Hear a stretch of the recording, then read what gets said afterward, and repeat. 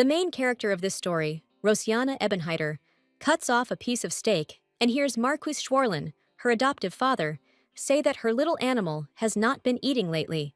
Schwarlen is sorry, but he hopes to tame him soon and see Rosianna off. The girl smiles sweetly at her father, saying that she is not worried about it, but notes that she behaved well.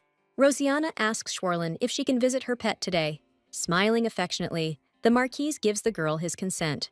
As evening falls, Rosianna heads to the tower, where her father keeps what he considers to be his daughter's pet.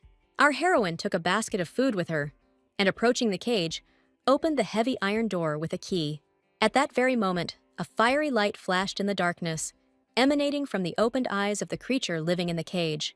Rosianna guesses that Schwarlen has added something to the food again, noticing it scattered across the floor. The girl greets Kadim Gartia, a slave from Kanten, who is chained in the corner of the cage. Rosianna mentally scolds the servants who bring Kadim food, because she has already told them many times that the drugs will not work. Our heroine hands the boy a basket of food, saying that this food is clean and can be eaten. Despite the girl's assurances, Kadim looks at the treats offered by Rosianna with distrust, wanting to prove the truth of her words. Rosianna herself tries the food she brought. The girl shows Kadim that food must be put in the mouth. Kadim eats with great appetite, and seeing this, Rosianna asks him not to hurry so much. But the boy has been hungry for a very long time, and now he can't control himself. Marquis Schwarlen bought Kadim at auction to protect Rosianna, as he is a mixture of the blood of the Cantina tribe and savages.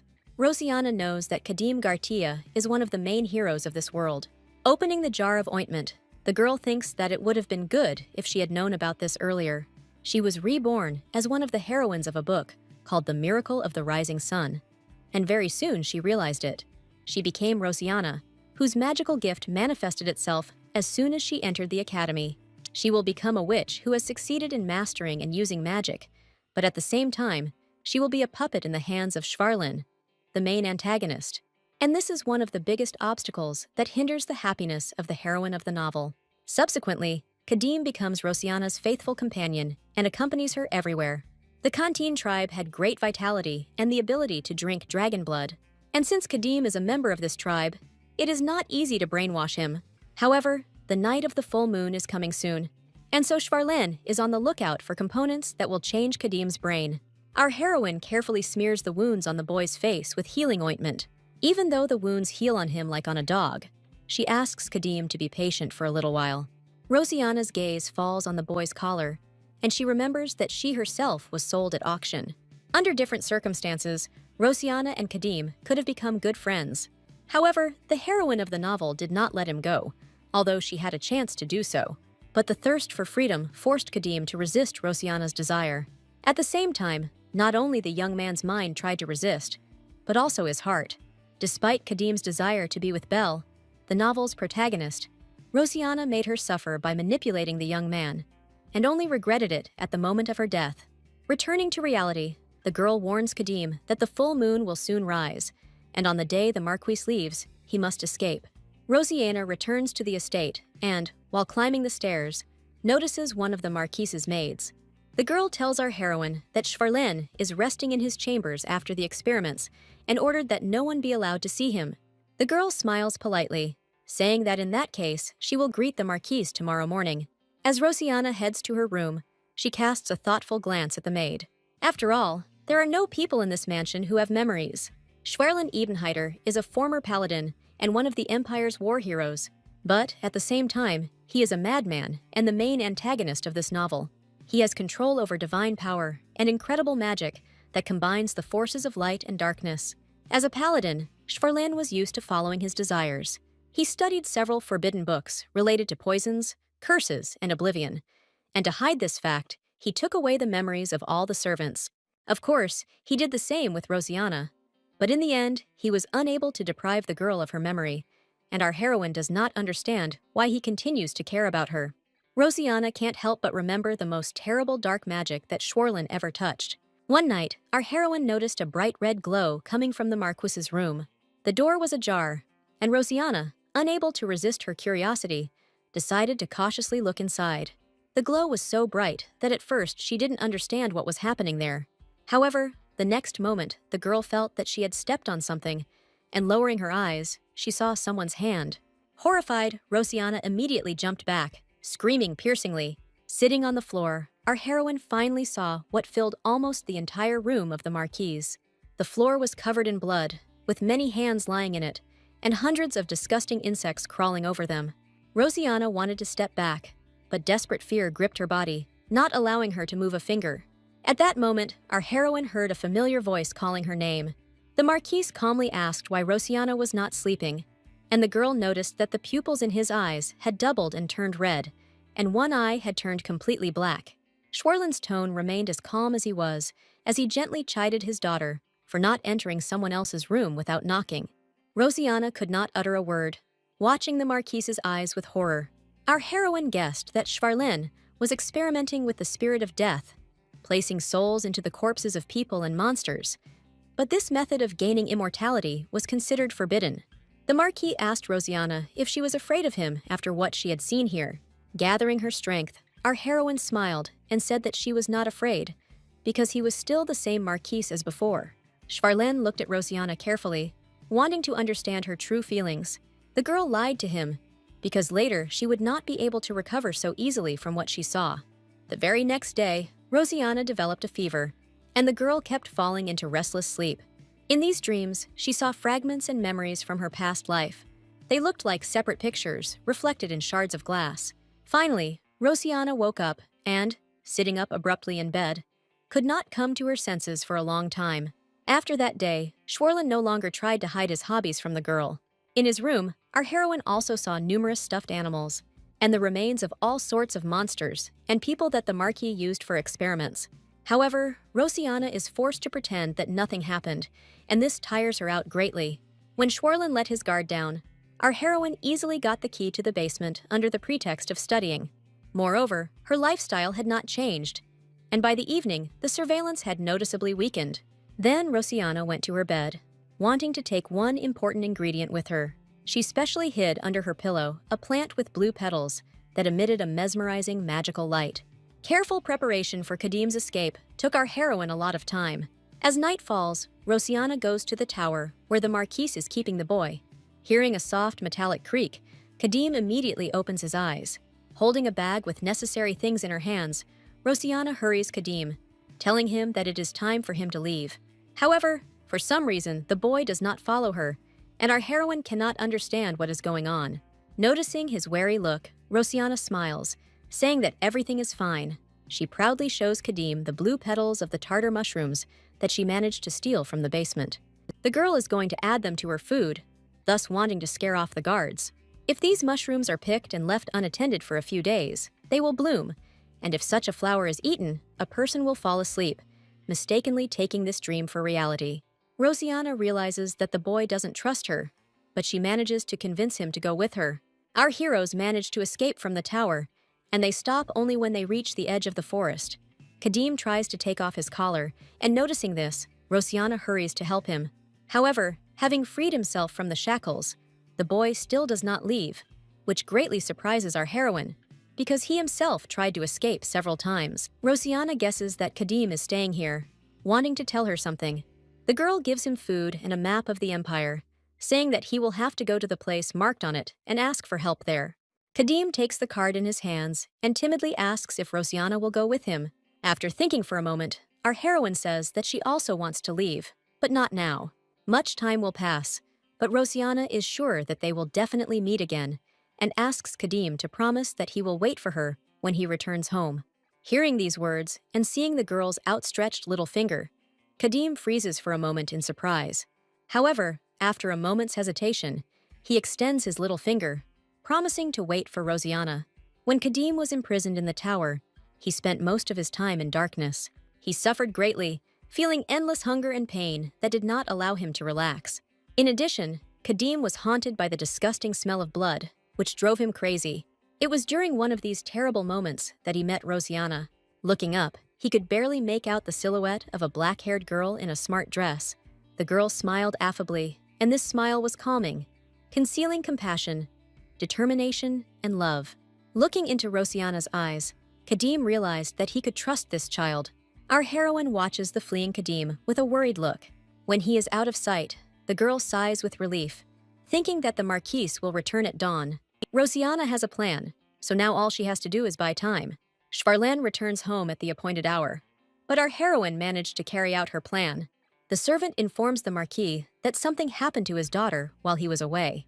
Rosiana cries bitterly, wiping away her tears with her bandaged hands and saying that she is very sorry. Seeing the girl in such a state, Schwarlen tensed up, not understanding what was going on.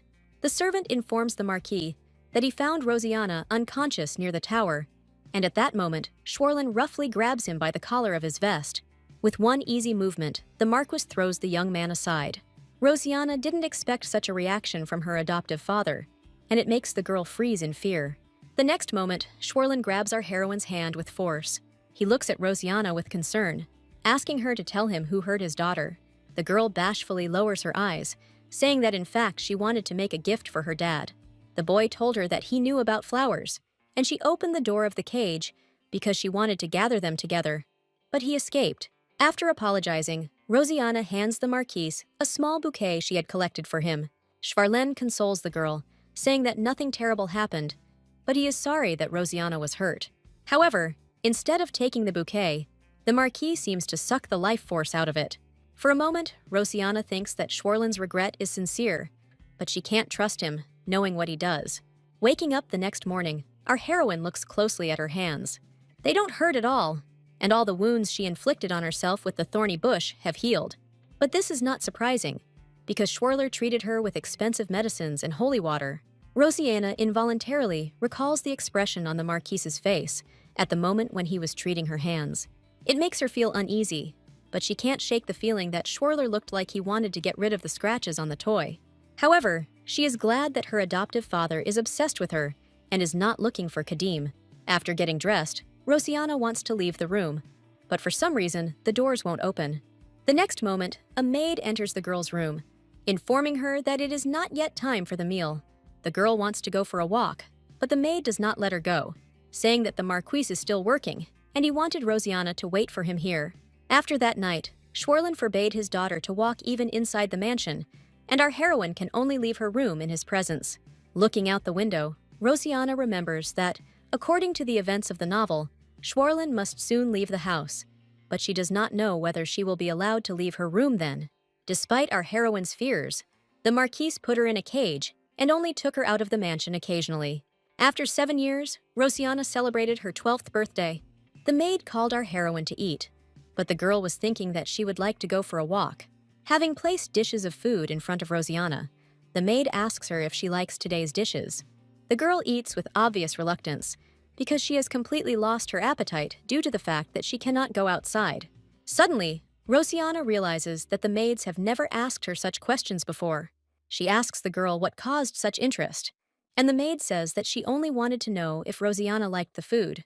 This question made the girl confused, but our heroine understands that if someone else hears a similar question, he will immediately understand that oblivion has fallen. Rosiana doesn't understand why oblivion started to disappear, but she finds it strange. These thoughts do not give her peace, and the girl abruptly gets up from the table, forgetting about the remaining food. Suddenly, Schwarlen began taking Rosiana out for walks more and more often, and at some point, he disappeared altogether. After a few months, the Marquise's absence was noticed by his cousins, and rumors of Schwarlen's death spread very quickly. The Marquise's funeral was held without a corpse, and Rosiana had to attend this strange ceremony. Upon seeing the girl, the invited guests recognized her as the very child to whom the Marquise was very attached. However, contrary to their expectations, Rosiana turned out to be completely different from Schwarlen.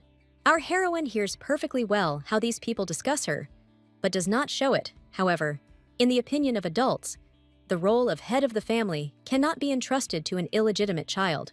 Rosiana was indeed an orphan, and the orphanage where she grew up was a place where quality products were produced. Once a year, the director of this institution handed over strong and healthy children to slave traders.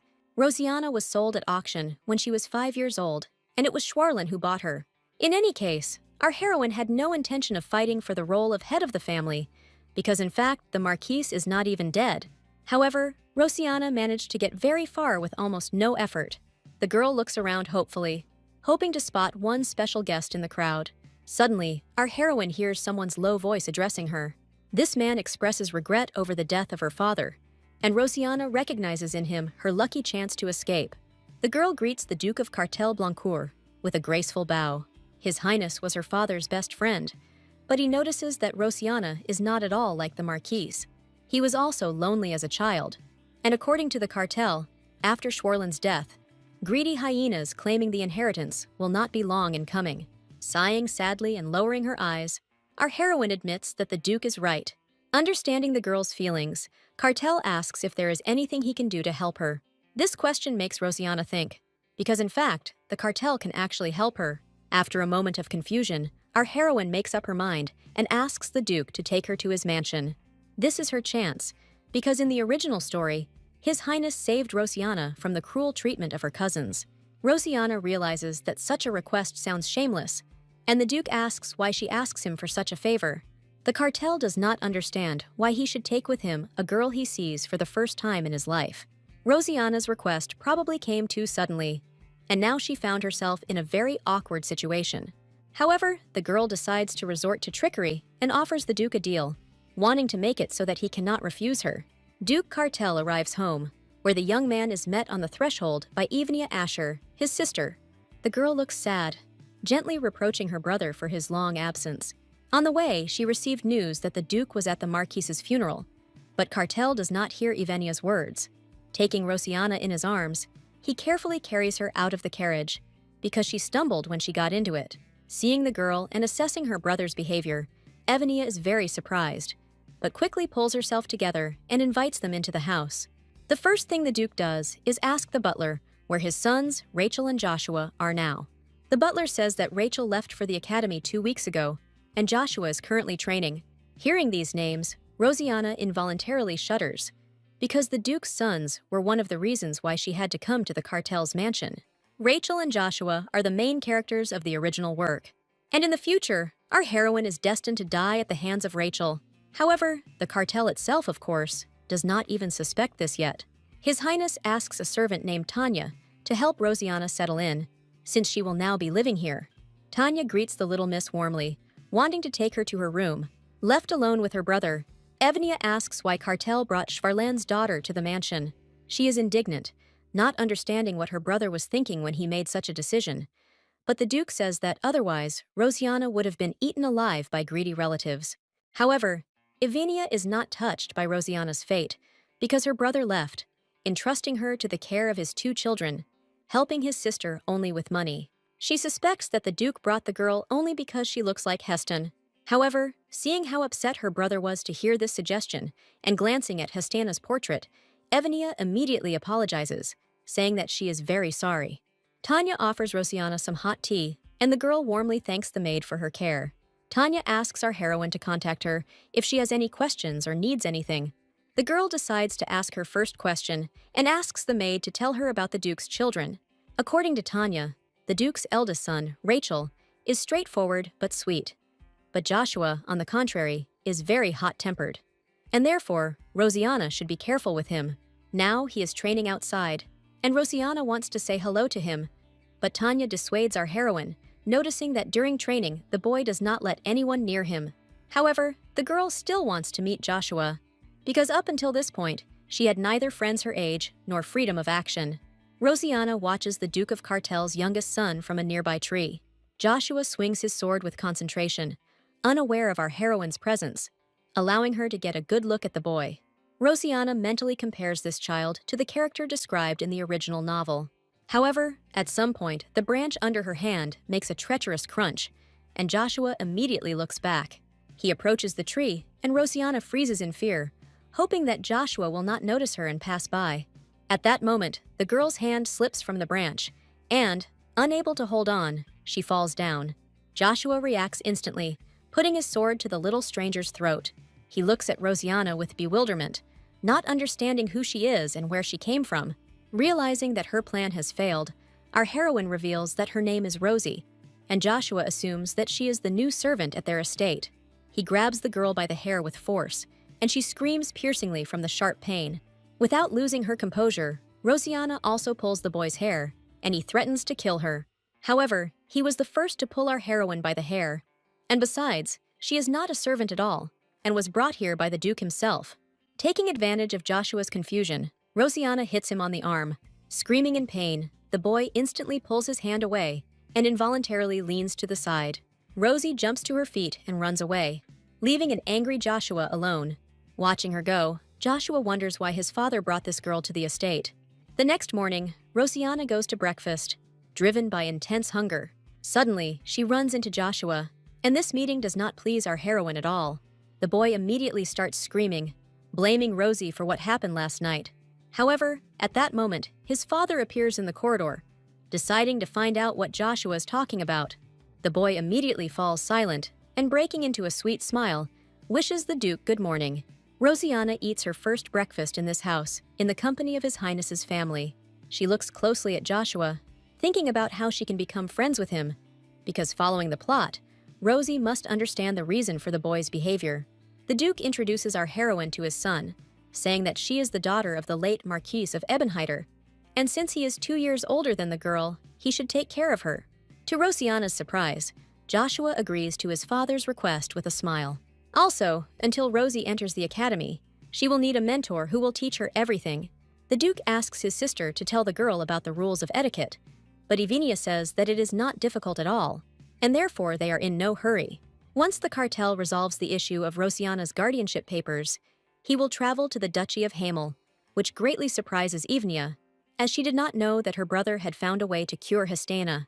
However, the Duke's expression makes the girl shut up and sigh sadly. Joshua is saddened to hear this news, but does not say a word.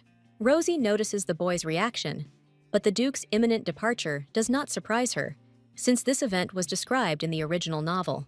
The late Duchess of Histan was the princess of these lands, although in reality she is not dead, but sealed. Rosianna remembers the day she offered the cartel a deal. She told the Duke that she could lift the curse from the Duchess, and these words struck His Highness to the depths of his soul. Everyone knows that Heston is dead, but Rosianna knows that this is not really true. The cartel asks our heroine to shut up, not understanding who told her this nonsense. Schwarlin knew that Heston was not dead, but cursed, but the Duke found this suspicious, and besides, he found it hard to believe that a little girl could lift such a curse.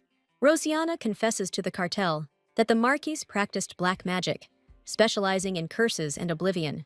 His Highness asks the girl if she knows how dangerous it is for a former paladin to practice such magic. The girl understands that if anyone found out about this, Schwarlan would immediately be stripped of his title of Marquis, and she, in turn, would have been executed as his child. But Rosie convinces the Duke that she can remove curses. That's why she offers such a deal at her own risk, begging the cartel not to leave her here. His Highness thinks hard, but eventually agrees to accept Rosianna's terms. However, our heroine now realizes that the cartel is going to the Duchy of Hamel because they don't trust her. At this point, Rosie notices that Joshua is very unhappy that his father is leaving again. His fist clenches involuntarily, and the girl notices that Joshua's hand is covered with numerous wounds. She doesn't understand where they came from, but she decides to find out at all costs. As Joshua leaves the dining room, Rosianna follows him, wanting to question the boy. She hadn't noticed the wounds on his hands before, and, strangely, they didn't look like ordinary scratches at all. However, Joshua forbids Rosie from touching him, quickly pulling his hand away. He doesn't consider Rosianna a member of his family, and when her father leaves for Hamel, no one will care about her. And if our heroine values her life, she should stay away from Joshua. Rosianna is kept awake by the worrying thoughts of Joshua's anger. However, at that moment, the expression on his face looked like he was about to cry. In the original novel, Joshua Blanchard was a unique idiot and asshole who had nothing aristocratic about him. He was always in the shadow of his brother, and later went completely mad after touching a holy relic and killing his father, as well as Viscount Portman. Rosianna asks Tanya if she can attend classes with Joshua. The maid promises to find out about this, noting that now the Confucianism lessons are taught by Viscount Portman, whom the boy loves very much. Our heroine realizes that something must have happened to Viscount Portman. When all the flowers are in bloom, there will be a birthday party for the first prince and a banquet in honor of the second. But it will be a long time before Rosie can influence the plot and meet the main characters. And until then, she has a lot to do. The next morning, the girl comes to the library, wanting to strengthen her knowledge of magical science. She is very sorry for the time she wasted watching Schwarlan, With his artifacts and magic scrolls, she could succeed in a short time. After all, even in order to break the seal, you need to be able to freely use magic. While walking down the hallway with her books and thinking about her skills, Rosie suddenly hears someone's voices. She recognizes the voice of Joshua, who is talking to a man who reproaches him for not being at all like Rachel. It turns out to be Viscount Portman, convincing the boy that Joshua can only compare to Rachel in heart, and therefore he is able to cope with this problem. However, the mentor says he is very disappointed in his student. The next moment, the Viscount hits Joshua hard on the hand with a wooden pointer. Seeing this, Rosie freezes in horror, because Joshua is still just a child. However, the boy only apologizes to his mentor, saying that he will try harder in the future. At this moment, the study room is filled with streams of magical energy. They encircle the Viscount's legs like fetters, preventing him from taking a single step. With a loud gasp, Portman stumbles, dropping the cup of tea he had been drinking during class. The cup and its contents fall onto the fallen Viscount, but he cannot understand how this could have happened. Blushing with shame, the Viscount tells Joshua that their classes are over for the day, and the boy meekly agrees. Stepping out into the corridor, Joshua looks around carefully, because before the Viscount fell, he heard some strange sound. The boy quickly finds Rosie sitting behind a column, clutching her heart. Joshua is not at all happy to see her, and our heroine asks why he didn't tell Portman anything. Rosianna tries to get up, but at that moment she becomes really ill and falls on Joshua. Picking up the girl in his arms, Joshua tries to call for help, but no one hears him. Rosie asks the boy not to scream, saying that she will feel better if she gets a good night's sleep. She only asks to be taken to her room and helped to lie down on the bed. Rosianna falls asleep, and the first thing she dreams of is the Viscount hitting Joshua with a pointer. Crimson abrasions cover not only the boy's arms, but also his legs. But Portman is confident that he is disciplining Joshua for his own good. In this dream, Rosie seems to be observing herself and everything that is happening from the outside. Seeing how the Viscount is crippling Joshua, the girl decides to call one of the maids for help, but no one hears her words. Rosie didn't want to pry into things that weren't her business, and perhaps it was her curiosity that was causing it. Joshua hates her, and our heroine's opinion doesn't matter to anyone. However, this is not the case at all, because her heart strives for a completely different desire. Rosianna chose a different path, because she doesn't want to be hated. At that moment, the girl hears the red-haired woman behind her say that they are no different from each other. Her appearance makes Rosie open her eyes and break out of this disturbing dream. Sitting up on the bed, she tries to understand why her heart sank again, just like the time she first used magic in the Marquise's residence.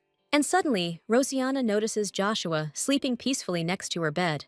He did help her after all, and the girl gently touches Joshua, reminding herself that he is only cute when he is sleeping. Opening his eyes, the boy jumps up in indignation, but Rosie politely thanks him for his help.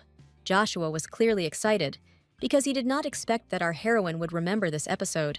He is very ashamed and tries to convince Rosianna that he will never worry about her. Rosie asks Joshua to give her his hand, but the boy does not understand why she needs it. However, he gives in to her, and our heroine carefully examines the abrasions on his hand. Rosianna takes out a dark blue bottle with some liquid from her box. This bottle contains holy water, known for its healing properties. After carefully treating one hand, Rosie asks Joshua to offer the other. To the girl's surprise, he did not resist, and then timidly asked if Rosianna knew how to use magic. Rosie answers this question in the affirmative, not understanding what is wrong with it. But these words infuriate Joshua. All living things are born with mana, but most of them do not even feel its flow, let alone know how to manage it. This is why Joshua is convinced that having magic is a talent, and Rosie understands that the boy must be very interested in magic. Joshua believes that a person who uses magic can become strong in an instant, just like his brother. However, Rosie says that she thinks Joshua is strong even without magic, because she noticed it on the very first day they met. There wouldn't be calluses on his palms if he hadn't tried hard during training. But according to Joshua, everyone is capable of swinging a sword, and there is nothing special about this skill. But Rosianna disagrees, as she admires hard work and thinks that Joshua's efforts are a great talent in themselves. The boy freezes in surprise, because all his life he has been a complete disappointment to everyone around him. He could never match his brother, and in Portman's opinion, hard work will never beat talent. Joshua always agreed with these words, clenching his fists painfully in resentment. But Rosie's words seemed to him to be healing. just like the holy water with which she had relieved his painful abrasions a few minutes ago. A few days later, our heroine noticed the first positive changes in Joshua's character. All this time, Rosianna supported and praised him during training. Besides, she didn't notice the similarity with the original, because Joshua didn't become a nerd. Yes, he still speaks to our heroine quite rudely, but his actions betray his good intentions. Entering the library with a bag of cookies, Joshua was embarrassed, saying that he had not brought the treat for Rosie at all. The library simply seemed like the perfect place to grab a bite to eat, and upon hearing these words, our heroine smiled warmly, asking Joshua to come here more often. A headache prevents Rosianna from concentrating on studying the next magical work. Noticing a formula for protective magic in the book, Joshua points it out to Rosie. The girl is very surprised, because she had no idea that Joshua knew so much about magic. She suggests that he would like to be a mage rather than a swordsman, and the boy agrees, saying that fencing can never compare to magic. Rosianna strokes Joshua's head affectionately, ignoring his indignation. She asks him not to rush, because everyone learns at a different pace, and by learning more slowly, he will be able to absorb more of the benefits of others. Rosie really wants Joshua's personality to develop and be resilient, so she suggests that he become the best swordsman in the Empire using aura. However, Joshua reminds the girl that he is still a child. He is not a swordmaster and is not fit for such a title. But Rosianna counters him by saying that it is the effort that matters, not the winning or losing, and no one has the right to laugh at other people's efforts. These words confuse Joshua, and, wanting to distract Rosianna, he puts a cookie in her mouth. Joshua furtively wipes away his tears, and our heroine realizes that he is just a child with a tender heart who was hurt by simple words, and therefore he constantly belittles himself. Rosie wants to go with Joshua to the Viscount's next lesson, and he says he doesn't care, thereby expressing his consent. From the very beginning, the Viscount compared him to his older brother and always scolded him. Joshua believes this is because he is not living up to expectations. Only Portman can guide him on the right path. But Rosianna notices that the boy says these words as if he is hypnotized. She calls out loudly for Joshua, and when she finally gets his attention, the boy can't remember what he just said. To the Viscount's surprise, his student comes to the next lesson in the company of Rosie. After introducing herself, the girl politely greets poor Tom, noting that she has heard that he is a very good teacher, and therefore she also wants to take lessons from him. These words flattered the Viscount, and, clearing his throat, he was about to begin his lesson. In this lesson, Portman tells his students that their empire is stronger than any other country because it is a blessed land, beloved by the god La Mierda. However, outside the empire, people worship beasts or mythical dragons, forgetting about the existence of the main god. And sometimes they even worship monsters whose danger is hard to imagine. The Viscount asks Joshua what he would do if these people dared to set foot on their lands. After thinking for a moment, the boy says that if they come to the lands of the Empire, they will have to pay for it with their lives. Portman claps his hands happily, praising his student for learning the lesson so well. Rosie can't help but feel indignant as she realizes that the Viscount is teaching Joshua complete nonsense. Meanwhile, Portman says that a good teacher will never skimp on praise, and as a reward for the correct answer, he gives Joshua 3 strange candies. When the lesson ends, Rosianna asks the boy what kind of candy it is. However, Joshua says that these are not just sweets, but a special prize, because they taste sweeter than any fruit in the world. Rosie looks closely at the candies, which greatly embarrasses Joshua. He blushes, not realizing that our heroine is interested in these candies not at all because of their taste. However, Joshua shares 1 candy with the girl, and during the next lesson, she manages to steal 2 more. Rosie hopes that these are just regular caramels, but decides to check them out anyway. A mixture of mana stone powder and holy water removes dark magic, and if the candies glow during this test, they are enchanted. Rosianna begins the experiment and is eager to see the results as soon as possible. The next moment, to the girl's horror, the candies begin to glow bright red. The girl decides to tell the Duke everything and hurries to his office. Cartel asks how Rosie is doing in the mansion, and our heroine says that thanks to his care, she is comfortable here.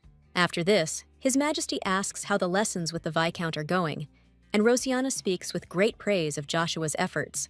The Duke is happy with his son's success, but Portman constantly insists that Joshua is not capable of doing what Rachel can do.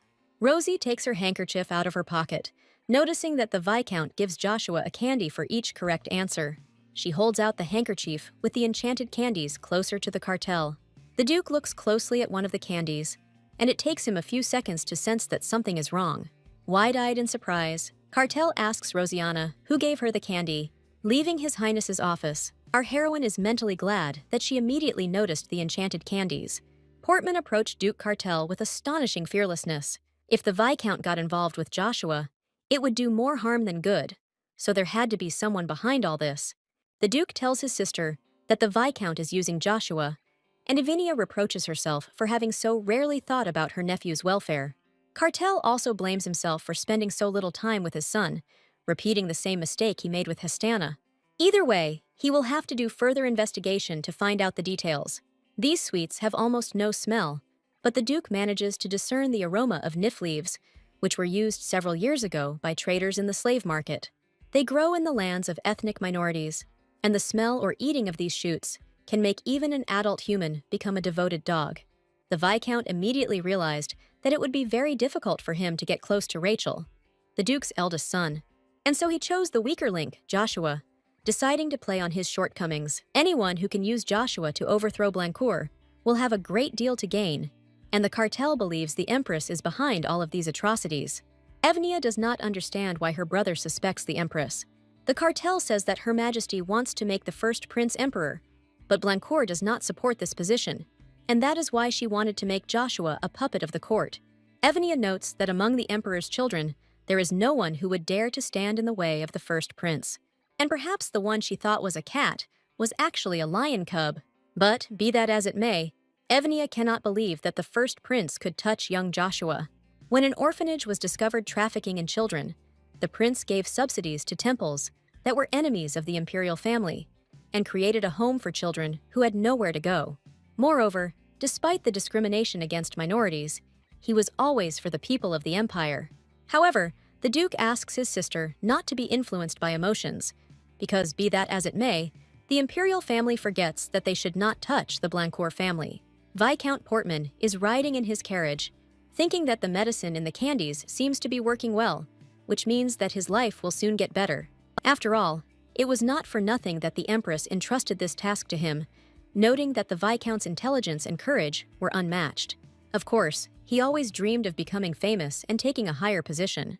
And high-quality performance of this work will provide Portman with a carefree and well-fed life for the rest of his days. The Viscount is thinking about the report he needs to give to the Empress when suddenly his carriage comes to an abrupt stop. Opening the door, Portman looks out of the carriage and, seeing the Duke of Blancourt, realizes with horror that now he will have to forget about a carefree and happy life.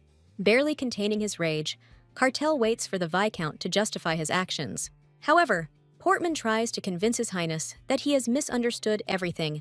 The Viscount was afraid that sooner or later he might be caught, and shared his concerns with the Empress.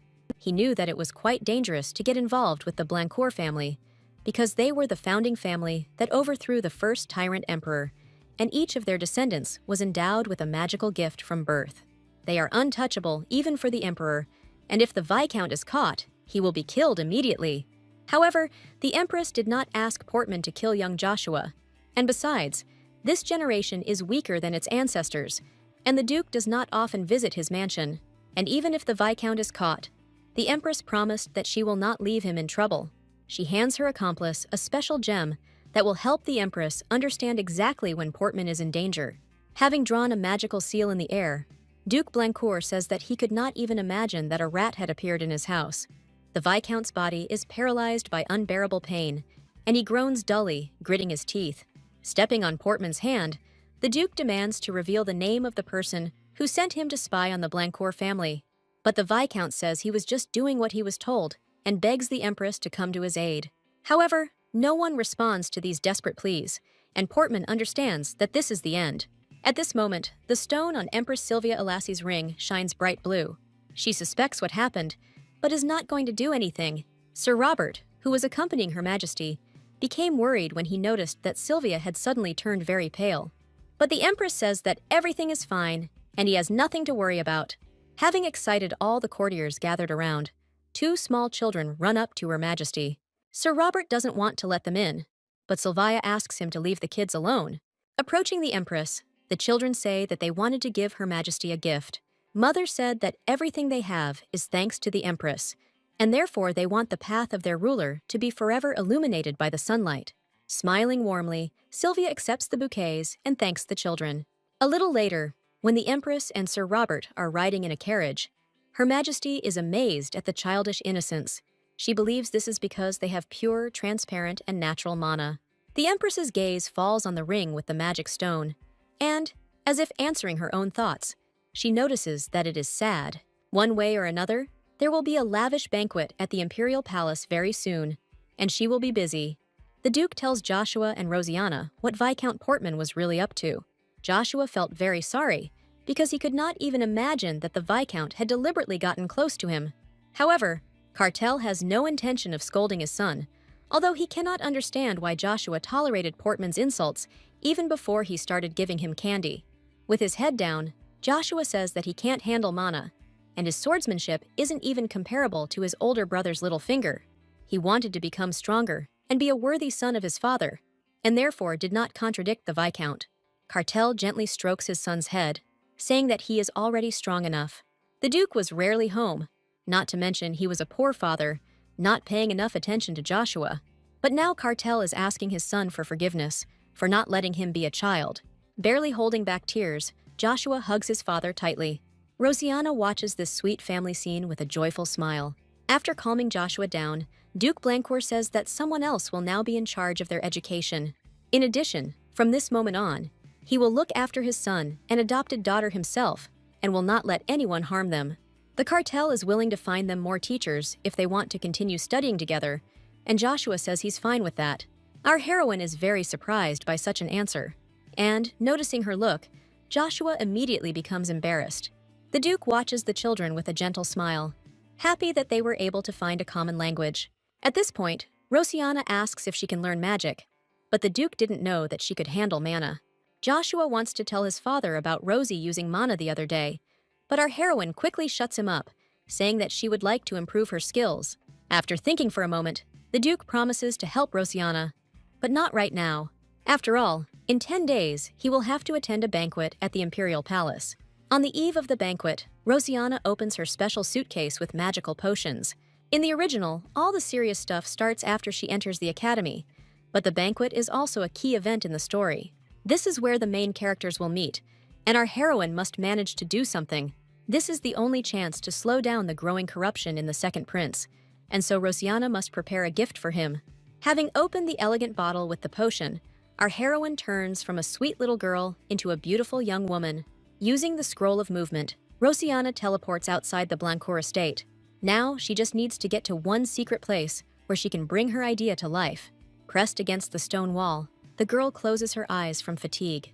She didn't think she would be able to use the movement scroll inside the Duke's mansion, and on top of that, she was scolded for hanging around near the front door. However, the growth potion only lasts for 3 hours, so Rosianna must hurry.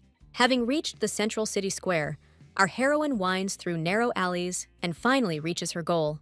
A girl enters a restaurant that popular rumor has dubbed a haven for travelers. Having sat down at the table, Rosianna casts an attentive glance at both the shabby interior of the establishment and the obliging waiter who is groveling before her. After looking at the menu, the girl says that it is rather mediocre, and today she wants something special. To the waiter's surprise, Rosie declares that she would be quite satisfied with the elf's tears. With a polite nod and a smile, the young man notes that such a dish is not on their menu, but he asks the guest to wait a little. The Traveler's Haven is a resting place for weary travelers, and also a secret guild place, as well as a repository of quality goods and information. According to the plot, it was here that the main character got into serious trouble. Suddenly, Rosianna hears someone's rough, low voice calling her name. A couple of unprepossessing representatives of the local contingent want to keep such a beauty company. One of the robbers suddenly grabs Rosie's hand. Noticing that such thin and delicate hands are more suitable for an aristocrat than a sorceress, our heroine asks to leave her alone, but the drunkards only burst into loud laughter. However, the next moment, one of the guys feels someone hit him hard on the head. Rubbing the bruised area, he blames his own friend for it, but a second later, invisible punishment overtakes the second guy. The robbers begin to quarrel, blaming each other and forgetting about Rosianna's existence.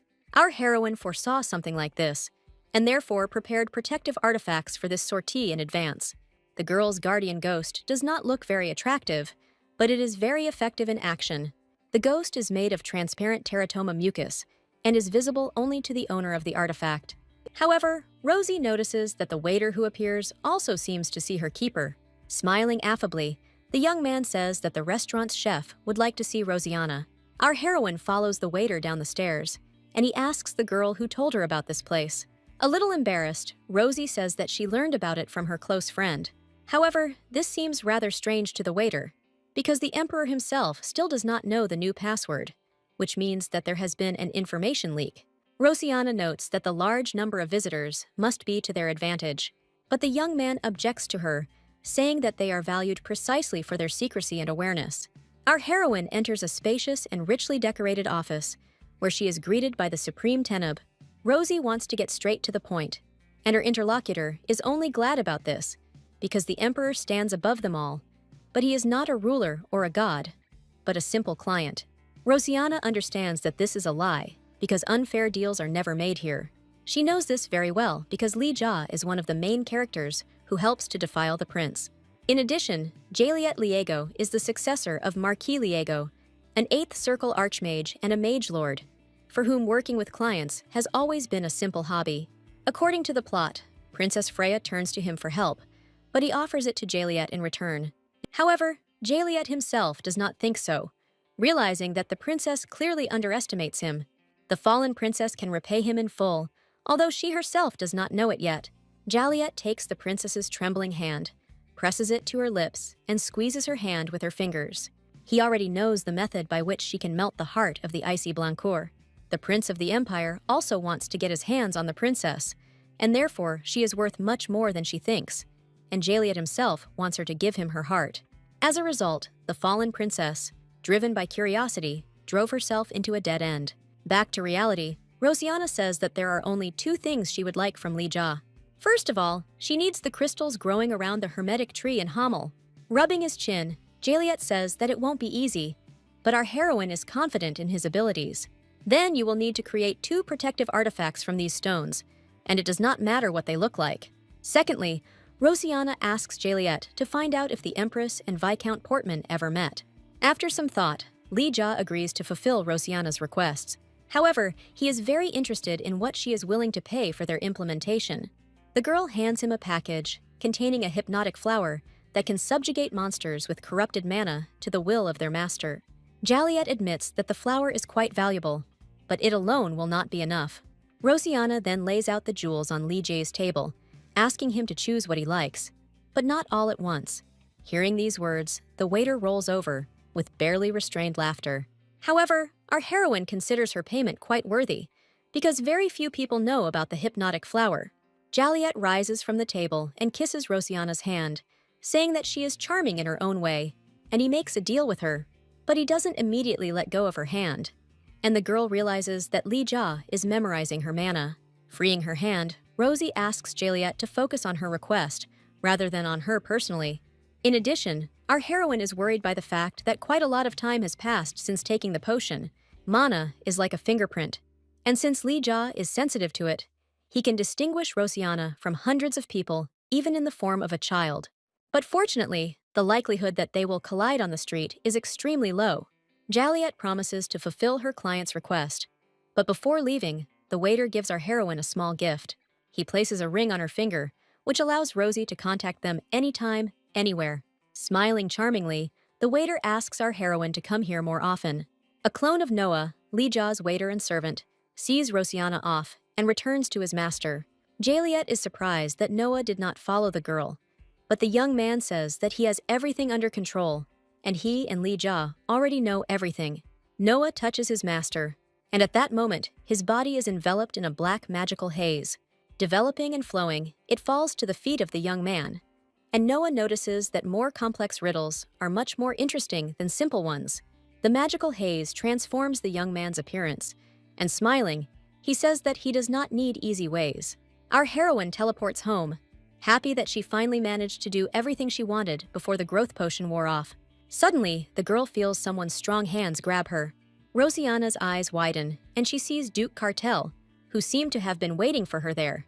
The Duke notices that it is getting late and asks Rosie what she is doing there. Confused, the girl says that she just wanted to get some fresh air, but she herself finds it difficult to believe her own lie. However, the cartel does not ask her anything else, and Rosie returns to the mansion with him. Our heroine glances furtively at the Duke, languishing with awkwardness. The cartel believes that Rosianna actually wanted to escape from him. She is too smart for a little girl, and he finds it suspicious. A simple child would not have been able to leave the estate without being noticed by the guards. And if she had really been a stupid child, she would have tried the enchanted candies long ago. Rosie freezes in place in surprise, not knowing how to justify herself. However, Cartel says that if he decides to harm the duchy, he will not hesitate to kill her. Our heroine understands that she is in a very disadvantageous position, and she needs to fix it as soon as possible. Collecting her thoughts, Rosianna admits that her behavior may indeed have seemed suspicious, but she would never harm the duchy. The Duke admits that her behavior was indeed sincere when she promised to lift the curse from Histana and took care of Joshua. And Cartel is very grateful to Rosie for what she did for his son. It doesn't matter what secret she's hiding, because the Duke just wanted to thank our heroine. No matter how hard Cartel tried, he couldn't find a way to break the curse, so he wanted to be by Histana's side until the very end. But in pursuit of this desire, he forgot about more important matters. And so Rosianna ended up having to take care of Joshua instead of his own father. The Duke recognizes Rosie as part of the Blancourt family, and moreover, as the protector and head of this family, Cartel will trust and protect our heroine. He extends his hand to Rosianna, and the girl understands that the promise of absolute trust is stronger than any order, because it cannot be broken. She met many adults who behaved like children and did not admit their mistakes. However, the Duke realized his mistake in time and stayed here for Joshua. After shaking Cartel's hand, Rosie says that she is very glad that they met on the day of the Marquise's funeral. At that moment, vague memories of someone from her past life flashed through the girl's head. Rosianna promises the Duke to never betray him, because he is the only adult in this world she can trust. After the ball, she will tell him everything she knows, from the secrets of Schwarlen to the way to remove the curse from Histana. 10 days later, His Highness the Duke and his family will attend the imperial banquet. The guests greet Her Imperial Majesty Sylvia and her sons, the first and second princes. Noticing Duke Blancourt in the crowd of aristocrats, the Empress smiles at him affectionately. However, Cartel does not react to this smile, remaining cold and unperturbed. Meanwhile, Rosianna looks with interest at the second prince, Helaus Lafrancia Drago, a boy with golden hair and eyes. Helaus seems depressed to our heroine, despite the lavish reception. The Empress greets the guests of the ball warmly, expressing gratitude for their visit and on behalf of His Imperial Majesty. Today, they celebrate the birthday of the first prince and the appointment of the second to the monster fighting squad. Rosie stares at Helaus's face, wondering if he really has such a good command of mana, as that skill combined with the power of the royal blood should make him very strong. At this moment, the first prince, Alain Lafrance Drago, suddenly breaks his glass of champagne. All this talk has really gotten on his nerves, and he doesn't understand how much longer he can chatter, chewing over this topic. Turning to Helaus, Alain swings and wounds his brother's hand with the broken glass. Sharp shards of glass easily cut through the thin fabric of a shirt and rip open delicate skin. Alain grins maliciously, not understanding what kind of mana mastery everyone is talking about if Helaus is not able to heal even a small scratch. The prince believes that if his brother is not eaten by monsters, it will be a miracle, and Rosie becomes increasingly convinced that Alain has gone mad. The second prince is wounded, but no one calls for the knights or the doctor, or even says a word. Finally, the Empress gently reproaches Alain, noting that one cannot speak like that about one's own brother. After all, thanks to the courage of the second prince, the inhabitants of the empire will be able to sleep peacefully. Kneeling down, Sylvia kisses Helaus on the forehead, wishing him luck. However, this wish does not seem to encourage the young prince in the least. Alain sits on the throne with a bored look, accepting gifts from the high-ranking guests of the banquet. The guests fawn over the prince, sincerely believing that it is worth it. Usually, balls are held in the small palace, but if the ball is held in the main hall, the emperor himself must open it, which means that he approved of today's ball. That's why everyone thinks that the first prince will soon take the throne, forgetting that this ball is also dedicated to his brother. However, Rosiana notes that the Duke is also in the spotlight today, since he is no longer married and is quite young. Besides, his son Joshua doesn't have a fiancé yet. Noticing Rosie's intense gaze, the boy asks if she is worried. After thinking for a moment, Joshua remembers that sweets usually help with stress. He asks Rosiana to wait a little and goes off in search of something tasty. Our heroine realizes how much Joshua has changed since they first met.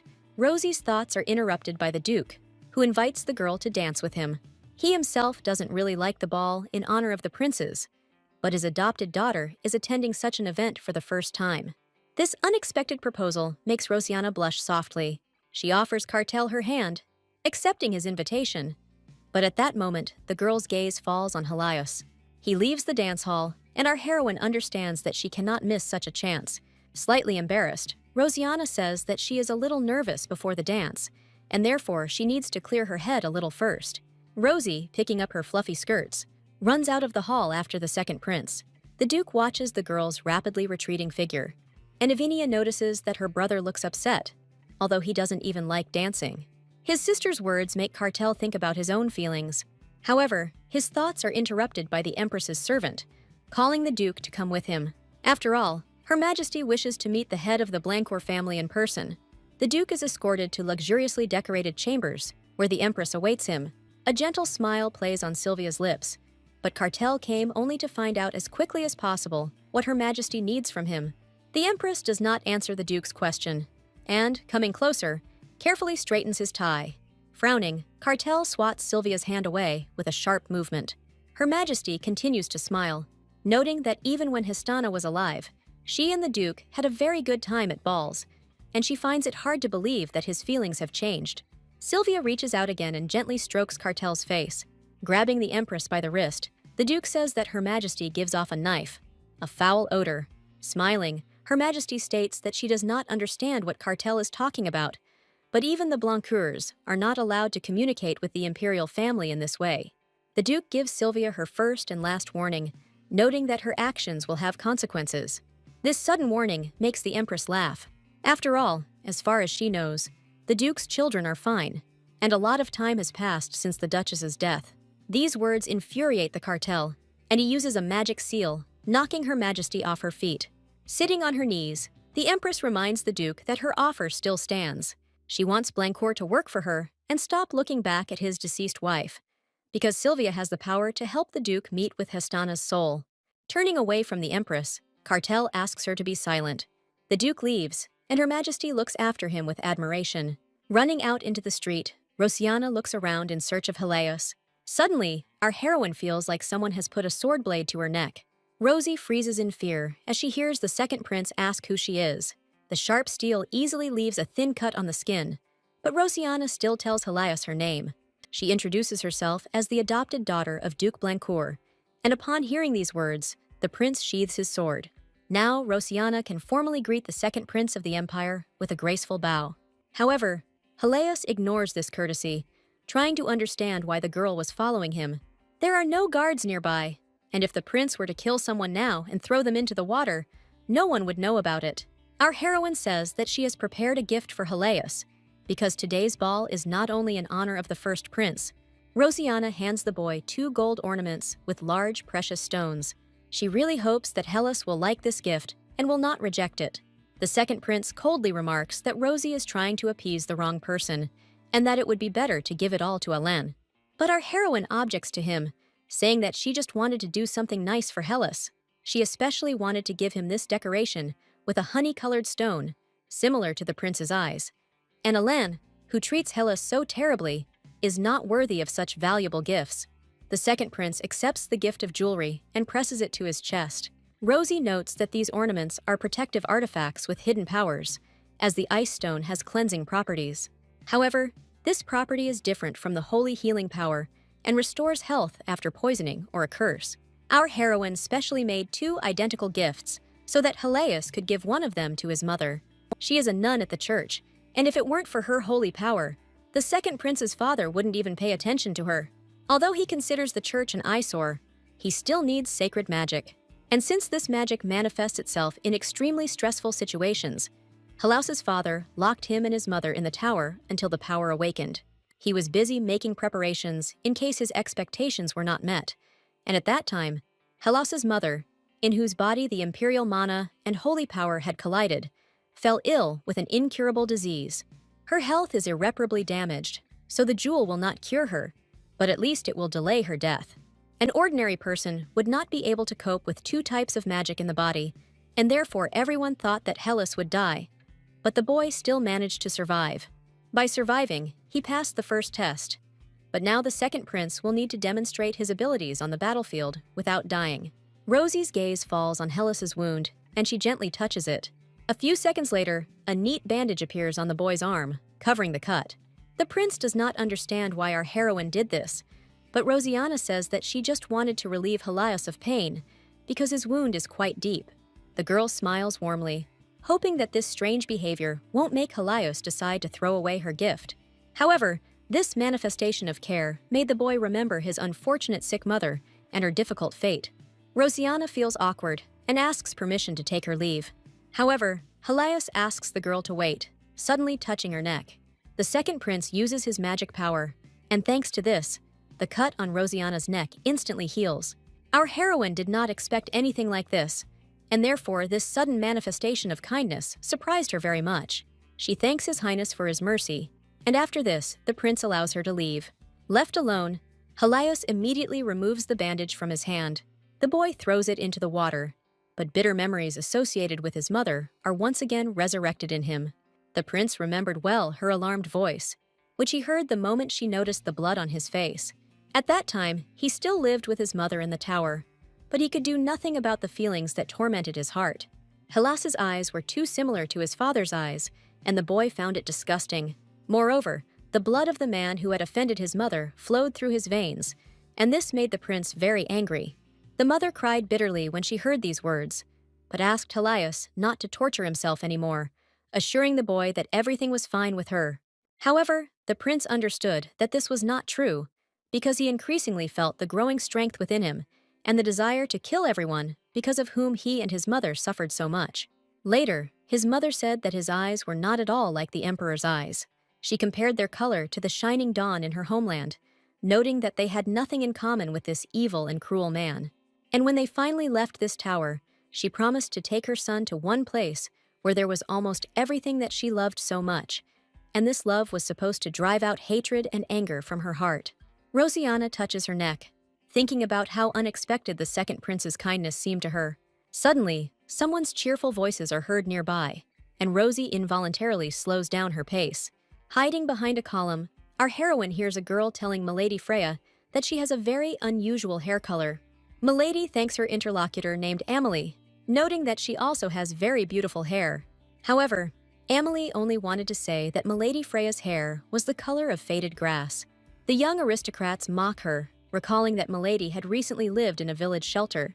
The girl lowers her head, listening to these caustic remarks, but does not respond to them in any way. At this moment, Rosianna comes to Milady's aid, saying that her brother is looking for her. After hastily apologizing to Amelie and her friends, Rosie leads Milady away. Our heroine wants to move as far away as possible, and finally lets go of her new acquaintance's hand.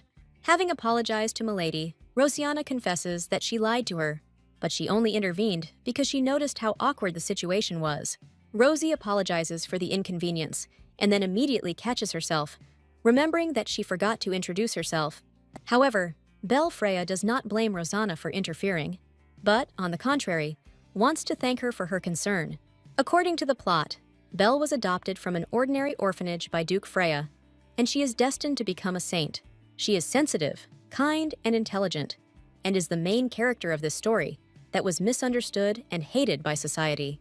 Rosie thought that after all the hardships and trials, Belle would have a happy ending, but she lost her last shrine, and the fire in her eyes went out. Everything in Belle's life had collapsed, and she didn't want to rebuild anything. Her last wish was for the well-being of all mankind, but she did not have time to utter it, because at that moment the world was covered by impenetrable darkness. Apparently, the world is in the middle of an apocalypse, but our heroine can't let it happen again. She can't let the main characters of this story just go with the flow. After all, changes only in her storyline, unfortunately, will not change anything, and so Rosianna must at least try to avoid the ending in which the world is destroyed. Rosie returns to the banquet hall with Belle, who looks around for her brother. At this moment, our heroine notices something very unusual. In the middle of the hall lies a huge monster, caught by the first prince. But the guests are surprised that the second prince has not shown himself. But the throne should rightfully be inherited by the first prince. And to everyone, including Alain himself, this seems like an absolutely obvious fact. Rosie freezes when she sees the monster. But at that moment, she hears Joshua's indignant voice. He collected a lot of goodies for Rosianna, and had already managed to search her. Suddenly, the captured monster twitches its long tail. Apparently, the monster wants to break free, and, swinging its tail with renewed vigor, the monster hits one of the walls of the hall. Rosianna and Belle freeze in place in fear, but the guards are in no hurry to subdue the monster.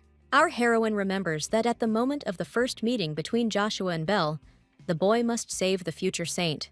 After this, Joshua realizes that he is able to protect himself and his loved ones. Only now it's not Joshua next to Belle, but Rosianna.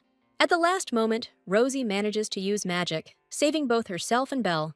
Using a spell, she holds up the debris from the walls and floor that nearly crushed the girls to death. Milady Freya, although seriously frightened, is safe, which makes Rosie very happy.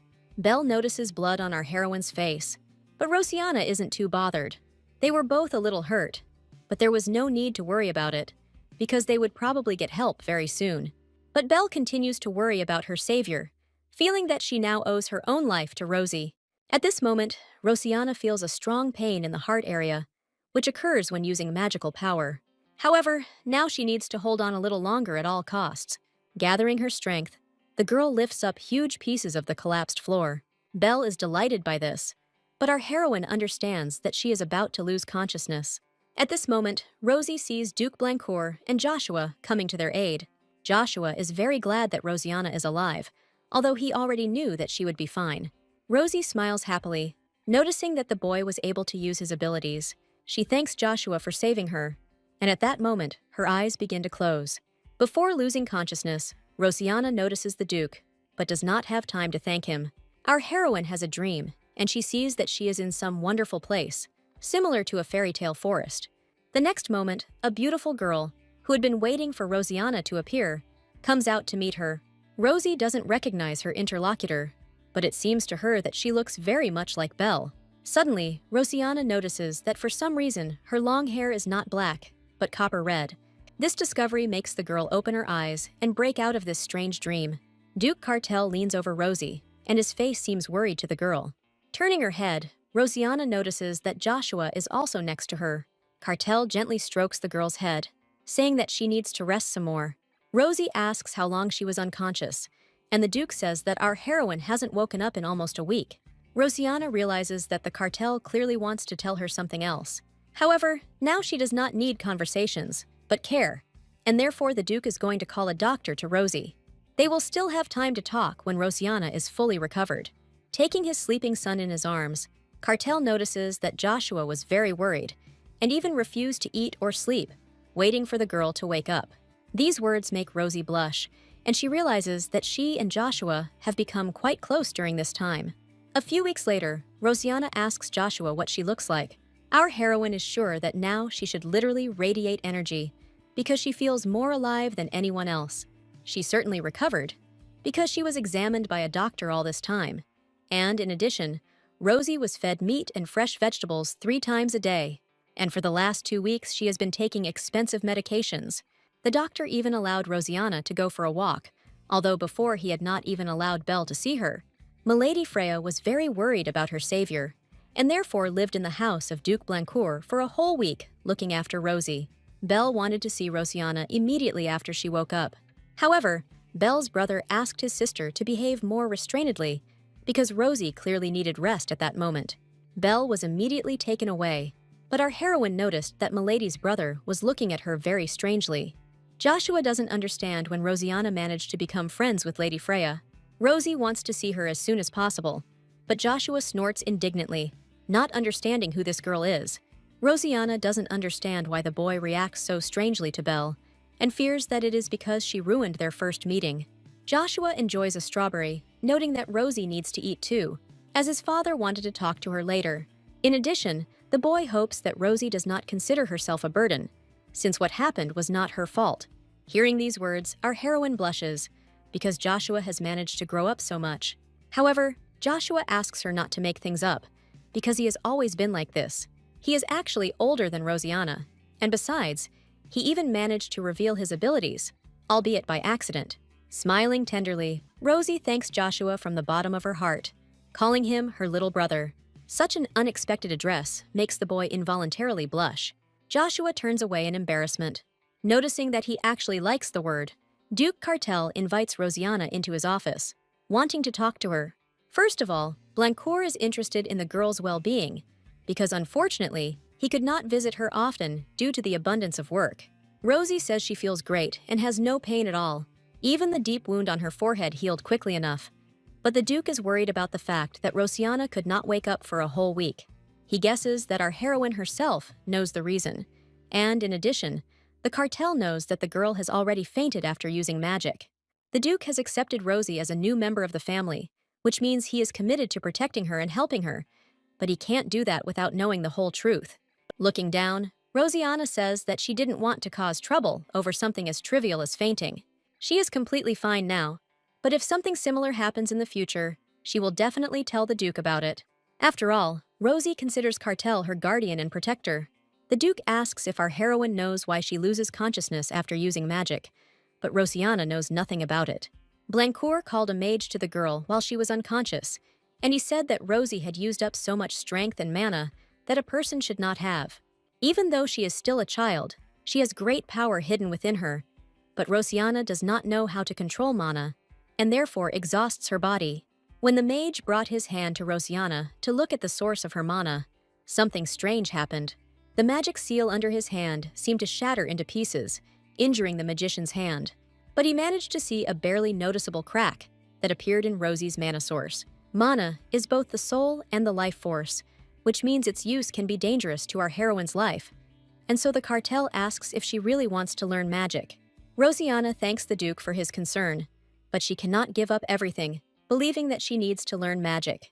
The cartel is surprised by this answer and assumes that such zeal is driven by a desire to help Hestana.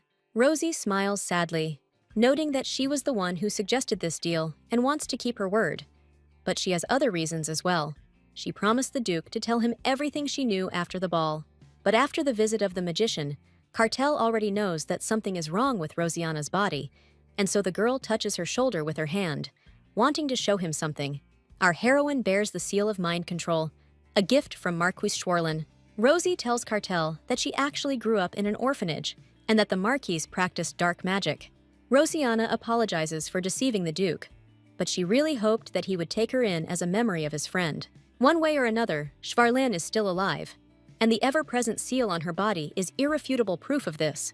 In the Marquis's secret office, Rosie saw many books and magic scrolls. Among them were several sheets of paper with information about relics called divine shards. The relic consists of 8 crystals, which according to legend, God gave to people.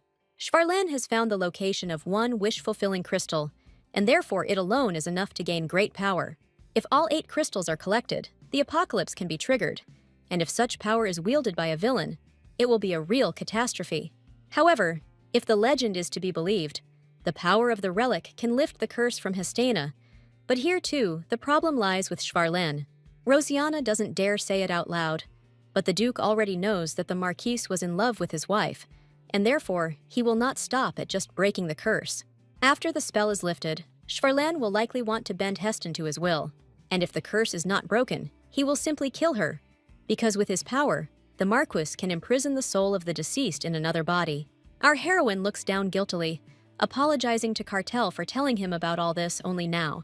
However, Blancourt does not understand why she is asking for forgiveness, since none of these events are Rosianna's fault. No one could have known that the Duke's greed would lead to such consequences, nor that Schwarlin would come into play. But Rosie worries that she is under the mind control spell, and that she might one day harm her loved ones, which she doesn't want to do. So our heroine needs to become stronger and destroy the stigma before Schwarlin returns, and she knows who could help her. Following Rosianna's plan, our heroes head into the gloomy forest. Suddenly, the Duke notices a strange magical creature that looks like a black dog and tells the children to hide behind his back. growling menacingly and opening its mouth full of large, sharp fangs. The demonic dog rushes at the travelers. However, the next moment he screamed loudly from sharp and unexpected pain. A yellow-eyed red and white wolf, which seemed familiar to Rosianna, grabbed the demonic dog's throat. When she went into this forest, she really hoped that her old friend would keep the promise he had once made. But Rosie certainly didn't expect it to be that simple. Slowly approaching the wolf, Rosianna extends her hand towards him, intending to pet him. The wolf willingly offers her his muzzle, closing his eyes with pleasure. Smiling happily, Rosie is finally convinced that she was not mistaken. At that very moment, the wolf's fur begins to sparkle and shine with a reddish light. And Rosianna sees that instead of a wolf's head, she is now stroking a boy's head. Kadim kept his word and waited for our heroine, and now she is counting on his help. The gloomy forest borders the icy mountains of the Hamel Duchy and is like a labyrinth teeming with terrible monsters. So it is unlikely that an ordinary person will be able to leave it alive. Kadim leads our heroes to a small house where he lives with his teacher. However, he is in no hurry to go inside. Frozen in place and thinking about the situation, Joshua asks irritably why Kadim stopped. The boy confesses that his teacher doesn't like meeting people, and Joshua reproaches him for not telling him about it earlier. However, Rosianna really needs to meet the teacher, and she asks Kadim to at least ask if he would agree to talk to her. Kadim agrees to fulfill this request and asks our heroes to wait outside for a while. At that moment, the doors of the house swing open, and Rosianna sees that the teacher has decided to come out to them himself. Asil Lustarif, the wizard of the gloomy forest, looks at the newcomers with obvious alarm. However, he comes closer, as if realizing that it was Rosie who was looking for a meeting with him. However, the Duke does not trust Asil, and therefore asks his adopted daughter to hide behind him. Asil calmly looks into Rosianna's eyes, and the girl understands that he will not harm her. After thinking for a bit, the magician invites our heroine to come into the house with him. The Duke and Joshua are waiting for Rosie in the living room, and Kadim decides to treat them to some hot tea. However, Joshua looks at Kadim with obvious hostility, jealous of his little sister. He asks his father if Rosie will be safe alone with that man. But Cartel is in no hurry to answer this question, although he really wants to believe that everything will be okay with Rosianna. From the very beginning, he didn't want to let our heroine go to such a dangerous place as the gloomy forest. However, Rosie insisted on her own, noting that a powerful magician lived there, famous for helping people free themselves from the spell of the forest and find their way home. In fact, the girl knew that Asil had incredible power thanks to the original book. The Duke objected to Rosianna, saying that this mage might be powerful, but he might not agree to teach her. But Rosie was sure that now was her only chance to remove the seal, and this was only the first step necessary for the further path. Rosianna's second step will be to enter the academy, which is the best place to search for information from ancient scriptures of different countries.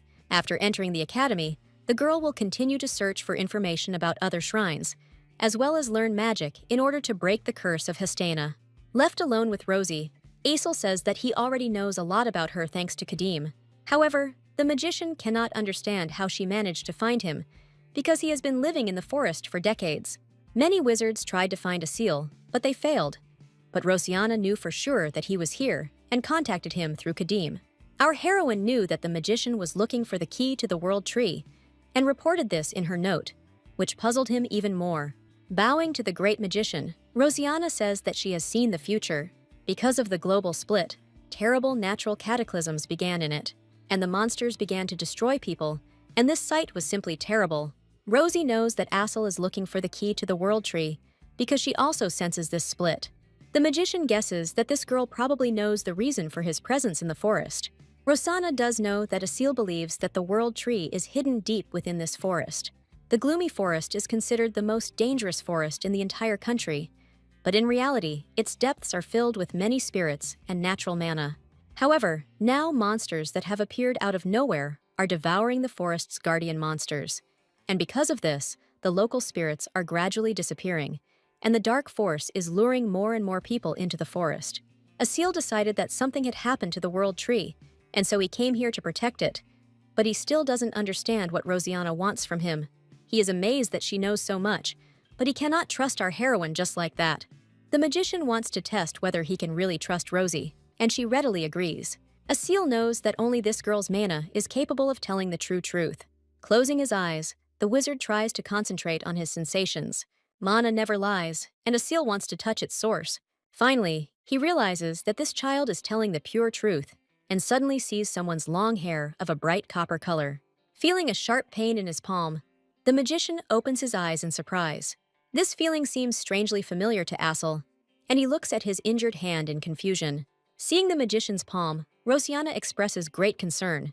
However, Asil says that everything is fine with him because what is more important is that she was telling the truth, and therefore he is ready to listen to her. A little later, Rosianna says goodbye to the Duke and Joshua because she has to stay here for 3 years. She needs to learn magic to enter the academy, and even though time is short, she should at least try. However, Joshua believes that 3 years is quite a long time. Tears stream down the boy's cheeks, and Rosie tries to console him, saying that they are not saying goodbye forever, and that she will write him letters often. Wiping away his tears, Joshua asks Rosie to stop comforting him and take care of herself. Even if she doesn't learn magic, she shouldn't worry, because Joshua plans to become even stronger and protect her so that the events of that ball don't happen again. Hearing these words, Rosianna tenderly thanks her brother Joshua and pats his head. Over the next 3 years, our heroine managed to learn a lot from Asil. By concentrating the required amount of mana in one point, Rosie holds it, preventing it from dissipating. Now, all that's left for Rosianna to do is strike, and she releases the accumulated mana into space. The girl smiles happily, because this time she succeeded. Only Rosie seemed to have overdone it a bit and used up too much power. Her legs are giving way, and Rosianna is sure that in a few seconds she will fall to the ground. However, at that moment, someone's strong arms grab her from behind. Gently supporting Rosie, Kadim gently reproaches her for once again disobeying the teacher and overworking herself. This year, Rosina turned 16, and preparing to leave for the academy, the girl says goodbye to her teacher. Asil is very worried about her ward and wants to equip her with as many useful things as possible. But Kadim notes that Rosie will not be able to take all this ballast with her. The wizard sighs sadly, because these 3 years have flown by so quickly. Asil asks Rosianna to turn to him for help at any time, because he, as a teacher, always sincerely cares about his students. He asks Kadim to take care of our heroine, and the young man nods in agreement in response to this request. Leaving the house, Rosianna waves goodbye to Asil. The magician sees off his students, smiling sadly and slowly returning to his empty home. Kadim is carrying 2 heavy suitcases, and Rosie, worried about him, offers the young man her help, but he politely refuses. Rosie decides to ask why Kadim is going to the academy, since he doesn't like being in society and would probably like to return to his homeland. She is worried that the young man is going with her only because of the teacher's instructions, but Kadim says that he is entering the academy of his own free will. He hasn't had a strong attachment to home for a long time, and so he can go there later. But if the issue is that Rosie doesn't want him to go to the academy with her, that changes things. This question makes Rosianna feel embarrassed, and she says that this is not true at all. In the original, Rosianna and Kadim had a mistress and servant relationship, but now this is not the case, and our heroine is confident that everything will be fine. Rosie is glad that her faithful friend will be there because she can rely on him. Using the scroll of movement, our heroes find themselves on the territory of the academy. Rosianna is transfixed by the stunning architecture and grandeur of the Lucarian Academy. This educational institution is intended for all those who are drawn to knowledge and is a boarding school, and therefore, you can only enter here from the age of 16. Rosie suggests that Kadim take the things to the rooms and then meet in the central building. While waiting for her friend, the girl looks through the list of students. Suddenly, Rosie hears a familiar soft voice calling her name. Our heroine is very happy to see Lady Freya, who clearly stands out from the crowd of other students. Belle doesn't know if Rosianna remembers this young man, but she wants to introduce the girl to her older brother. Roxiane Freya bows politely and thanks Rosie for helping his sister at the ball that night. Rosianna politely returns his greeting, remarking that she is very pleased to meet him. Roxiane stares at our heroine, making her feel rather awkward. At that moment, someone calls out to Rosie again, and looking back, the girl sees her brother Joshua. She is happy to see him, noticing that over these 3 years, Joshua has turned into a real man. The young man gently chides his little sister for not writing to him for 10 whole days, and he is already beginning to worry. Rosianna smiles and says that Joshua has grown a lot since she used to ruffle his hair instead of the other way around. With a smug chuckle, Joshua says that Rosie has grown up too. At this moment, our heroine realizes that she has already met almost all the key characters of the original work. However, looking at Kadim, Rosianna cannot say that he fell in love with Belle at first sight. Just like Joshua, who didn't even deign to look at Lady Freya, Belle doesn't interest him at all, and he asks if his sister has had time to inspect the academy. Hearing the ringing of the school bell, Joshua notices that the ceremony for freshmen is about to take place. He ruffles Rosianna's hair again, telling her that they will see each other very soon. Lutra Kobel, the academy's vice principal, gives a welcoming speech to first-year students. However, Rosie's thoughts are occupied with completely different things, because she is trying to understand why Kadim and Joshua, contrary to the plot, treat Belle with such indifference. One way or another, the main plot events will begin at the academy, and Lady Freya still has 3 more main characters to meet. The first hero is Helios, but now he is fighting monsters and is still far from being admitted. Belle must then meet Jaliet. But this is an undesirable meeting, and so she should stay away from the church and the Mage's Tower. And finally, Belle will meet Rachel, but he will not appear at the academy anytime soon. At this moment, Rosianna hears Mr. Lutra announce the name of the next student. This is Rachel Blancourt, and he will be the first year's mentor. Our heroine freezes in surprise, not understanding what Rachel is doing at the academy. In the original, he should have already graduated from the academy, and upon his return, be preparing to inherit the House of Blancourt. While Rachel is at home, a crack in the world must appear. And then, in the midst of all this chaos, he will receive God's blessing and gain true strength. The church will receive a prophecy and learn that the one destined to wield the power of the goddess is studying at the academy, and that she will eventually be the one to restore the church to its former power for the first time in hundreds of years. However, anyone who does not teach or study at the academy cannot set foot inside the educational institution, but the emperor will try to get to the chosen one first. At this time, the first Prince Alain will be struggling with a serious illness, and the second Prince Helios will successfully fight against hordes of monsters. The emperor, for lack of a better option, will send Rachel back to the academy, but this time as a teacher, ordering him to find the owner of the goddess's power.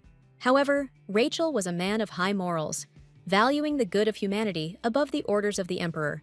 And, moreover, he was a son of the House of Blancourt, who did not change his principles. He wanted to find the cause of the world's crack and save humanity by uniting with the goddess. But first of all, he had to protect the chosen one from the emperor, who was thirsty for personal gain. Rosianna realizes that Rachel's appearance at this moment clearly contradicts the original plot of the novel. He is probably here because the Duke did not go to Hamel a few years ago, but stayed with Joshua. Rachel's love was the healthiest compared to the other main characters, and in the end, Belle gave her heart to him, but he hurt her in a completely different way. Rachel sacrificed himself to protect Belle from a monster she could have defeated on her own. At that moment, the goddess realized that the only one who was ready to shield her in a moment of danger was in fact mortally tired. It was a real suicide, because he gave in first, although only Rachel constantly reminded Belle of the importance of hope and love. Thus, the goddess lost the most important person in her life. Everyone thought of Rachel as cold and calculating, but in reality, he was the kindest and most wonderful person of all. In order to find peace, Rachel stained his sword with the blood of many people, including his younger brother Joshua. If you divide the characters into black and white, then Rachel was absolutely good, but her relationship with Rosianna was, to put it mildly, difficult. Our heroine was so deep in thought that she didn't hear Belle calling her for a long time. Lady Freya noticed that her friend had become very gloomy while they were still in the main hall. Rosie apologizes to Belle, saying that she was just lost in thought, and asks her to remind her what they talked about. Belle wants to know which dorm Rosianna lives in, and when the girl looks at her report card, it becomes clear that she and Lady Freya were placed in the same room. Rosie already knew about this in advance, but this news made Belle really happy. Rosianna asked Belle to call her by her first name, since everyone is equal at the academy, regardless of status, and Lady Freya happily agrees, expressing hope that their life together will be fun. Rosianna, Kadim, Belle, and Joshua are having a snack in the park after class. Our heroine feels very calm, and she would like it to always be this way, but she fears that this is only the calm before the storm. Kadim feeds Rosie ripe strawberries, and their sweet taste distracts the girl from her dark thoughts. She asks Kadim where these berries came from, and the young man says that the teacher bought them. Noticing this display of concern, Joshua lets out an indignant cry. He doesn't understand how his sister can just eat from Kadim's hands. However, Rosianna doesn't see anything wrong with this, because Joshua himself once fed her delicious things in exactly the same way. These words make Joshua confused, because he actually did that. At that moment, Kadim's hand squeezes hard, and the delicate berries fly apart into many small pieces. Rosie looks at his stained palm with regret, not understanding why Kadim did this. But the young man himself does not know why this happened and what made him so angry at that moment. Taking a clean towel, Rosianna wants to wipe Kadim's hand. However, she is prevented from doing this by Joshua's loud cry. He himself wants to wipe Kadim's hand because his sister's friend is also his friend, and therefore he will gladly take care of him. Belle asks Rosie if she has chosen any courses, adding that she is thinking about a course on nature and life. However, Joshua unceremoniously interrupts the conversation, noting that this is not a very good course because it is taught by a stupid teacher. Confused, Belle still wants to know Rosianna's opinion because she likes herbology and medicine so much. But Joshua interrupts the girl again, stating that he does not understand what could be useful in growing grass. Our heroine quickly shuts her brother's mouth with a strawberry, asking him to stop talking nonsense. Rosianna knew that Belle would be interested in alchemy and herbology, since they are related to medicine. Belle is very concerned about the fact that people from ordinary families have a much harder time taking care of their health, as they often do not have money for treatment, and therefore she would like to research herbs from which affordable medicines can be made. Rosie believes with all her heart that Lady Freya will definitely succeed. It is Belle who later discovers the Tatari mushroom flowers, and Rosianna says that she will enroll in the same course, because then they can help each other. Lady Freya is deeply touched by our heroine's support, and tears come to her eyes. At that moment, Joshua hears someone calling his name and looks back to see his older brother. Rachel had not seen Joshua for a long time, but upon noticing Rosianna, the young man's face changed. Joshua smiles happily, remembering that his brother has never met Rosie before. Rosianna feels extremely awkward, and Kadim, sensing her state, abruptly gets up from his seat and puts out his hand, blocking the girl from Rachel. Our heroine did not expect such a reaction from him, because now this situation became even more awkward. Rachel stands there in bewilderment, not understanding why Kadim is behaving so strangely, and Rosianna suddenly remembers that she urgently needs to return to her room because she forgot her list of courses there. Rosie grabs her textbooks and promises to return soon, while the boys can chat with each other without her. Joshua and Kadim try to stop the girl, but she quickly runs away to the dorm. The next day, Rosianna and Belle attend a lecture on the theory of magic. Lady Freya looks at her friend with concern, worried about her condition. Last night, Belle asked Rosie why she ran away from them as soon as Rachel showed up. But Rosianna just apologized for making Belle worry and said that she just suddenly felt unwell. Looking closely at her friend, Lady Freya calms down a little, noticing that today, Rosianna really does look better. After the end of the lesson, the girls leave the classroom and go outside and discuss the upcoming classes. Suddenly, their conversation was interrupted by a terrible roar, after which a column of dust rose into the air. Rosie and Belle notice a crowd of girls nearby, surrounding the first-year swordsman's training area. Seeing several young people lying unconscious on the ground, Rosianna tries to understand what happened here. The next moment, she hears someone say Joshua's name and finally notices him. Her brother was the only swordsman still standing. Turning her head to the side, Rosianna sees Kadim slammed hard into a stone wall. The impact was so strong that large cracks appeared in the stonework. However, Kadim is not going to give up so easily, and, rising to his feet, he slowly walks towards Joshua. Rosianna doesn't understand how her brother could bring Kadim to this state, but she is glad that Joshua has become stronger over the years. However, this is no reason to bully freshmen, and our heroine immediately begins to scold the bully. However, Joshua only fights them because they asked him to. Kadim confirms these words, saying that they wanted to test their strength with an experienced swordsman. Rosie gently strokes the boy's swollen cheek, noticing that he needs to be more careful. At this moment, our heroes hear a loud bell ringing, and Kadim leaves the training area, wanting to change for lunch.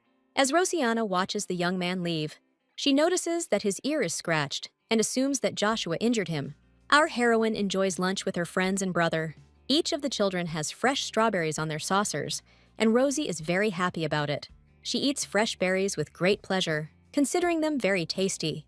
However, to Rosianna's surprise, everyone else treats the strawberries with obvious indifference. Joshua has already managed to gorge himself on it, and Belle prefers fruit, but Rosie still persuades her to eat just one berry. Noticing his sister spoon-feeding her friend, Joshua says he wouldn't mind some strawberries too, at which point someone else joins our heroes. Pulling out his chair, Rachel asks if he can sit next to Rosianna, and the girl shyly agrees. Of all the available seats, Rachel chose this one, and Rosie is so worried about it that she loses her appetite. Lost in sad thoughts, Rosianna mechanically picks at the strawberries with a fork, and Kadim immediately notices this. He says that she shouldn't force herself if she doesn't feel like eating anymore. Kadim suggests that Rosie leave the cafeteria, reminding her that she still has classes left. Belle leaves with them, and Joshua and Rachel are left alone, wondering where everyone is going in such a hurry, since there is still half an hour left before the end of lunch. Throughout this day, Rosianna carefully avoids meeting Rachel. She does everything to avoid running into him again, and this seems very strange to the young man. Rachel doesn't understand why his half-sister is behaving this way, because he hasn't done anything bad to her. Our heroine comes to a lesson on practicing magical seals. However, the girl's thoughts are not occupied by the teacher's instructions, but by the excitement associated with Rachel. At this point, the teacher says that today, a talented graduate of their academy will help the class with practice. Seeing her stepbrother, Rosianna freezes in surprise, realizing that this time she won't be able to get out of this so easily. The teacher points to the board and asks the students to redraw the seal shown there. This seal will help them protect themselves from the attack of the fandrake vines, a magical plant that irritates everyone around with its jokes. Rosianna remembers that she has seen similar seals in books many times before. Rachel offers to help the girl, but she quickly redraws the seal on a piece of paper, ignoring the young man. When she finishes, Rosie jumps up from her seat, hurrying to get in line. Rosianna is ready to demonstrate her abilities, because she is confident in her powers. Fandrake waves a semblance of a hand at the girl, smiling annoyingly, holding a piece of paper between her fingers. Our heroine materializes the seal drawn on it. Using magic seals is a basic skill, and is the first step to using artifacts and magic items. The seals are all the same, but if the mage doesn't put enough mana into them or loses concentration, they won't work or won't have the desired effect. This is exactly what happened to Rosianna, although she was sure that everything would go well. Her seal shatters into hundreds of pieces, and Fandrake takes advantage of this to stretch out vines and grab the girl by the leg. Rosie falls on her stomach, but at that moment, Rachel comes to her aid, deftly cutting through the clinging vines. The teacher comments that Rosianna's seal was excellent, but she seemed to lose concentration while drawing it. Rachel notices that our heroine has injured her knee and wants to take her to a doctor. However, the doctor is not there, and Rosie is left feeling awkward while Rachel bandages her leg. As soon as the young man finishes treating the wound, Rosianna says that it is time for her to go. However, first, Rachel wants to know the reason why Rosie is so diligently avoiding him. Even Joshua scolded him, as he decided that his brother had somehow offended Rosianna. And this was the first time Rachel had seen him like this. Everything was so obvious that it was noticeable even to those around him, and it was strange to think that Rachel himself would not pay attention to it. Rachel insists on an answer, and Rosianna says that it is not at all a matter of the young man offending her in any way. Looking down, our heroine sadly thinks that in the original story, all of Rachel's problems arose precisely because of Rosianna. It is he who is destined to kill Rosie at a certain moment. He pierces her with his sword, but Rosianna does not remember what happened before or after her death, but she clearly feels this pain even now. Rosianna should have been killed because she was driven by her delusions, but that does not justify the crime she committed. After all, she constantly pressed on Rachel's sense of guilt, reminding him that he had killed his own brother. Thinking about this, our heroine sighs heavily. After putting the medicines back in their places, Rachel notices that her father told him a lot about Rosianna. He hadn't seen such a warm and gentle smile on the Duke's face for a long time, and even Joshua becomes happier when he talks about his little sister. Rosie's arrival in their family changed a lot, because otherwise Joshua would have gone crazy because of his teacher, and the cartel would have been in Hamel all the time. Rachel is very grateful to Rosianna, and moreover, he returned to the academy to protect and help his half-sister. Rosie appreciates Rachel's kindness and apologizes to him for avoiding him. She shouldn't be afraid of something that hasn't happened yet, because she decided to change her destiny, and she will succeed if Rachel doesn't kill her. and she doesn't let him die, like in the original. Rosie says she was afraid that Rachel would be uncomfortable around her, since she is an adopted daughter and not his biological sister. Rachel is very surprised by this confession, because he has heard a lot about Rosianna and does not feel bad about her at all. Moreover, he is very grateful to Rosie and hopes that she will also feel comfortable around him. Of course, Rachel is surprised by the sudden appearance of his younger sister, but at the same time, he is very happy to meet her. The young man extends his hand to our heroine as a sign of affection, and our heroine happily shakes it. By evening, heavy thunderclouds gather over the academy, foreshadowing an imminent deterioration in the weather. At this moment, Rosianna is in the library, wanting to grab a couple of books and return to the dorm. She wants to find a book about strength and the names of rare breeds, but it is not on the shelf, and Rosie decides to look for the textbook in the reading room.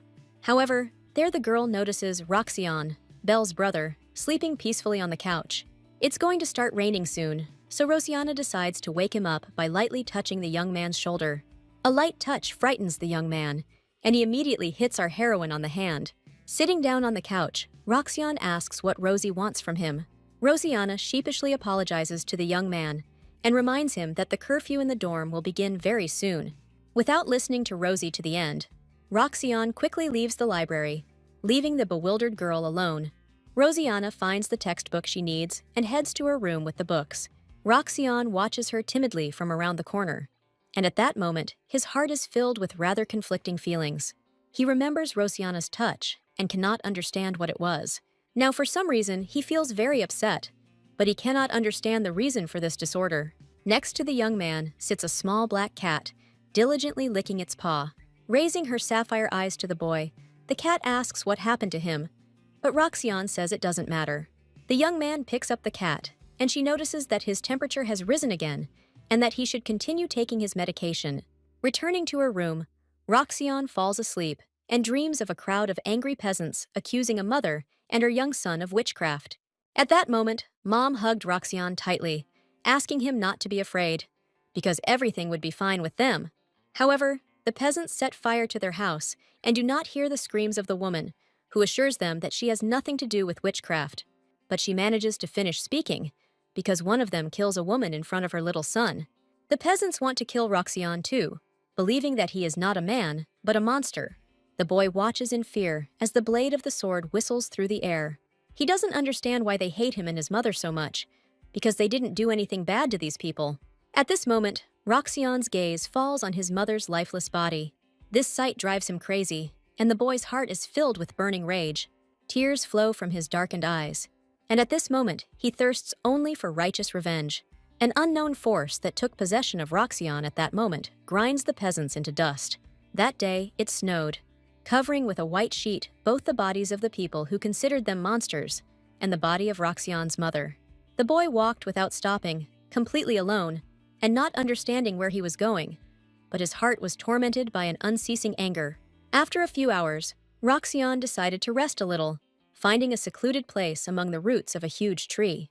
However, at that moment, he heard someone's voice, noting that these lands had an owner.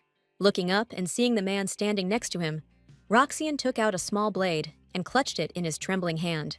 Having carefully examined the boy, the stranger gasped in surprise, noticing that a half-werewolf was sitting in front of him. The sapphire-eyed man's lips stretched into a smile, and he asked Roxion not to worry, promising not to harm him and inviting the boy to come with him. Roxion stirred restlessly in his sleep, almost disturbing the cat sleeping peacefully next to him. Opening his eyes, the young man sighed heavily, trying not to think about the fragments of these heavy memories. The next day, Rosianna noticed that Belle looked very worried. Looking down, Lady Freya admits that she is very worried about her sick brother. Our heroine says that if she meets Roxion, she will ask him to visit Belle, and the girl happily thanks her. As she steps outside, Rosianna reflects on Roxion Freya and his role in this story. He is the heir of Duke Freya and the older brother of the main character. But Rosie knows nothing else about him. Even though he is a member of Belle's family, he remains a very mysterious character. In the original novel, the second Prince Helios brutally murders Roxion and his family due to their connections with magical creatures. While the Mad Prince would hardly have slaughtered an entire family of aristocrats without evidence of their connection to werewolves, Rosie doesn't know if Belle's brother used this connection for evil purposes. After Belle became the bearer of the goddess's power, Roxanne did not use her abilities, but tried to protect his sister at all costs. For Belle, what was worse was the imperial family and the church, who wanted to use her power for their own interests. Lost in thought, Rosianna doesn't notice where she's going, but suddenly she hears a quiet voice lamenting the fact that someone's body has begun to resist the medicine. Turning the corner of the building, our heroine sees Roxanne sitting on the ground. He is clearly not feeling well, and Rosie wants to call someone for help right now. He is getting worse with each passing minute, but the young man asks her not to do this, because he cannot go to a doctor or to the hostel. Rosianna can't leave her friend's brother in trouble, and with great difficulty, she manages to drag Roxanne to the library. Our heroine sits the young man down on the couch, and at that very moment, a black cat sits down next to him. Rosie picks her up, saying that her friend is feeling very bad now, and that it would be better for the cat to stay with her for now. Roxanne breathes heavily, and upon closer inspection, Rosianna notices that his aura is turning dark purple. In addition, the young man's eye turns black, and his ears stretch out, taking on a pointed shape. Roxanne covers the girl's eyes with his hand, demanding that she not look at him. He won't touch Rosianna if she sits quietly, and our heroine asks Roxanne not to worry, saying that she didn't see anything. Touching the half-werewolf's hand, Rosie asks him to relax and breathe as calmly as possible. Roxanne must be over-nervous, but now he needed to calm down by concentrating on his breathing. After a few minutes, the young man feels a little better and falls asleep. Now Rosianna realizes that in the original, Helios destroyed Freya's house after learning that Roxanne was a werewolf. However, now she must figure out how to help her friend's brother without revealing her secret. At this moment, Rosie hears someone offering her a solution to this problem, but she does not understand who is talking to her. Finally, our heroine realizes that a little black cat is talking to her. She looks up at the girl with her shining sapphire eyes and, as if reading her thoughts, declares that she really can talk. Touching Roxanne's forehead with her paw, the cat says that there is power raging within him, and, since he is a half-werewolf, he needs to go through something like this to harness his inner power. Rosie wants to know if the cat is a monster or a guardian spirit, but the cat herself doesn't know who she is. But it doesn't matter, because now they have to help Roxanne. She asks Rosie to extend her hand, and the girl readily complies with this request. The cat bites Rosianna's finger hard, and our heroine lets out a soft scream. Now she must feed the werewolf her blood, and then he will feel much better. After thinking for a moment, Rosie brings her bloody finger to Roxanne's lips. The young man really likes the taste of her blood, and the next moment, his eyes open wide. Roxanne grabs the stunned Rosianna's arm forcefully and pulls her towards her. His heightened senses cloud his consciousness, and he only occasionally hears the quiet pleas of his victim. Rosie asks Roxanne to let her go, but he is too hungry to pass up the opportunity to satisfy his hunger. He feels a warm and pleasant force spreading through his body, and the excruciating heat slowly subsides. Waking up sometime later, Roxanne cannot understand how he ended up in the library. However, the next moment, he notices Rosianna lying next to him, unconscious. There are even more questions, but the cat tells Roxanne that this girl shared her blood with him. The young man does not understand what this means, although his health has indeed noticeably improved. The cat explains to him that the beast calms down only when it is saturated with human blood, but Roxanne drank enough blood from Rosianna, and now he owes her. She shared her blood with him to stop the attack, and now they won't be chasing Roxanne for the rest of the semester. Coming up to Rosianna's hand, the cat rubs against it with pleasure, saying that our heroine seems like an amazing girl to her. It would be a shame to erase her memory. But there's nothing to be done, because no one should know about the Freya family's connection with werewolves. The cat agrees with Roxanne, and, gently touching her nose to Rosie's fingers, she materializes a magical seal above her forehead. However, the cat is confident that Rosianna can learn about Roxanne's secret again if fate wills it. The whole next day, our heroine feels sleepy and tired. Belle is worried about her friend because she didn't return to the dorm before curfew yesterday. Smiling guiltily, Rosianna confesses to Belle that she doesn't remember last night. It seems she was in the library, but the memory of it is hazy, as if in a fog. Rosie notices that Belle looks happier today, and Lady Freya says that her brother is finally doing much better. She and Rosianna were also able to get out to the market, and Belle really enjoys walking with her friend. The girls are walking through a busy market square when suddenly a familiar, uneasy feeling makes Rosie look back. Belle immediately notices this, but our heroine reassures her that everything is fine. At that moment, Rosie did not notice the suspicious stranger in a robe hiding in the shadows. The girlfriends are having a great time in the city, enjoying the freedom and a beautiful warm day.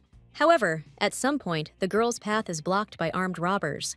They order Rosianna and Belle to follow them, and it seems our heroines have no choice.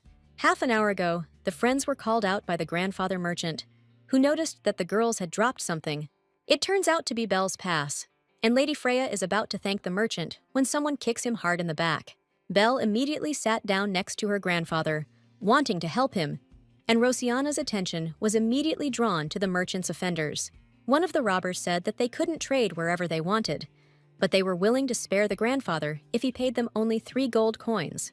The grandfather said that he didn't have that kind of money, and then the bandits demanded that he cover the debt with goods.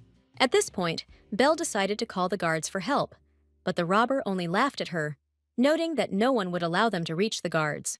Wanting to resolve this situation as quickly as possible, Rosianna offers the bandits 2 gold coins and a precious brooch. As a student at the academy, our heroine cannot use her power against the townspeople, and this forces her to accept the bandits' terms.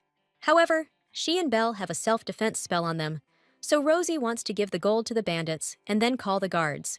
Turning the brooch over in his hands, the robber remains pleased with our heroine's compliance. The bandits leave, and the grandfather thanks his saviors with all his heart. Rosie suggests that Belle go to the guards and return to the academy immediately.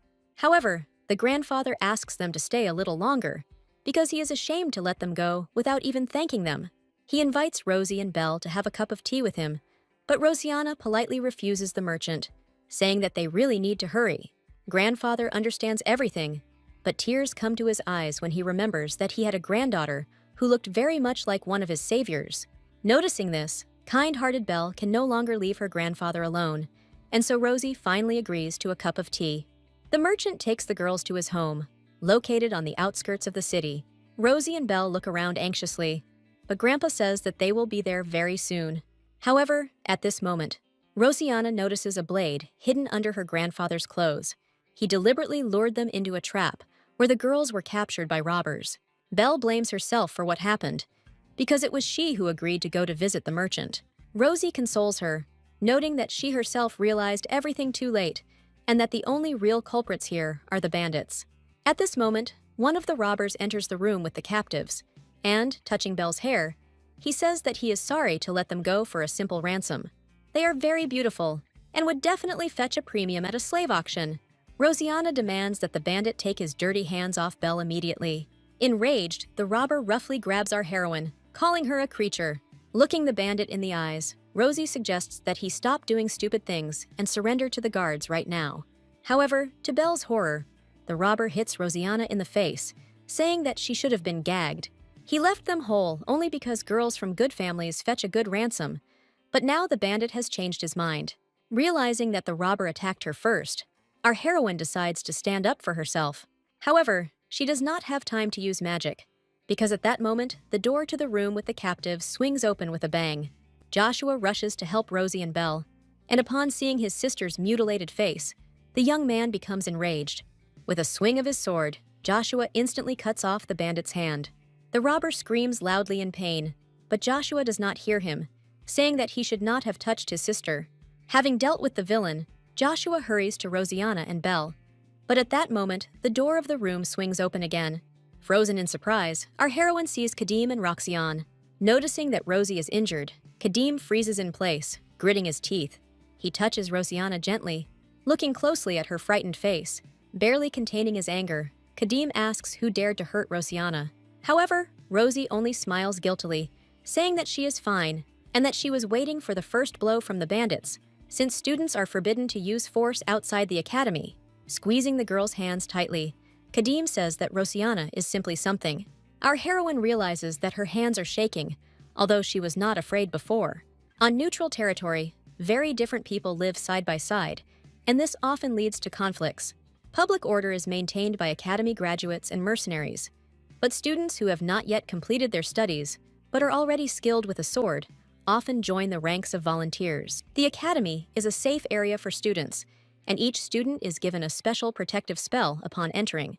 If someone attacked a student in the area where normal people lived, a magical signal would immediately be sent to the night, so Rosianna wasn't too worried about being kidnapped. Joshua gently chides his sister for her carelessness, noting that he was very worried about her. At this moment, Rosianna's gaze falls on Roxanne, and she cannot hide her surprise. He was probably there because he was worried about his sister, but luckily Belle wasn't hurt. However, Roxanne was worried about more than just Belle, although Rosie doesn't know it now.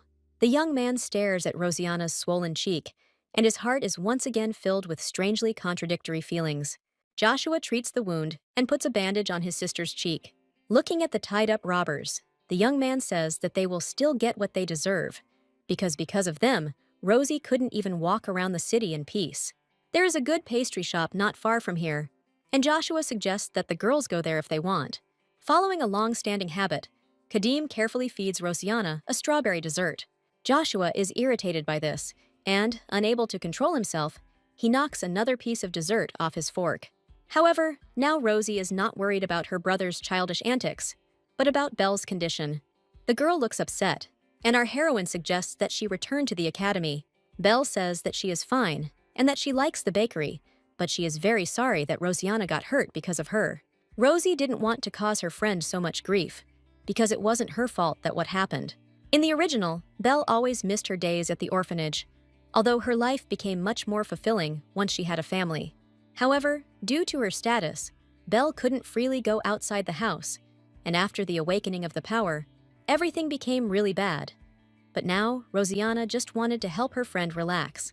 Smiling, Rosie says that she was very happy to walk with Belle, and the meeting with the bandits was an unfortunate accident, but next time they will definitely have a good time. These words console Belle a little, and smiling warmly, she thanks our heroine for her support. A few days later, the girls come to another lecture, enjoying the wonderful weather. However, instead of starting the lesson, the teacher wants to introduce someone to the students. Rosie is very surprised by this unexpected statement. All graduates of the academy are very talented people, and therefore it has many sponsors, and students receive scholarships from the referral program. In other words, the academy supports young talents, and this is very important for future students. Commoners and nobles who have lost their titles are usually accepted into the academy at an early age, and although accommodation is not free, it can be paid for with a stipend. After the start of training, the academy often accepts new students, mostly nobles, but aristocrats up to the age of 16 are mainly taught at home. They don't chase recognition, because it's much more important for them to establish connections, and as a result, they not only receive a diploma, but also make useful contacts. Therefore, it is easier to accept into the academy someone who can pay than someone who needs to be paid a stipend. There is no point in accepting a new student now, and Rosie understands that this is a special case. The teacher asks the new boy to greet his classmates, and taking a step forward, the boy says that he has come from the kingdom of Iter, and his name is Jaliet Liego. At the sight of Jaliet, Rosie's mouth falls open, unable to contain her emotions. He wasn't supposed to be there, but the boy approaches Rosie and asks if the seat next to her is free. Smiling sheepishly, Rosianna says that this place is not interesting, wondering what Jaliet is doing at the academy. He was supposed to appear only in the wizard's tower, but not now, when Belle was still a first year. Staring at the young man, Rosianna tries to figure out if his premature appearance is a coincidence.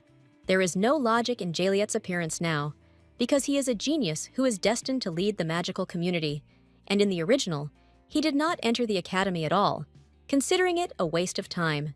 During the break, Jaliet offers Rosie a jelly bean, and Rosie accepts it only out of politeness, without intending to eat it.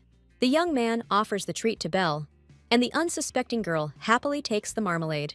Belle brings the candy to her mouth, but Rosianna doesn't want her friend to eat the marmalade. Rosie snapped her fingers, sending out a magical pulse that knocked the candy out of Belle's hands. Belle laments her own confusion, but Jaliet is very curious as to why Rosianna hasn't tried the marmalade yet. Rosie says she doesn't feel like having anything sweet right now, and Jaliet has to settle for that answer. But he asks Belle and Rosie to give him a tour of the academy. The young man says that he has a bad memory, but Rosianna knows perfectly well that this is a lie. However, our heroine cannot refuse Jaliet, because otherwise he would ask for Belle's excursion, and Rosie did not want this at all. First, Rosianna shows the new student a greenhouse for growing plants, which Jaliet is delighted with. Then, it's the turn of the medical office, and the young man once again expresses his admiration. The alchemy room amazes Jaliet with the number of potions, and Rosianna mentally wonders how long this circus will continue. Finally, our heroine shows Jaliet a fencing class, and at that moment, someone calls her name. Turning around, Rosie sees Kadim in front of her, who has just finished his class. Kadim senses that something is wrong with Rosianna and looks around carefully. Noticing Jaliet, the young man realizes that it is his presence that is bothering Rosie. Frowning, Kadim calls Rosie into the greenhouse to admire the blossoming flowers. Rosianna is eager to leave with him, and Belle offers to finish the tour for Jaliet instead of her. But our heroine does not want to leave them alone. At this point, Jaliet says that he already has a rough idea of the layout of the offices, and besides, they can continue the tour tomorrow. The next day, the girls meet Jaliet in various places. Wherever they go, the young man, as if on purpose, ends up there too. Jaliet is delighted with these lovely coincidences, but Rosianna is not at all pleased with them.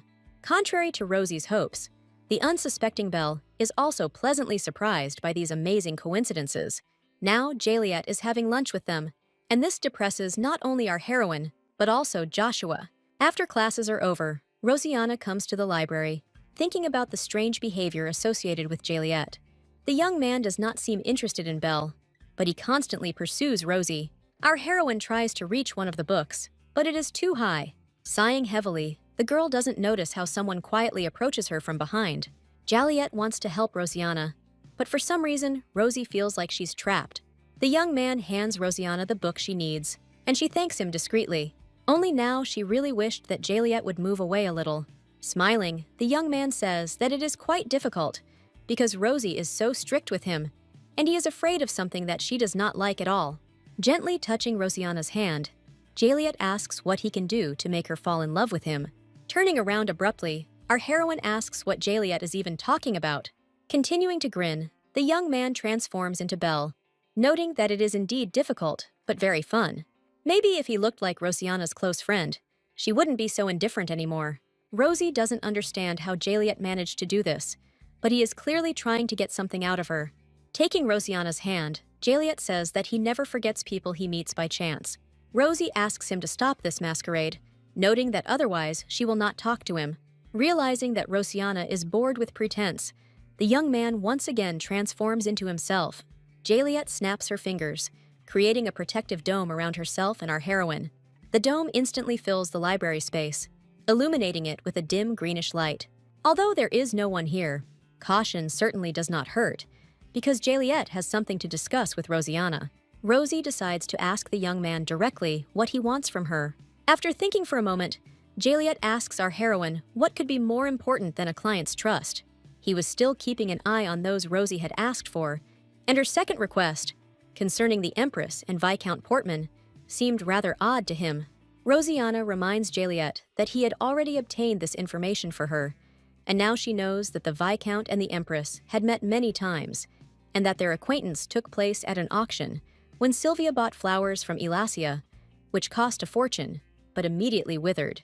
The Elasia clan used to live on the border of the country, and the Empress is from there. But in the past, the clan's lands were destroyed by wars, and now this family is considered extinct. The Elasian flower is the clan's symbol, and does not fade even in winter, but it can only grow on the soil of Elasian lands. If it was put up for auction, it must have been planted on clan land, but Jaliet can't figure out why the temperature-resistant flower still wilted. Rosianna guesses that by asking this question, Jaliet wants to test her. She only asked for information about the meetings between the Empress and the Viscount, but he himself decided to tell her more. There is no further information about the deal between Sylvia and Portman. There is also no information about the auction items that are related to the Empress's hobby, but Rosie still finds Jaliet's report useful, as it cleared up her doubts. She believes that the precious flowers withered in an instant because the soil they grew in was used for something else. Rosie thinks it was used to grow knife leaves, which grow in any soil.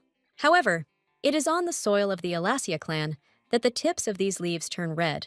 Nif leaves are an excellent material for subduing slaves, but due to their rarity, they were only used on special occasions. The auction house used leaves to tame Kadim, but it didn't work. In addition, Nif leaves only work on those who have not yet awakened magic. However, if the child is strong from birth, the leaves will be useless. While training under Viscount Portman, Joshua ate candies made from nif leaves, and if Rosie hadn't realized this, Jaliet would have been disappointed. Because having received information about the Empress, she was able to put together the missing pieces. These words make the young man laugh merrily. Looking up at Rosianna, Jaliet admits that she really is the best client he has ever had. He wouldn't have been disappointed in her anyway, because Rosie is valuable in herself. But now Jaliet wants to give our heroine a gift for making him laugh.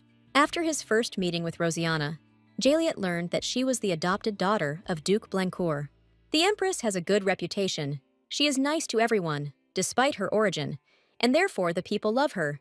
But her meeting with an insignificant Viscount looks interesting. That's why Jaliet decided to find out as much as possible. But soon the Viscount, who was Joshua's mentor, disappeared without a trace. His father suddenly returns home, and soon he has an adopted daughter, with whose arrival some people began to act differently. Many are convinced that the Empress really does grow nymph leaves. In addition, after the Viscount's disappearance, a fire broke out in the Empress's greenhouse, destroying all possible evidence. But even if the leaves had remained, it would have been difficult to blame the Empress, since many do not know about their effects. And the people idolize her. The Empress was born in Elysia, and many people like her clan bowed their heads to the Empire for survival. But she will not be loyal to an emperor who made her people suffer. But people adore her and will not believe that she could commit evil deeds. However, at some point, Sylvia set her sights on Joshua, wanting to conquer him. At first, she kept the second prince in check, and Rosianna believed that the Empress was doing this to strengthen Prince Alain's position. But Sylvia should have known that the leaves would not work on a person with a strong aura, because their effect would disappear immediately after awakening. In the original, the Empress dies at the hands of Helios, who didn't care much about what people thought of him. However, Rosianna's behavior differs from the books, and Jaliet, contrary to the plot, also ended up at the academy. In that case, the Empress's death is also not a fact, and having failed with Joshua, she may well be plotting something else. Jaliet picks up the book that fell to the floor, saying that Rosianna is the only one who can understand his thoughts, and the only true gift is a possible future. Jaliet reminds our heroine of the time when a magician visited her after she fainted. Rosie remembers this, but this magician was sent to her by the Empress herself. Rosianna does not understand how this could happen, because after the death of the Viscount, the estate's security system was strengthened, and a magician with evil intentions would not be able to enter the house.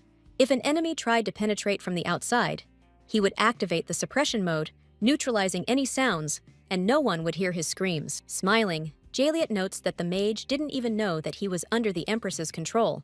However, in the end, it was not the sent magician who arrived at the estate, but Jaliet himself.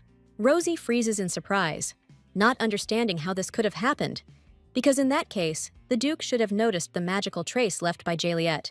The young man says that he was simply worried about Rosianna and decided to visit her, despite the increased security. Transforming into a bird, Jaliet followed the court magician as he headed to the Duke's house.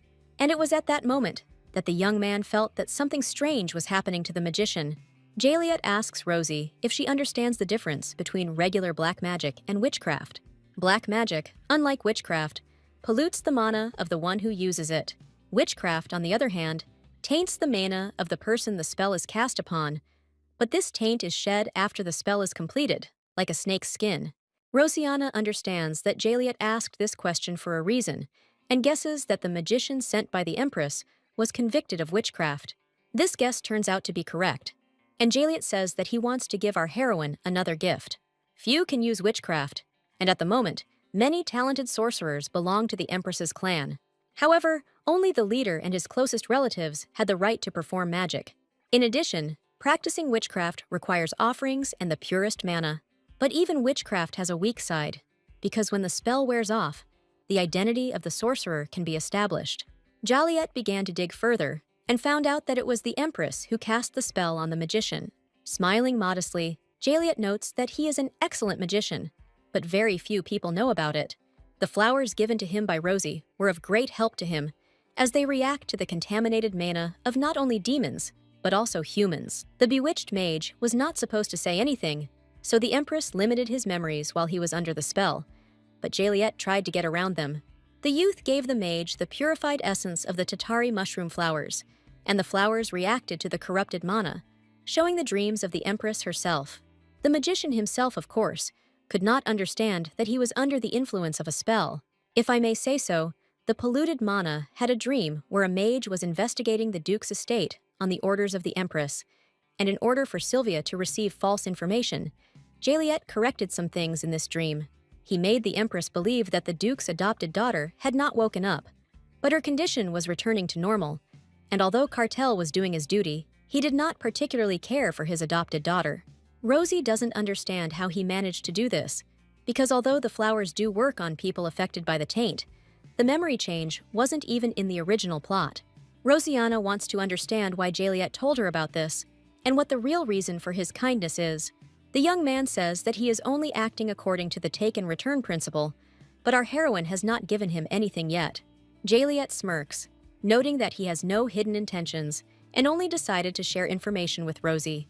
But Rosianna knows that nothing in this world comes easy, and the easier it is to obtain information, the more doubts arise about its veracity. Jaliet says that his gift is not a lie, but rather a bribe, and suddenly asks if Rosianna knows that there are bald spots in her mana. That day, he told the Duke the pure truth, but he still kept silent about one thing. These words make Rosie angry, and she hits Jaliet on the hand, because when it comes to illness, it is absolutely necessary to tell the truth. But he hid something. Jaliet smiled, finding the girl's behavior cruel, but he himself was not happy about having to hide the information about her contaminated mana. These words make Rosianna freeze in surprise, and she involuntarily remembers her first conversation with the teacher. That day, Assel told her that the first step in learning magic is accepting and understanding yourself. Only then can the mage understand how much mana he can hold and how to use it. However, he noticed that there is a gap in our heroine's mana vessel. Mana is the sum of spiritual and vital force, and if there is a crack in its vessel, then there is something wrong with the soul. There are many diseases in the world, but Assel has never heard of a disease that destroys mana, and there is only one study similar to Rosianna's case. Long ago, a mage experimented on animals, extracting mana from young test subjects and transplanting it into old ones. The teacher asked Rosie what happened to the old animals when they were transplanted with mana filled with life force. Thinking about it, Rosianna suggested that two completely different mana should repel each other, like water and oil. Assel found this answer interesting and said that as a result, the strong mana absorbed the weak one, and in the process, something similar to a crack appeared. However, Rosie's case is a little different, because despite the crack, the mana, like a wound, heals and becomes one whole. But half of the girl's mana is contaminated. The corruption does not spread, but the teacher cannot understand why Rosianna's mana became like this, and the girl believes that it is due to the imprint of the brainwashing. However, Assel believes that this is not the reason at all. In the original, Rosianna's mana was also polluted, indicating a corrupted soul, and this effect usually appears after making a deal with a sorcerer. But due to the crack in the mana vessel, this pollution does not spread. Our heroine knows that in the future, this phenomenon will happen more and more often, and it will mainly affect ordinary people who lost their homes after the demons attacked. Due to the polluted mana, they will be unable to control themselves and will go mad, becoming like real monsters. There will come an era of chaos, where people either died or killed, and according to the plot, Belle will want to stop the spread of filth. But even the priestess's healing power is not enough to cleanse the polluted mana. There will be no salvation for the infected, and there is nothing Belle can do to fix it. However, a little later, she learns about the purifying power of the ice ore from the Hamel Duchy and the branches of the harem tree. But even this information will be useless, because the ore will already begin to become contaminated by that time. Trying to remain calm, Rosianna says that she doesn't know whether her mana is contaminated or not, and Jaliet, not being a sorcerer, can't be sure either. However, the young man is convinced that he is right, noting that their cases are different, but nevertheless somewhat similar. Rosie remembers that Jaliet was a secretive character in the original, but she can't figure out how they could be similar. The young man does not want to reveal the whole truth to Rosianna, but says that even without this vile power, he is strong enough. Jaliet doesn't want to touch on the subject any further, returning to what he wants from our heroine in exchange for the information he receives. First of all, he wants to know how Rosie learned the guild's password. which is known only to its members. In addition, she somehow understood that Jaliet Liego was the head of the organization, without being able to distinguish Mana. Looking into Jaliet's eyes, Rosianna feels as if she is standing in front of an insurmountable wall. Jaliet thinks Rosie is quite a curious lady, and he is sure that the future will be very eventful, and therefore he wants to stay close to her. The young man asks Rosianna to treat him as if he were her old friend. Jaliet will leave when his interest wanes, but it will be useful for her to have such a talented man as a friend. Rosie fears that Jaliet's talent could backfire on her, because keeping him close would lead her to engage in a completely reckless adventure. But if she can still hold on to him, Jaliet could become Rosianna's best ally and support. The Empress enters the bedroom of her son, who is suffering from terrible pain. Alain feels like his skin is peeling off his body, and that something is crawling in his head, and he asks his mother to kill him. However, Sylvia cannot get rid of her worthless son, because he himself said that he wants to become stronger, and now all he does is cry, without bringing an ounce of benefit. Unlike the useless crybaby Alain, his brother Helaos was born with incredible power, and now does incredible things, but it is the first prince who must be blessed. But if this continues, Alain will not become the crown prince, and will die at the hands of his brother, and the Empress will not take the place that is rightfully hers. Sylvia's eyes glow red, and touching Alain's face, he asks him to accept this power. He must get the throne for his mother, no matter what it takes. Leaving her son's bedroom, the Empress wonders if what she gave him is enough, because the energy is gathering faster and faster. But it is still impossible to collect enough without desecration, and to feed Alain, even more despair and filth is needed. At this moment, the Empress notices one of her maids and orders her to speak. The girl in the bloody dress tells Sylvia that the second prince has returned to the palace. However, Helaos noticed her when she was taking the medicine from the mage tower, and now the prince plans to meet with His Majesty the Emperor. Sylvia thanks the maid for her help, but after Helaos noticed her, she became useless to the Empress. The Empress orders the girl to take a dagger and cut off her tongue, then gouge out her eyes, return to her room and hang herself, and when she stops breathing, the spell will dissipate. Sylvia enters the palace, where the Emperor himself is already waiting to meet his son. Tereus Lafrance Drago notices that the Empress is in a great hurry to see the second prince. Sylvia is thrilled about the Empire Star's imminent return, saying that as a mother, she can't help but be eager to see her son. The Empress congratulates Helaos on his return, but he does not return the warm greeting. The Emperor pats his son on the shoulder, saying that he was confident of Helaos's success. However, the young man squeezes Tereus's hand tightly, making it clear that he is not craving praise at all, but the reward he has earned by fighting hordes of monsters. Tereus's face falls in surprise, but he quickly pulls himself together. He is glad that his son grew up to be straightforward, and despite his arrogance, Helaos truly deserves the award. The Emperor is ready to fulfill any wish of the young man, but asks to voice it a little later, because now both he and the Empress need to rest. Helaos follows Sylvia, noticing that the man she thought should have died has returned alive, which is simply miraculous. The Empress pretends not to understand what the second prince is telling her. Then, Helaos asks her directly what happened to the man who pointed the poisoned dagger at him, and besides, before that, she poisoned his mother. Sylvia smiles calmly, stating that she does not understand why the prince says such outrageous things to her. He returned from the battlefield safe and sound, and as a mother, she is very happy about it. Hearing these words, Helaos calls the Empress crazy. After all, she tricked the Emperor into locking him and his mother in the tower. And when Helaos turned 13, Sylvia decided to poison his mother and simply cripple the boy. Apparently, the Empress did not think that the second prince could find out the truth, but he remembers all this pain and will make her suffer many times more. Having wished Sylvia good night, the young man leaves, leaving the Empress alone with her own bitter thoughts.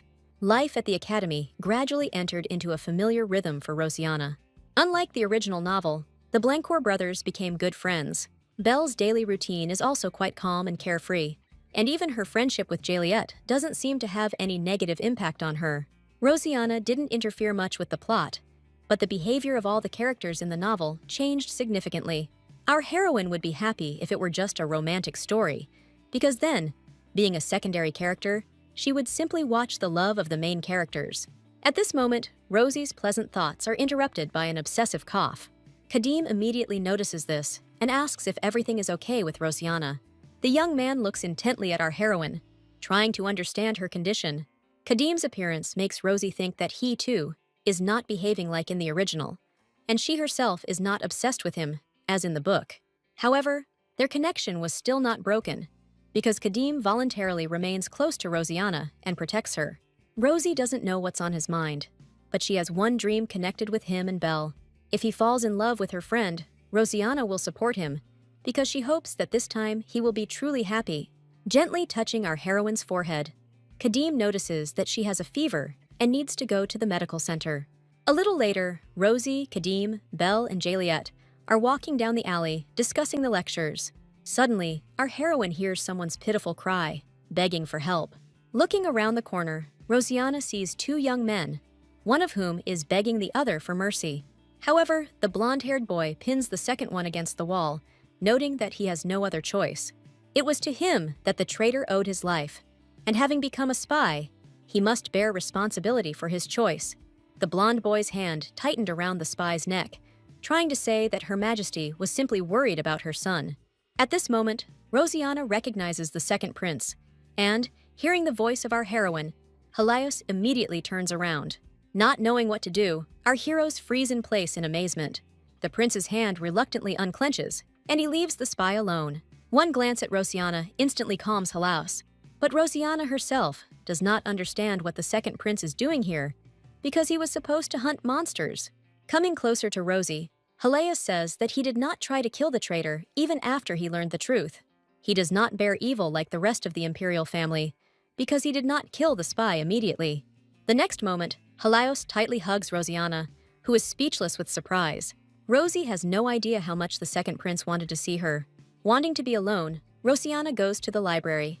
Ever since she came to the academy, there have been many inconsistencies with the original, and Helios and Juliet have given Rosie a headache. Hugging her, the second prince said that Rosie's gift had been very useful. Rosianna realized that he was talking about the ice ore artifact, and it was probably because of it that he ended his monster hunt so early. From the day Rosie gave him the gift until now, the desire for this embrace had been languishing in Helios's heart, and although he must leave now, he would return very soon. Rosianna doesn't understand how the prince could say such things to her without a shred of shame, and she suspects that Helios must have misunderstood something. One way or another, now our heroine must focus on preparing for exams. In the original story, Rosianna showed her magical talent in her very first exam. Rosie isn't worried about the written assignment, but for the practical test, she'll need a lot of mana and self-control. Thinking about this, our heroine slowly falls into a deep sleep. After some time, Kadim discovers the girl sleeping peacefully in the library. Taking Rosianna in his arms, the young man carefully carries her out of the library. The fresh evening breeze makes our heroine wake up, and she reluctantly opens her eyes. Rosie is very surprised to see Kadim, but the young man is very worried about her condition. She looks unwell, but completely forgot to go to the medical center.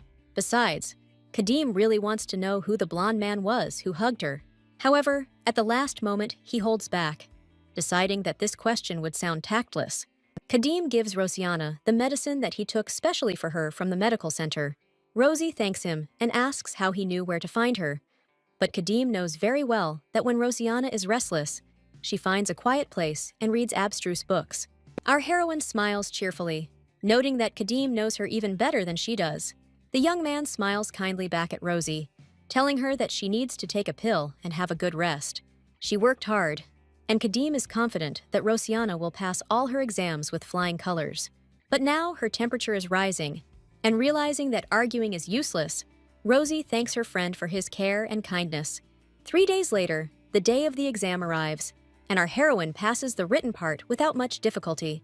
Belle is concerned about her friend's ill health and advises Rosie to ask the professor for time off. However, Rosianna says that she is fine, although in fact she is really not well. The professor warns students that those who abandon the exam midway will not be able to proceed to the second semester, and violators will not receive a grade and will have to attend classes during the holidays. Students going to the forest test will be provided with personal assistance, and there are 30 minutes left before the main task begins. While waiting for the exam, Rosianna sits down on a bench, thinking about how bad she feels. At that moment, our heroine feels someone poking her in the cheek, noticing that her face has turned the color of strawberries. Smiling warmly, Juliet says that Rosie can count on him if things get tough. But Rosianna refuses Jaliet's offer, saying that she must pass this test herself. The young man is not eager to go into the forest, but he is offended by such a firm refusal. Jaliet wants to take Rosie's hand, but she remarks that she doesn't care whether he's offended or not. Intertwining Rosianna's fingers with his own, the young man reproaches our heroine for cruelty. However, he guesses that Rosie seems to have already made a promise to someone else. At this moment, Rosianna hears Kadim's voice, standing a few meters away from her. He immediately notices that Juliet is holding Rosie's hand, and his teeth clench in anger. With a playful grin, Jaliet brings Rosina's hand to her lips, kissing it tenderly. Looking our heroine in the eyes, the young man wishes her to pass the exam with flying colors. Jaliet acts like he's in love with Rosianna, and it really pisses Kadim off. However, when left alone with Rosie, the young man quickly calms down and asks how she feels. Rosianna thanks Kadim for his concern and says that she feels much better than yesterday. However, our heroine's forehead is still burning, and it seems to Kadim that this heat is only getting stronger. He reminds Rosie that it is supposed to rain this afternoon and asks her to take care of herself. Soon the professor announces the start of the exam, and the students anxiously await their turn. Finally, it's Rosianna's turn, and gathering her courage, the girl takes a step forward. Our heroine needs to go through a labyrinth of forest, but her path is shrouded in thick fog. Rosie wanders along the same paths and feels like she is wandering in circles, lost. After all, she had already seen these trees, these stones, and these flowers. However, there is no need to panic, because this exam was planned in advance. The maze is the first stage of the task, and it is designed to exhaust the students. The thick fog will not disappear until the trial is over, and Rosianna does not want to disperse it with magic, so as not to waste mana. However, if she stays in the forest for a long time in this state, she will simply collapse. In the original, Rosianna was able to find the end of the maze by simply going straight ahead, but this is not a complete test, so she should be on her guard. Our heroine tries to cheer herself up, but the feeling of oppressive loneliness makes her tremble slightly. Suddenly, Rosie hears a suspicious sound, like someone crying. She heads towards the source of the sound, hoping it is a person and not a ghost. A few seconds later, our heroine sees a young man sitting on the ground. The young man is crying bitterly, and judging by his folded hands, he is offering up prayers. Rosie quietly calls out to him, but the young man gets seriously scared and runs into the forest. Hiding behind the nearest tree, the young man clasps his head in his hands and closes his eyes. However, noticing that there is a man standing in front of him, he quickly comes to his senses. Having calmed down, the student thanks Rosianna for her help, because up until this moment, he had been walking in circles for a long time. And then this fog appeared, and he completely panicked. However, after talking with our heroine, he felt much better. After a short silence, the young man says that he can't do anything anyway, since he escaped from the custody of the priests. Rosianna doesn't understand what he's talking about, but she doesn't have time to properly question her new acquaintance. Rosie looks up and notices a glowing blue crystal hanging in the air. Crystal congratulated the students on completing the Shadow Labyrinth, but now they must complete their first task. Students must carve their name into a tree using magic, demonstrating their ability to manipulate mana. For successfully completing this task, the student will receive 100 points, and only the student whose name is engraved on the tree will be able to move on to the second task. Rosie knows that this task only seems easy because the students lose a lot of mana due to the fog, and some even spend mana on spells, panicking. This is exactly what happened to her new acquaintance when he got lost in the forest. Rosie wants to engrave her name as high as possible, and since she didn't spend any mana, it won't be difficult. With the staff, it will be easier for her to gather mana together, and therefore easier to use. Raising her staff up, Rosianna concentrates and sends out a magical pulse. Within seconds, her name is emblazoned on a wooden trunk above all the others. This delights Rosie's new friend, and he cannot hide his admiration. Once again thanking his savior, the young man says that he would never have managed without her help. Suddenly, he asks Rosianna to give him her hand, and after thinking a little, our heroine decides to do it. She touches the young man's palm with her fingers, not understanding what he wants to do. Closing his eyes and squeezing Rosianna's hand tightly, the young man activates his magic staff. After a few seconds, Rosie is surprised to notice that the headache that had been bothering her all this time has finally subsided. However, the young man seemed to have used up the last of his strength for this. However, he is glad that he was able to help Rosianna, because she was in really bad shape. Rosie knows that only magicians who wield the power of light have the gift of healing, and she realizes that this young man must have mentioned priests for a reason. Our heroine thanks the young man from the bottom of her heart, admitting that this headache greatly interfered with her concentration. These words make the young man smile happily, and he suggests that Rosianna move on to the next stage of the exam. Rosie comes to the fork in the road for the second task and meets one of the students there. The girl breathes heavily, saying that this is her third attempt to guess the riddle. Her strength is clearly running out, and with a sigh, the student enters the portal located between the two paths, wanting to return to the beginning of the exam. In completing a task called the loop, the student must choose one of two paths, the first of which leads to the solution of the riddle, and the second to another fork. The path must be chosen very carefully, and Rosianna closes her eyes, realizing that she needs to concentrate properly. One of the paths seems to have been created specifically for the task, while the second, on the contrary, is distinguished by some kind of heterogeneity. After thinking for a moment, Rosie chooses the left path and takes a few cautious steps forward. She finds herself in a foggy forest again, but for some reason, our heroine's path is blocked by a huge rock. The next moment, the rock begins to fall apart with a roar, and in the resulting free space, Rosianna sees an elegant white door. The crystal hovering above the door congratulates Rosie on completing the second task, saying that she must now open the door and enter it. In the next task, students must use a magic staff and not cast more than 3 spells. The third stage tests the students' observation skills and their ability to control the quality of the magic they use. After passing through the passage, Rosianna finds herself in a small garden with sleeping students. They failed to complete this task as they fell under the spell of the Sleepy Fairy, a gentle and beautiful creature who wielded wind magic. Rosie has seen this creature in textbooks, so she knows what the Sleepy Fairy is capable of and how to avoid its attack. In the original novel, Rosianna easily accomplished this task by using force to overpower the monster, but our heroine is currently not feeling well. So Rosie decides to get through this stage with a little trick. The girl swings her staff and casts her first spell. Rosianna uses transformation magic that doesn't require much power and turns into a small flower pot. Rosie, in plant form, moves towards the fairy, moving her tiny legs, but at some point she accidentally steps on a branch. The Sleepy Fairy immediately wakes up, looking around in bewilderment. Rosianna freezes in place, hoping that she will be able to trick the fairy. Not noticing anything suspicious, the fairy yawns sweetly and falls asleep again. Rosie continues on her way and finally reaches her destination, coming right up to the fairy's sofa. In order to complete this task, our heroine needs to leave the garden through the back door. However, the door is locked, and the key to it is the decoration from the head of the Sleepy Fairy. Rosianna tries to carefully pull out the key in the form of a purple crystal, but at some point her movements become too hasty.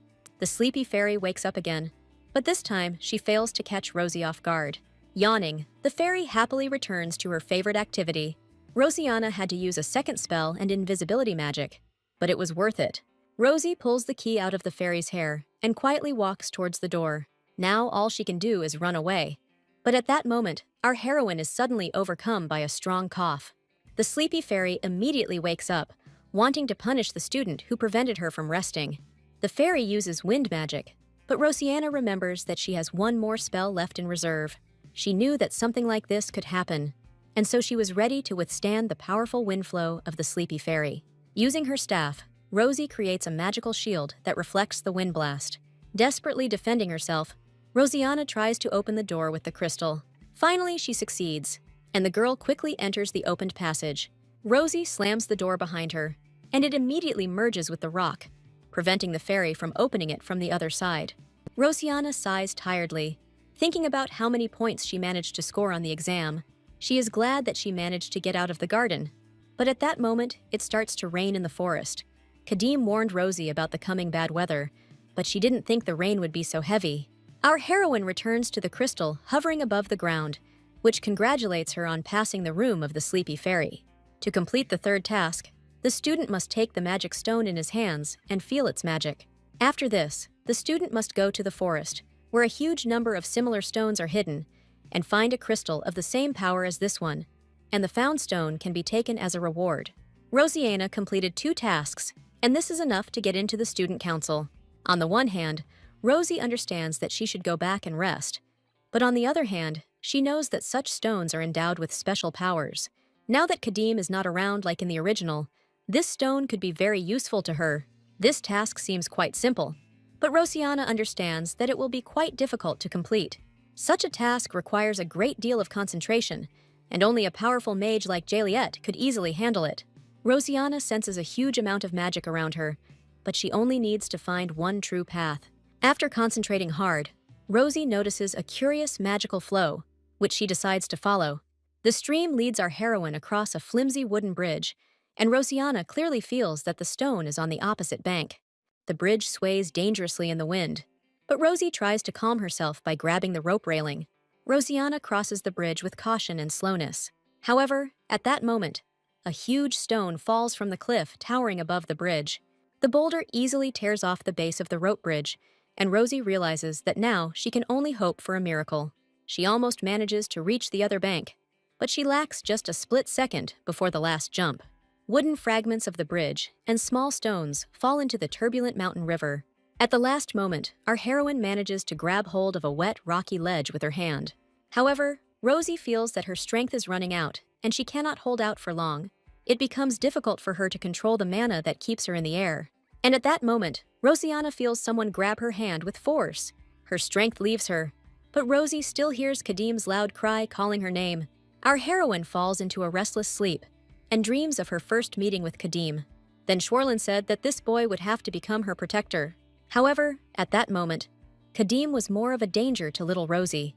However, his anger was held in check by a magical collar that prevented the boy from breaking the metal chain that bound him to the wall. Schwarlin knew that as long as Kadim had this collar on, he would not be able to hurt his daughter. But Rosie wasn't afraid of Kadim, but rather worried about him, because at that moment he looked sick and exhausted. Moreover, our heroine guessed that the boy was very scared. Rosie was eager to make Kadim's life less painful, so she started bringing him food. At first, the boy did not want to eat the food brought by Rosianna, but Rosie didn't insist, and simply left baskets of food next to his cage. Hunger proved stronger than pride, and eventually, Kadim began to accept treats. Rosianna began to come to the tower more often, trying to talk to the boy each time. Of course, Kadim did not immediately trust Rosie, but our heroine did not give up. And after some time, the boy began to approach his well-wisher closer and closer. Their meeting happened spontaneously, but Rosianna immediately understood that in the future, she would give Kadim the right to choose. He had to choose his own path and decide whether to leave or stay with Rosie. Our heroine was ready to let Kadim go when the time came, but she didn't have to do it. Thinking about Kadim's fate, Rosianna cries in her sleep without realizing it. But at some point, she feels someone's warm fingers wiping away her tears. Rosie's eyes widen, and she realizes that she is in the arms of Kadim, who for some reason is naked to the waist. The young man is worried about Rosianna's condition and immediately asks how she feels. Our heroine does not immediately come to her senses and has difficulty remembering what happened to her.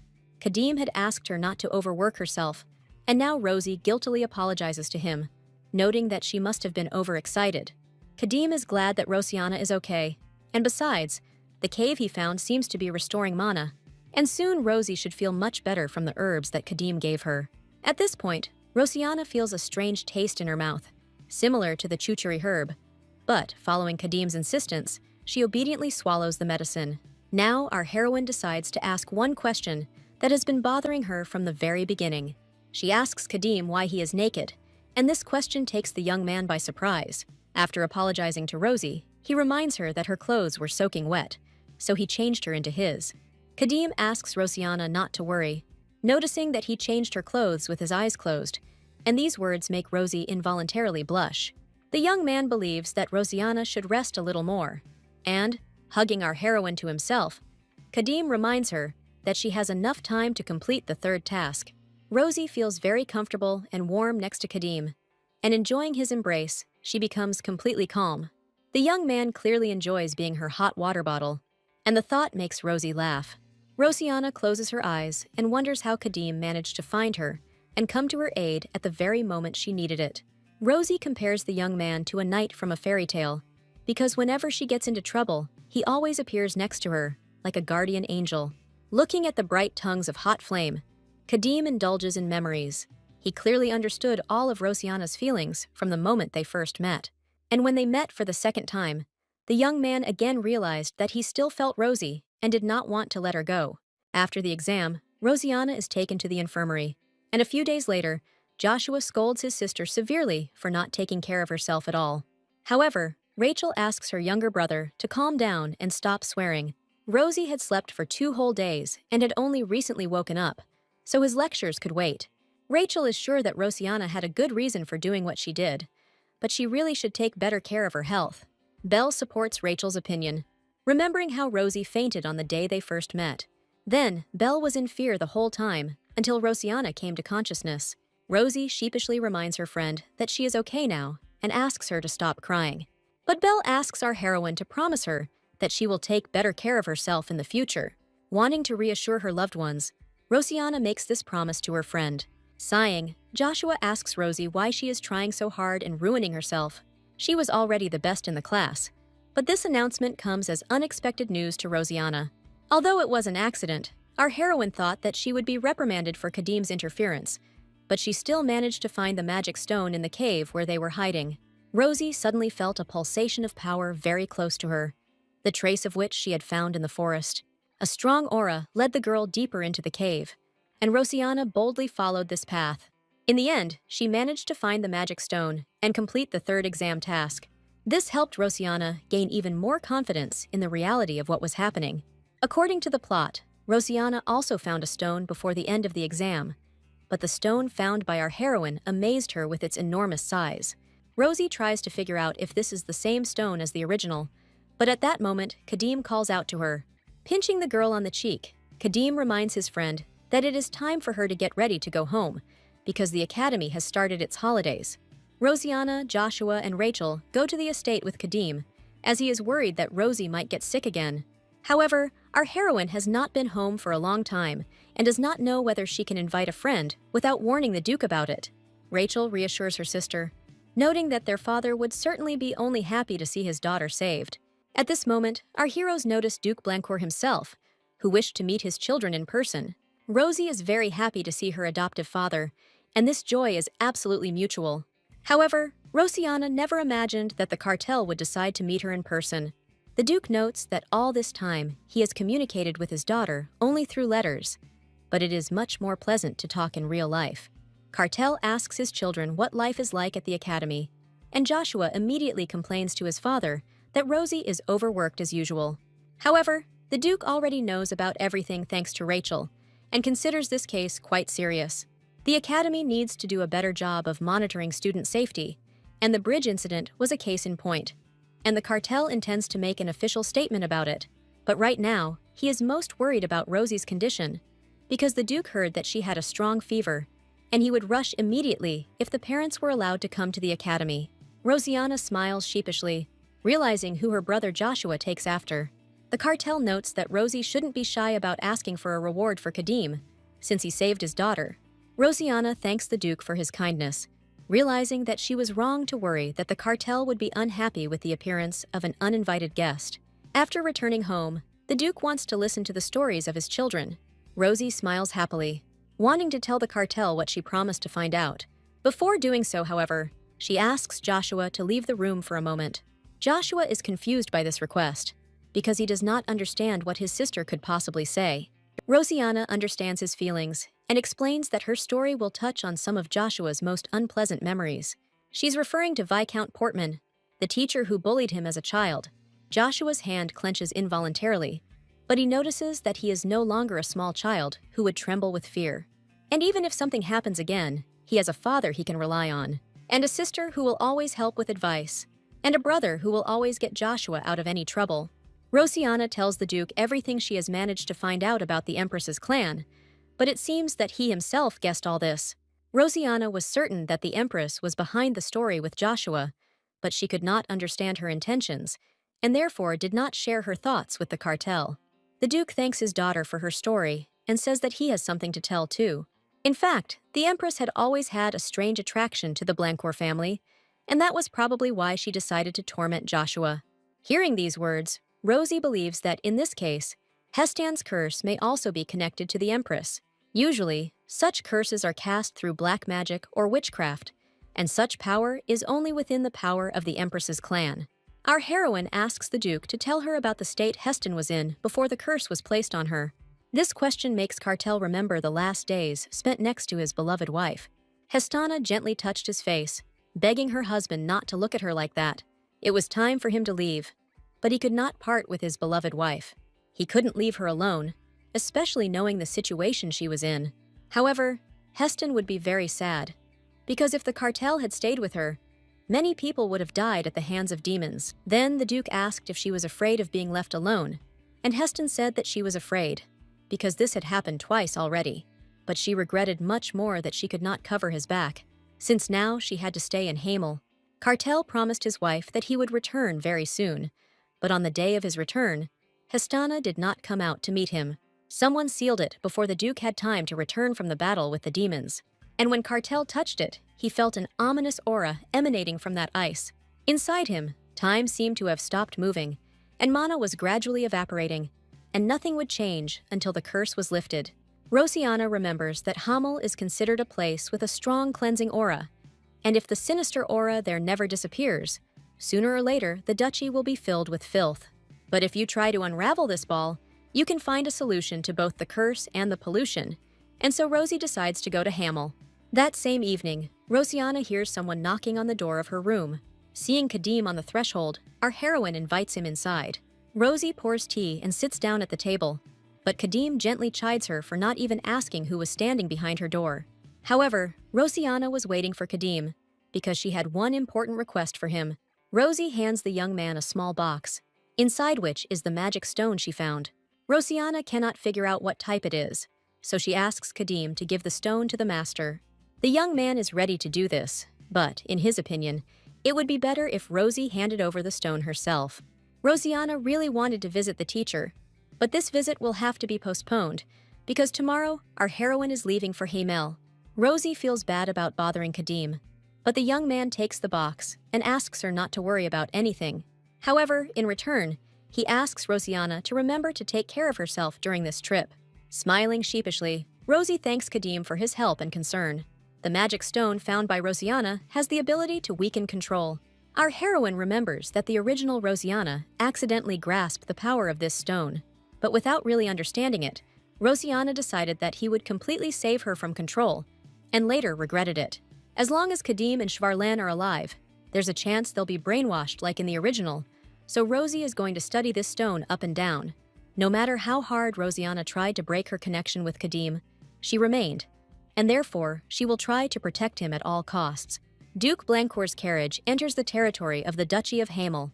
Opening the window, Rosianna looks with delight at the wild lands covered with sparkling snow. When the carriage stops, Rosie hurries outside and admires the huge castle in which she and her family are about to live. The Duke smiles as he looks at his daughter, but notes that she should have dressed warmer, as it is very cold here. At this moment, Rosie notices an elderly man coming out to meet them, whom the Duke greets as Raymond. He is the current Duke of Hamel, and therefore hopes that his guests will feel at home here. Raymond's castle seems very beautiful to our heroine, and she can't wait to see it from the inside. Rosianna looks out the window thoughtfully, thinking about the place she finds herself in. In the second half of the novel, it is here that Joshua kills his father, and Rachel goes mad after killing her younger brother. At the same time, a holy relic falls into his hands, and the end of the world comes. But because the novel focuses more on Belle, it's impossible to know exactly what was happening in those moments. Rosie hears someone knocking on the door of her room and rushes to find out who has come to see her. Joshua and Rachel wanted to visit their sister because she seemed quite worried all this time. Taking a closer look at Rosianna, Joshua is convinced that she is indeed excited. Rachel asks her brother not to scold our heroine, but Joshua already understands perfectly well that Rosie has a lot of worries and problems. But he doesn't want her to carry this burden alone, because Rosianna has a family she can ask for help at any time. Rachel smiles kindly at Rosie, saying that Hamel is a very calm and serene place, and she should like it there. Wanting to cheer up and distract our heroine a little, the brothers invite her for a walk in the city. The town square, decorated with small lanterns, looks truly magical.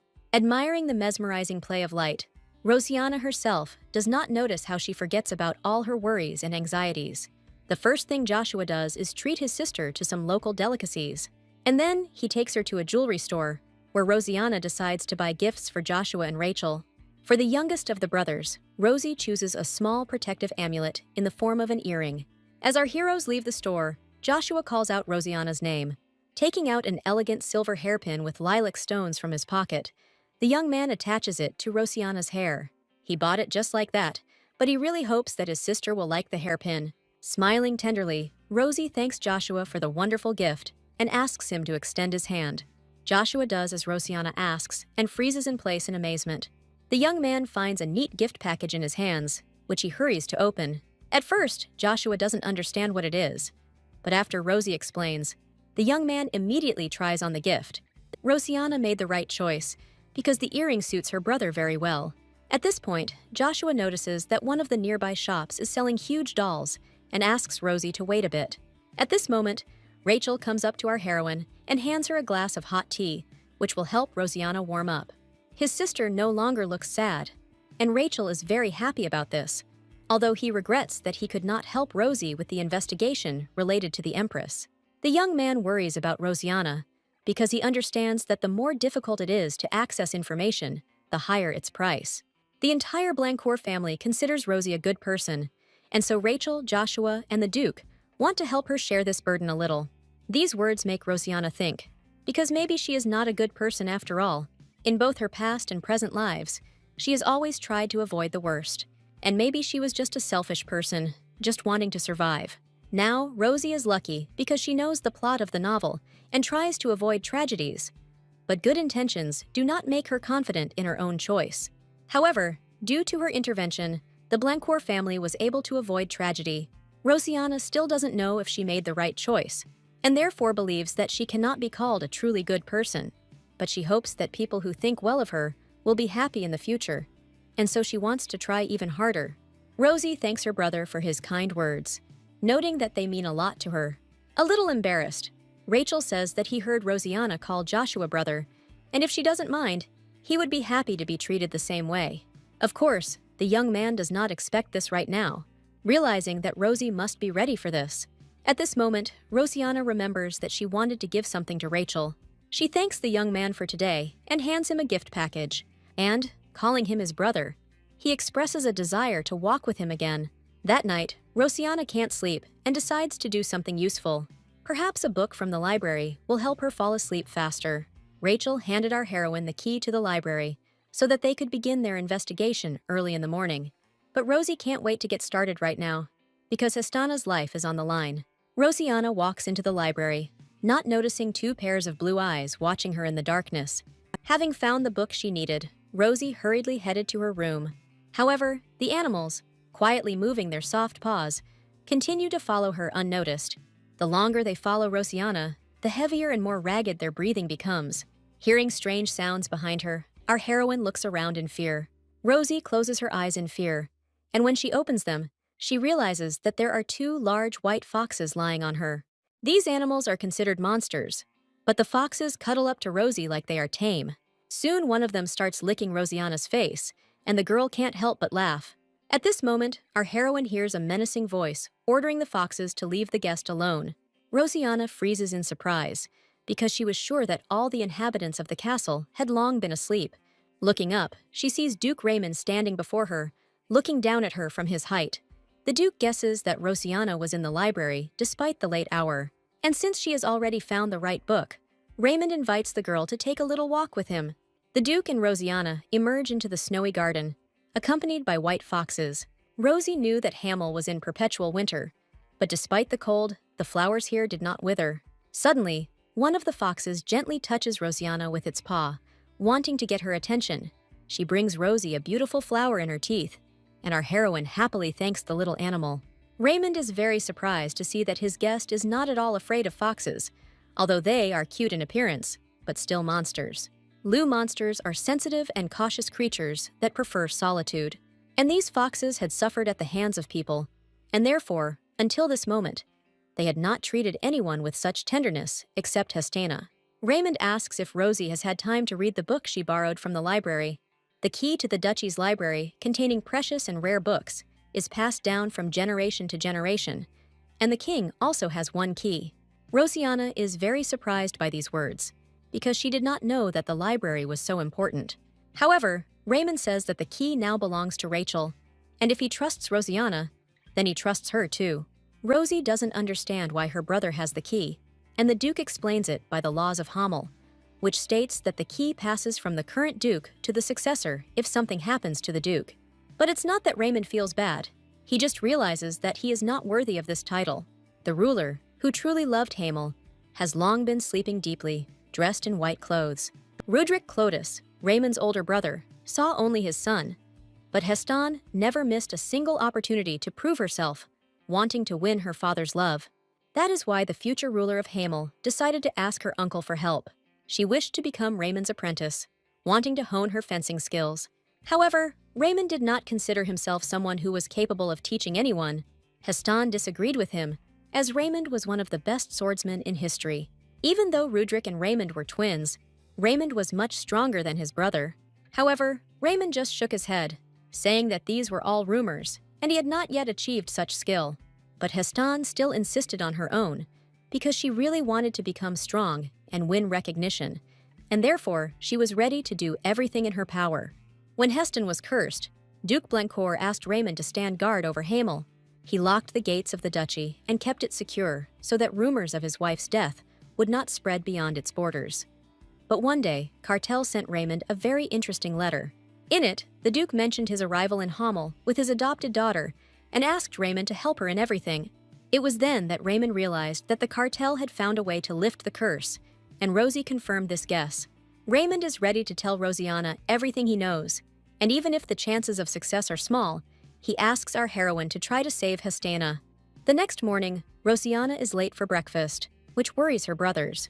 Rosie smiles apologetically and says that she simply couldn't sleep, although in fact, she spent the whole night reading. Sitting down at the table, Rosianna notices that the Duke of Blancourt is skipping breakfast and suddenly realizes that she has not seen her adoptive father since yesterday. After breakfast, our heroes begin their investigation. Rosie opens the first book, which tells the history of the Duchy of Hamel. Hamel is a land of eternal ice, and this territory originally belonged to the imperial family. However, the emperor could not set foot on the territory of the duchy until a noble magician appeared, who became the master of Hamel and brought a blessing to these lands. Rosie wants to understand what exactly the magician's blessing was, but her brothers don't know the answer to this question. Rachel believes that this is just a legend and suggests asking their father about it. In the evening, Rosianna cannot sleep a wink, thinking that in the original, Rachel knew that Hamel's blessing was a special relic.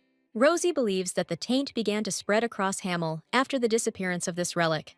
And if we combine the stories of Duke Blancourt and Raymond, it becomes clear that Heston's curse and blessing may be interconnected.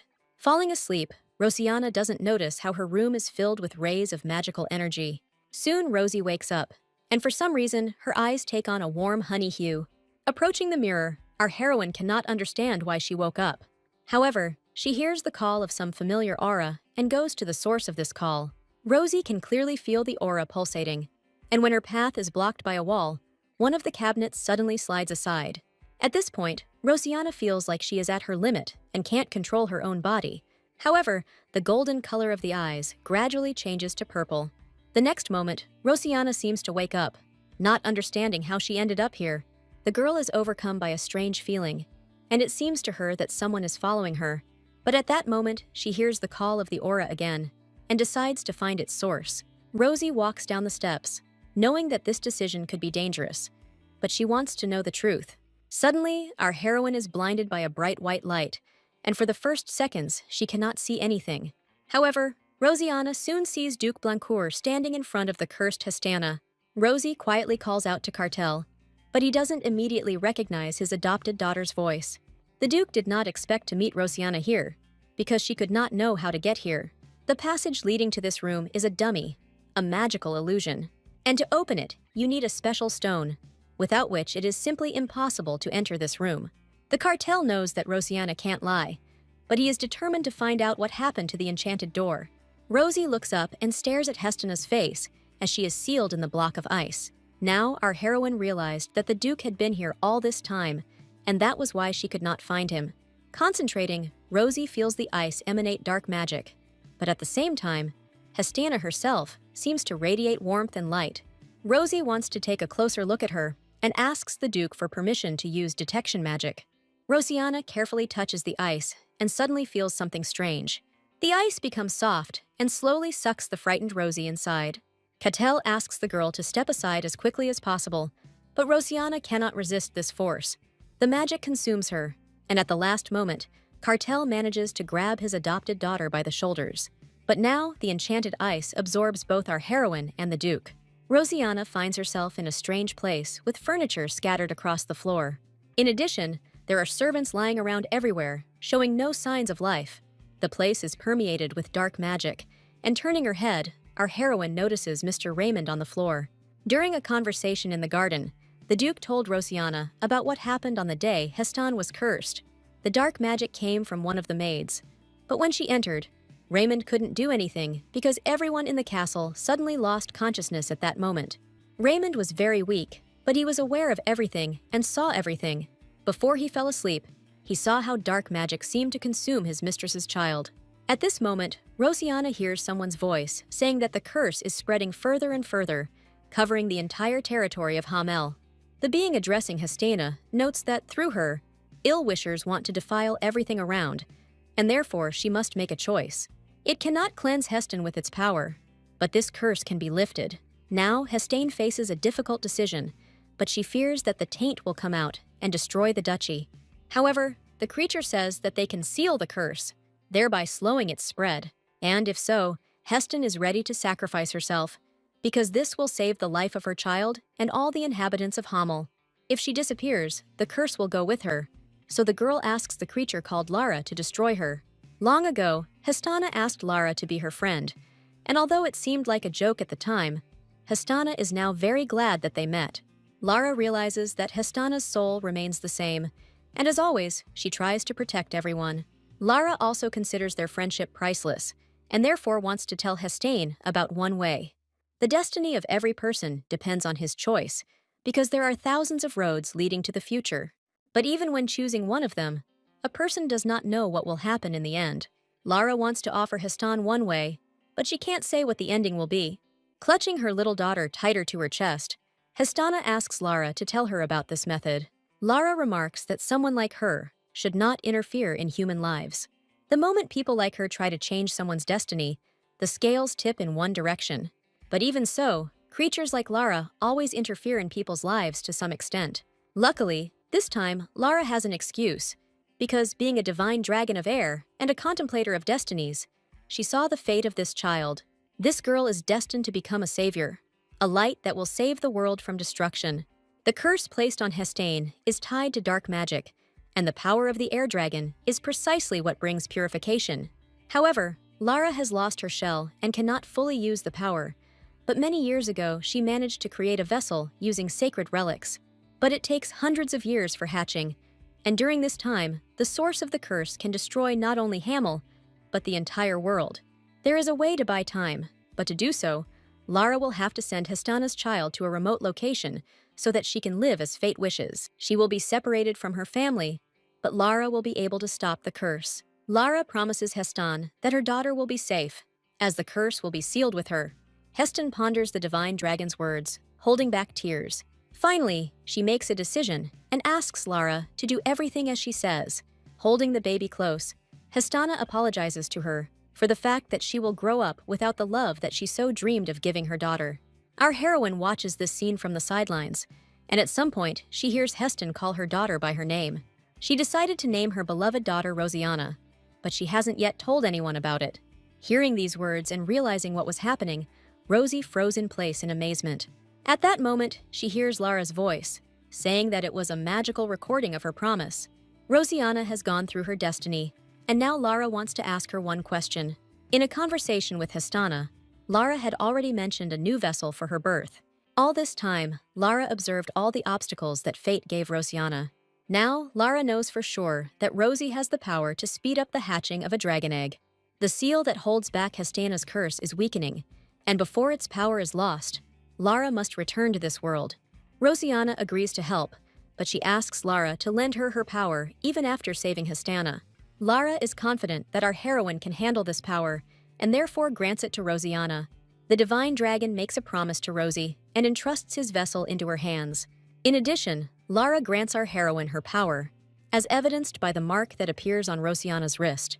A few days later, Rosie looks closely at her hand, remembering what happened. The dragon egg came as a very unexpected surprise to our heroine, but if she can master this power, she can change everything. Rosie remembers what happened immediately after she and the Duke returned to reality. All this time, Cartel was sure that his daughter died on that terrible day. But now everything has fallen into place, and the Duke cannot believe his own happiness. He had seen Histana's handmaiden disappear into ashes, and so Cartel thought that his child had suffered the same fate.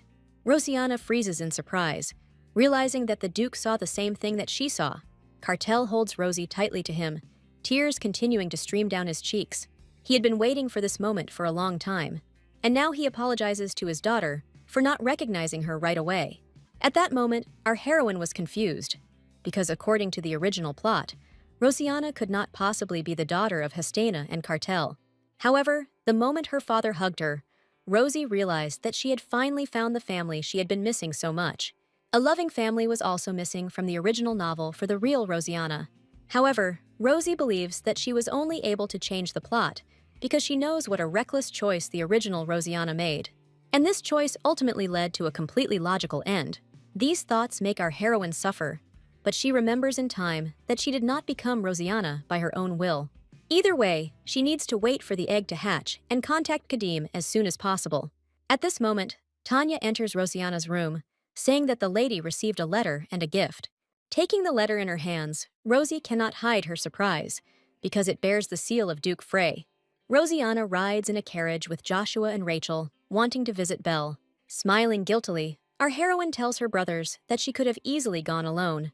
However, Joshua objects to her, saying that he and Rachel still have business in the city. Rosie is planning to spend the night at Belle's, as she really misses her friend and hasn't had time to properly say goodbye to her brother since the end of the semester. Rachel and Joshua have no problem with this decision, because the next day they will have just enough time to finish their business and meet Rosie after lunch. Rosianna sincerely thanks the brothers for their concern, knowing full well that they actually have no business in the city. When Rachel and Joshua learned that Rosianna was their sister, our heroine was unconscious. What happened left the girl very tired, but she woke up earlier than her loved ones expected. When Joshua learned that Rosie was his real sister, he was over the moon. Rosianna had been telling him since she was a child that she would leave home as soon as she grew up, and Joshua did not go against her, because he thought he had no right to stop her. Now he is very ashamed of his behavior, but now the Duke has a reason to stop Rosie. Rachel was also happy about this news, but he was worried about Rosianna's feelings, because having learned about everything, she must have been in shock. So the father and brothers decided to behave as usual, so as not to put pressure on Rosie, and our heroine heard their words. Noticing the outline of Freya's estate in the distance, Joshua informs Rosianna that they are almost there. The estate turns out to be very beautiful and spacious, but Rosianna really wants to see its inhabitant as soon as possible. After getting out of the carriage, Rosie thanks Rachel and Joshua for giving her a ride and bids them farewell until the next day. Our heroine heads towards the front door and suddenly notices an animal that seems familiar to her. She had seen this little black cat somewhere before, carefully licking its paw. At that moment, Rosie hears the excited voice of her friend calling her name. Belle blames herself for being late and not being able to greet Rosianna properly, but our heroine says that she arrived literally a minute ago. Suddenly, Rosie notices something on Belle's cheek that looks very much like pastry cream. Belle immediately comes to her senses, remembering that she baked a cake for her friend's arrival, and her soul is filled with joy, because she has been waiting for so long to meet Rosianna. Lady Freya invites Rosie to a table laden with all sorts of sweets. The strawberry cake baked by Belle turns out to be absolutely delicious. Rosianna is overcome with pleasure, enjoying the sweet and sour taste of strawberries and cream made from fresh whipped cream, in harmony with the tender and soft sponge cake. Belle is very happy that the cake turned out well, and thanks Rosie again for coming. Belle always just accepted her help, and this made the girl feel both gratitude and regret at the same time. And before the start of the holidays, she didn't even have time to properly say goodbye to her friend. Rosianna rushes to console Belle, noting that when she was unconscious, her friend looked after her all week, and on the eve of the holidays, she had to leave because of her brother's illness. But now, Rosie has a cake made by Belle and feels quite happy. Remembering Roxanne, Our heroine inquires about his current health. Belle admits that she hasn't seen her brother since the holidays, but the Duke says that Roxion is much better now. And besides, it was the Duke who insisted on Rosie's arrival. The Duke himself takes care of his son during his illness, almost never leaving his room. And now Rosianna understands why she still has not seen either the Duke or Roxion. In the evening, Rosie and Belle spend time together, but Lady Freya very soon falls asleep on her friend's shoulder. Noticing this, Rosianna decides to put Belle to bed and not disturb her rest. After covering Belle with a blanket and turning off the light, Rosie quietly leaves her bedroom. Finding herself in a dark corridor, our heroine looks around in confusion. She also wants to sleep, but she ate sweets all day, and now she feels heaviness in her stomach. Rosie decides to wait until she feels a little better, and whiles away the time by walking around the house. Rosianna only now notices that during the day, Freya's estate is as quiet as it is at night, and this seems rather strange to her. Rosie also wants to understand why Duke Freya adopted Belle. She was an ordinary girl from a village orphanage, but Belle did not look after the young Duke and did not become his bride. Rosianna suspects that the Duke somehow learned that Belle was destined to become a saint, but this idea seems too incredible. In addition, Rosie remembers that the reason for the disappearance of this family will be werewolves. This thought makes Rosianna remember something she shouldn't remember. Vague fragments of memories associated with Roxion flash before her eyes. At this moment, Rosie feels a severe headache and closes her eyes. The pain is so intense that Rosianna doesn't notice how someone comes up to her from behind and grabs her hand.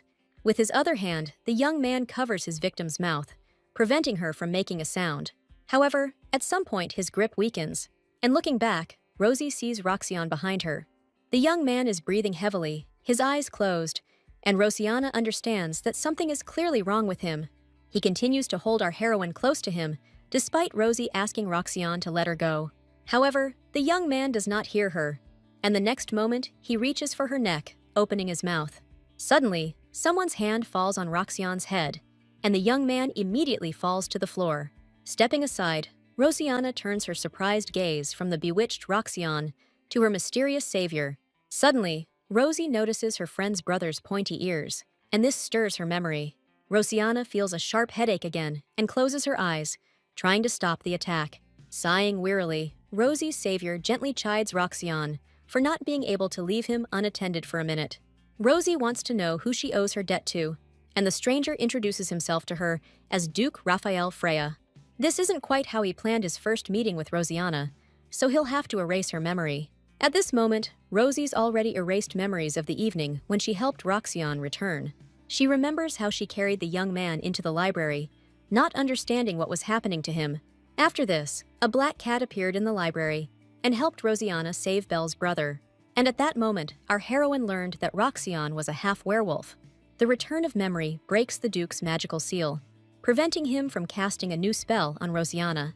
However, this did not upset him, but rather pleasantly surprised and impressed him. Having invited Rosie to the table, Raphael continues to be amazed that she managed to remember everything. He apologizes for today's incident and hands Rosianna a cup of tea, hoping that the hot drink will make her feel better. Rosie wants to ask the Duke about the most important thing, but is afraid of seeming too curious. However, Raphael guesses her thoughts and says that Roxion and his family are both related and not related to werewolves, since his adopted son is only half a werewolf. It's quite an important secret, but our heroine has already encountered it several times, and Duke Freya considers it a will of fate. Wanting to dispel her suspicions, Rosianna asks why Raphael adopted Belle. After all, the Duke himself and Roxion are connected to werewolves, but Belle is an ordinary person. Anyone associated with werewolves in this country is under threat. However, despite this danger, the Duke still involved Belle, who had nothing in common with werewolves in this matter. The Duke is touched by such concern for Belle's welfare, and he says that he will answer all of Rosianna's questions if she fulfills his request. However, at that moment, an angry Roxion bursts into the room. Noticing Rosianna, he asks Raphael what she is doing here. But the Duke does not answer his question, and extending his hand to our heroine, invites her to follow him. Roxion also goes with them, and Rosie tries to guess what exactly Raphael's request will be. At this point, Roxion directly asks the Duke what he was planning and why he didn't erase Rosianna's memory. Raphael remains silent, smiling mysteriously, and at that moment, the young man finally understands where they have come. Seeing the outline of a tall stone tower ahead, Roxion becomes furious. He accuses Raphael of madness, not understanding how he could bring Rosie here. Grabbing the girl's hand, Roxion asks her to return with him to the estate. However, at this moment, Raphael binds the young man with magical fetters. Smiling politely, the Duke remarks that they can now move on calmly. Rosiana follows Raphael and Roxion down the stairs, still confused about what's going on. However, she increasingly feels the ominous aura that fills this place. Turning around, the Duke says that Rosie can leave here at any moment. However, if she fulfills his request, she will learn not only the reason for Belle's adoption, but also one more important thing. Rosiana decides to trust Raphael and soon sees that they are in a room with an unusual door, from which a truly sinister force emanates. At this moment, the magical bonds that bind Roxion crumble and free the young man. Huge black wings suddenly appear on the young man's back. The surrounding space is filled with streams of energy, and Roxion finds herself at the epicenter of this magical storm. Rosiana looks at the trapped boy in horror, knowing that this energy is about to consume him.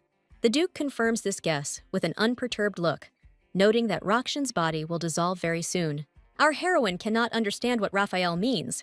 At that moment, Rosie hears a loud scream from Roxion, whose body was struck by unbearable pain. Rosiana is outraged to see that the Duke does not even intend to help his own son, calmly watching his suffering. Looking into Rosie's eyes, Raphael asks if she wants to help Roxion herself. Rosiana is surprised by this question, because she does not understand how one can remain on the sidelines while watching such torture. However, the Duke finds Rosie's concern strange, because werewolves are the purest product of evil, and if there is one less monster in the world, it will only benefit humanity. Raphael asks Rosiana again why she wants to help his son so much. The Duke's indifference infuriates our heroine, and, pushing Raphael away, she orders him to get out of the way. It makes no difference whether Roxion is a human or a werewolf, because now he is suffering greatly, and his life does not become less valuable. Having immobilized Raphael with magic, Rosiana hurries to Roxion, determined to help him at all costs. Rosie shields herself, but Roxion is blown away by the wind. Our heroine calls the young man by name, but it seems he doesn't hear her cries. Coming even closer, Rosie continues to call out to Roxion, but he only groans in pain. Rosiana realizes that the situation is becoming critical and tries to think of a way to help the young man. Suddenly, Rosie remembers how the black cat advised her to stop Roxion's transformation with blood. That's exactly what Rosiana did that evening, and it really worked. Kneeling down next to the young man, Rosiana asks him to accept her blood. Roxion feels like his body is burning alive, and he rushes to quench his frantic thirst. Each sip brings the werewolf incredible bliss, soothing his burning throat. Rosiana closes her eyes from the sharp pain, but still patiently waits for Roxion to be sated. Roxion feels better with every passing second, and at some point, Rosiana's pitiful requests break through his clouded consciousness. She is in great pain, and finally breaking away from her neck, Roxion peers into our heroine's face. Rosiana fainted, but she was willing to pay this price to save Roxion. Coming to, Rosie immediately grabs the place where the werewolf bit her. Roxion apologizes to our heroine, worrying about her well-being. However, the Duke notices that Rosiana looks quite good, and thanks to her efforts, the appropriation of magical power was successful. Rosie can't understand what kind of magical power Raphael is talking about. The Duke reminds Rosiana that Roxion is half human, half magical entity, and that is the only reason his body was able to withstand so much mana. At the final stage of conversion, mana reaches its maximum, and to prevent it from dissolving the body, blood is needed to calm the magical force. However, the blood of other people had no effect, and Raphael believes that Roxion imprinted on Rosiana after tasting her blood once. This means that now only the blood of our heroine can calm him down. Roxion now understands why the Duke invited Rosiana here, but he is outraged by the fact that she was exposed to such danger. However, Raphael only wanted to check something, noticing that Rosie was very worried about the werewolf. He wants to understand why she ran to Roxion in the center of the storm without the slightest hesitation, and tries to find out the truth by enchanting Rosiana. However, his magic has no effect on Rosie, and she reminds Raphael that he had initially promised to tell her about Belle's adoption. The Duke is once again amazed by Rosiana's abilities, noting that his real request is not to help Roxion. The next morning, Rosiana says goodbye to an unsuspecting Belle, At this moment, Raphael watches his adopted daughter and her friend say goodbye from the window with a smile. Roxion believes that they told Rosiana too much without considering that she might have ulterior motives. The Duke is amused by his son's words, because last night he was so worried about her. Either way, Rosiana is no longer affected by the memory-erasing magic. The magic of truth also did not work, which means that she is a very unusual and valuable girl, a meeting with whom has a fateful character. Once home, Rosie falls onto her bed, exhausted, and closes her eyes. Just yesterday, she couldn't even imagine that her guesses would turn out to be true, because Duke Freya really did know about Belle's holiness. Raphael told Rosiana that the doors in the tower open a portal to another world. The mana emanating from it has a calming effect on magical entities, but Roxion is half human, and therefore this mana is like poison to him. But the souls of magical entities are initially cursed. Rosiana's blood brought Roxion back to normal, but one day he will start to transform again, and so Raphael asked the girl for a favor. His request was that Rosie accept Roxion's imprint. This is the only way to stop him, because demons are born with already polluted mana, that is, with a cursed soul. Filthy mana destroys its owner, causing him to destroy everything in his path. In the demon world, there is no life or death, and if one cannot control this mana, it will easily consume a person. And those who manage to escape will either die before they completely lose their minds, or will live among people like a parasite, stealing their souls. Pointing to the door, Raphael says that this is the gate leading to the demon world. Rosiana has figured out that Duke Freya is actually a demon, but she can't figure out how he managed to hide it. Shrugging his shoulders, Raphael notes that he was simply lucky, because these lands are close to the demon world. The reason Freya was given the title is because there were many people on this earth who were born with divine abilities. They played the role of guardians, eliminating the dangers that came from the demon world. After the death of the previous duke, who was called the Holy Knight, Raphael never appeared in public, and therefore no one solved his secret. One way or another, Raphael remains in this world for only one reason. He wants to break the chain of curses, and this means that the prophecy is destined to come true. The Duke specifically put his consciousness into the body of a black cat because he himself cannot leave these lands. But Roxion, unlike him, is half human, and therefore can go anywhere. Raphael saw the prophecy, and it sounded quite clear. It ordered the Duke to go to the Golden Village in the 5th year after setting foot on human soil. The child he was to meet there in front of the old willow tree was destined to one day awaken divine power. And when the one who was half demon gains divine power, the hated will be burned. That is why Raphael must protect this child at all costs. And Roxion, in turn, must protect and master divine power. Rosie remembers very well that, according to the plot of the novel, the first god was Ramir, and Belle was supposed to possess divine power. Raphael offers our heroine to perform the imprint ritual, noting that he would not dare steal or desecrate her soul. However, the promise must be made to the cat, because although he seems insignificant, he helps Roxion feel stable. Raphael tells Rosiana that the contract and the demon imprint are very different from each other. The imprint does not extort soul and blood, but allows you to find stability simply by being close to each other. In other words, Roxion will be able to get closer to other people by interacting with Rosiana, and Raphael believes that for now, simply holding hands will be enough for them. Our heroine understands that Raphael is taking a great risk by telling her about the prophecy. However, he doesn't want to harm people, so Rosie decided to help Roxion and Raphael. At this moment, Rosiana hears a soft knock from the balcony door. Stepping out onto the balcony, our heroine notices a small winged ball hovering in the air. The ball falls into the girl's hand, and Rosie guesses that it brings her a message from the teacher. Soon, Rosiana goes to Asel's house in the company of her father and brothers. The master looks at his student with silent reproach, and this greatly embarrasses our heroine. Kadim told Asil that Rosiana went to the exam feeling unwell, and this greatly upset the teacher. He reminds Rosie that she must take care of her health, at least for the sake of her goal. Rosiana asks Asil for forgiveness, because she didn't want to make him worry. With a sad sigh, the master says that he is already calm, having made sure that Rosie is safe. Taking the dragon egg brought by Rosiana in his hands, Asil realizes that much has changed during their separation. Deciding to take advantage of the favorable moment, our heroine asks the master if it is possible to somehow speed up the hatching of the egg. Asil is amazed by this question, because it seemed to him that his student would finally stop risking herself at every step. Frowning, the master says that he is only sure that the egg is strictly forbidden from being given more mana than it already has. One way or another, Rosianna is interested not only in the egg, but also in the magic stone that she sent with Kadim. It took Asil some effort to figure out what kind of stone it was. However, first he wants to go with our heroine to a special place. Rosianna follows the teacher for quite a long time through the gloomy forest. But at some point, she feels that there is an ominous aura in the air. Looking closer, Rosie notices a blurry clot of dark energy among the trees.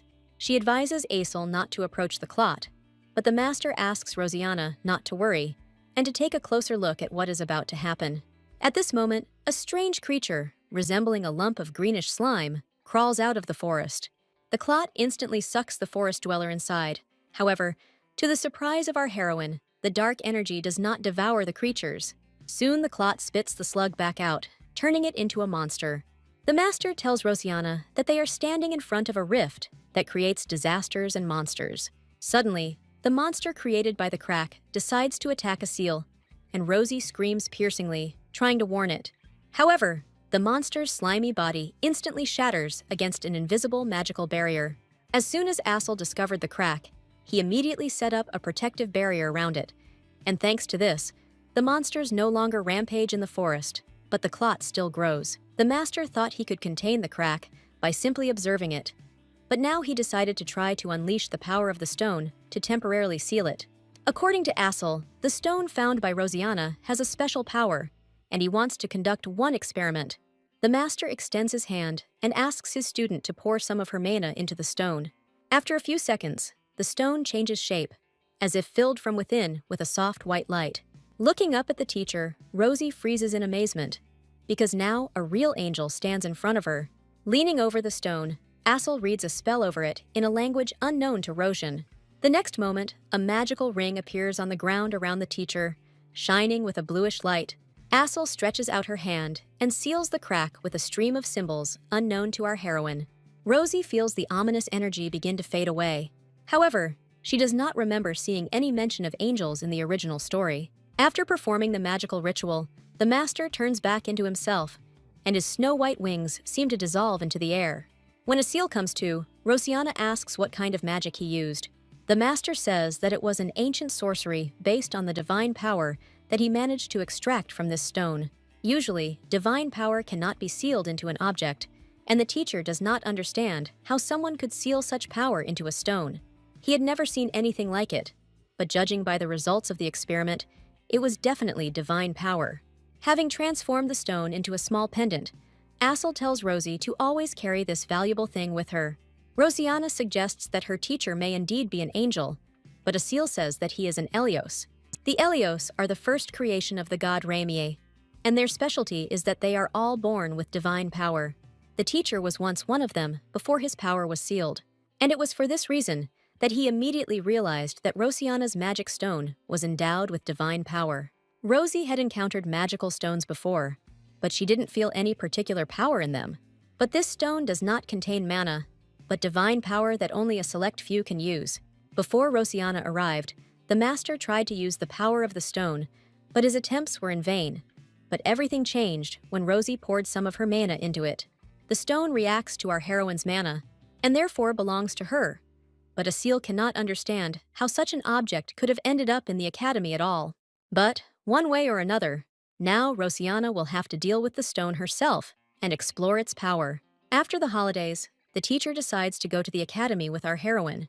Joshua doesn't understand why Asil is going with them, because it's too late for him to become a student. Feeling awkward, Rosie quickly pushes her brother towards the portal entrance, saying that the master will not be a new student, but a teacher of magic.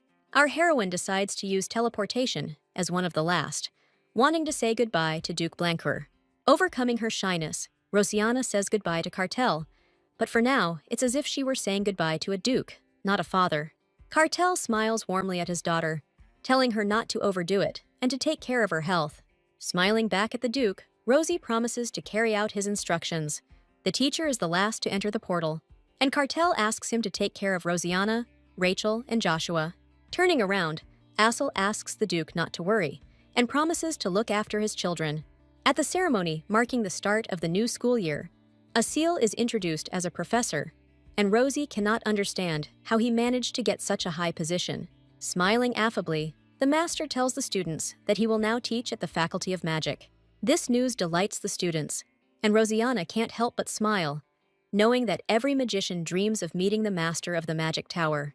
The chatter of the animated students is interrupted by another professor of the academy, reminding the students about the selective system that will begin this semester. Students will be able to receive assignments from A to E based on their grades from the previous semester. However, first-year students who have received excellent grades on the exam are eligible to choose an S-grade assignment. Hearing these words, Rosianna tenses up internally, because at this moment, the real events of the novel finally begin to come to life. After greeting the top students, Rachel hands them lists of criteria from the Student Council for the current semester.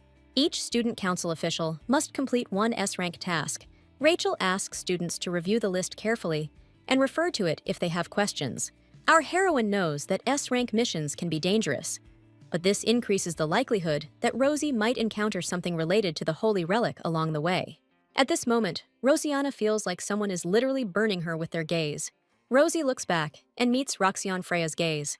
The young man immediately becomes embarrassed and, lowering his eyes, pretends to be carefully studying the list.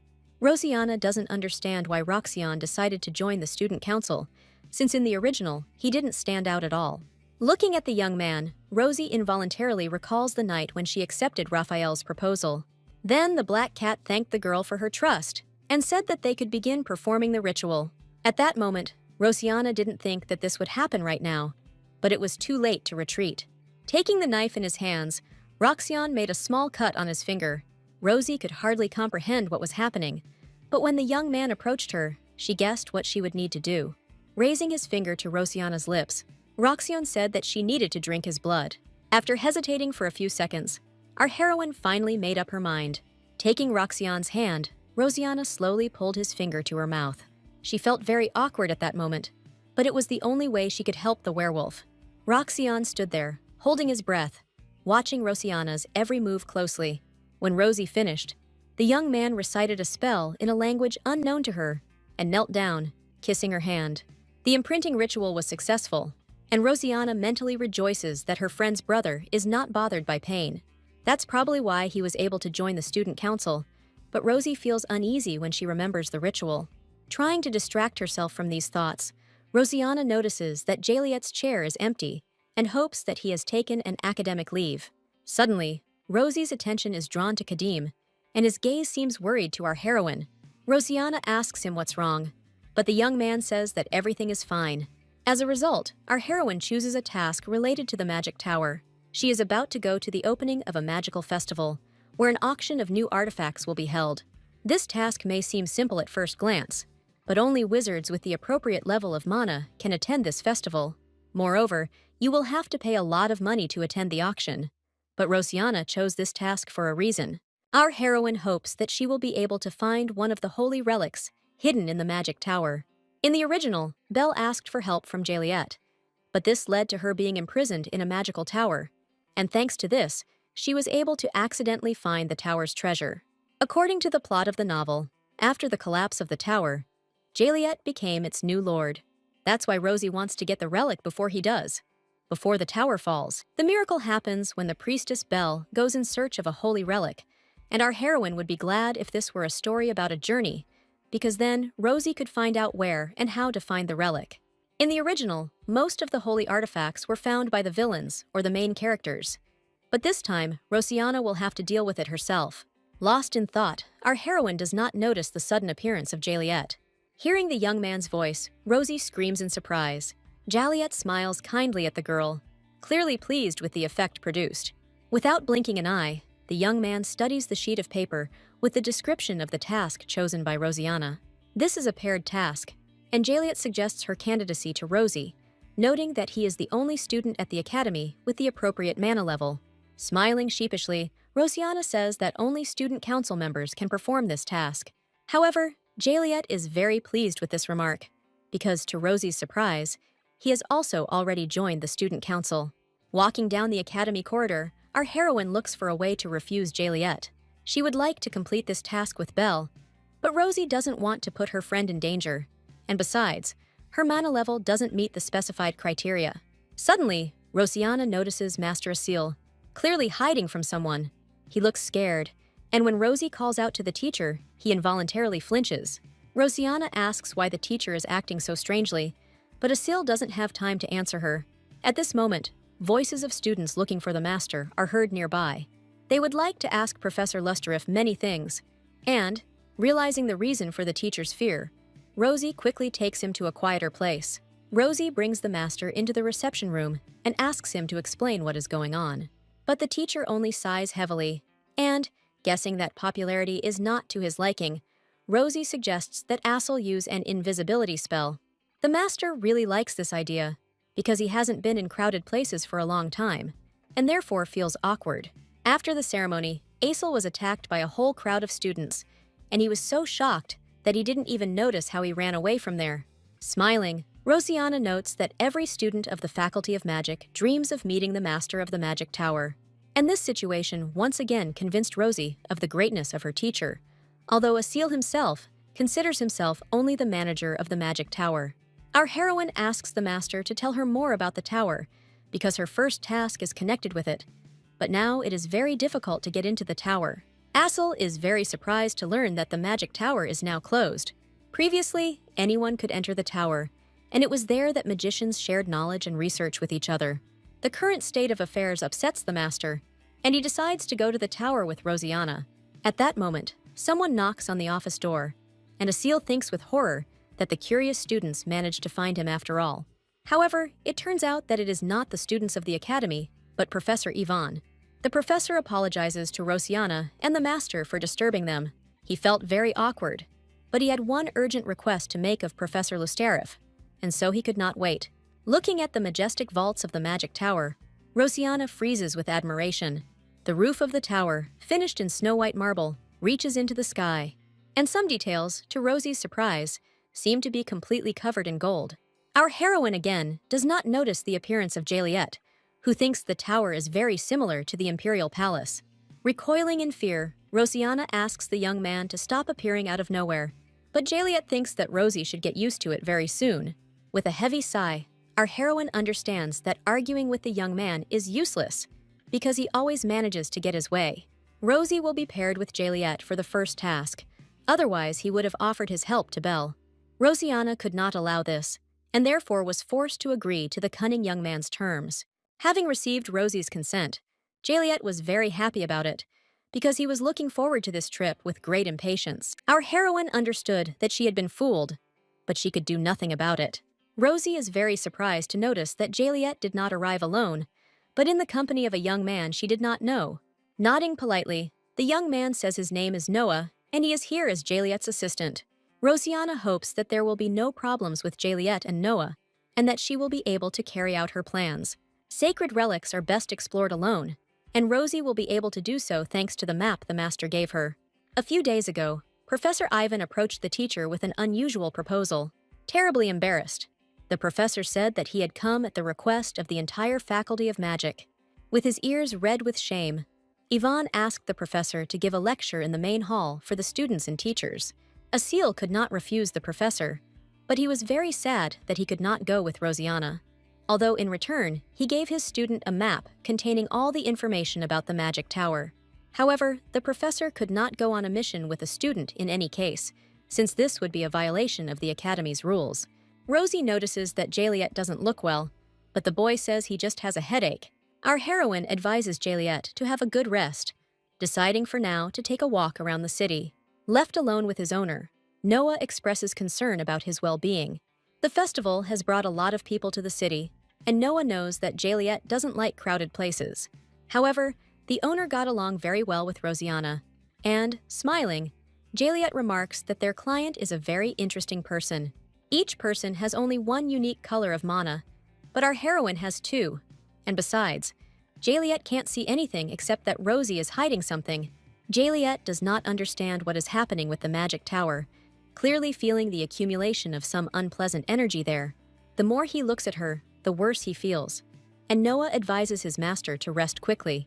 After seeing Noah off, Jaliet lies down on the couch and closes her eyes, hoping that the headache will soon subside. The The young man is overcome by a strange fatigue, and soon he falls asleep.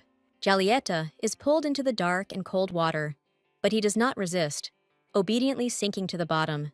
The young man had seen this dream many times, and it irritates him immensely.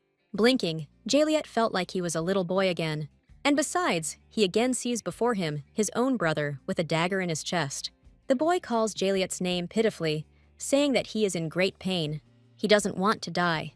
And at that moment, his eye sockets fill with blood, and many eyes appear on his face. The next moment, the boy finds himself on top of Juliet and has his hands tightly around his throat.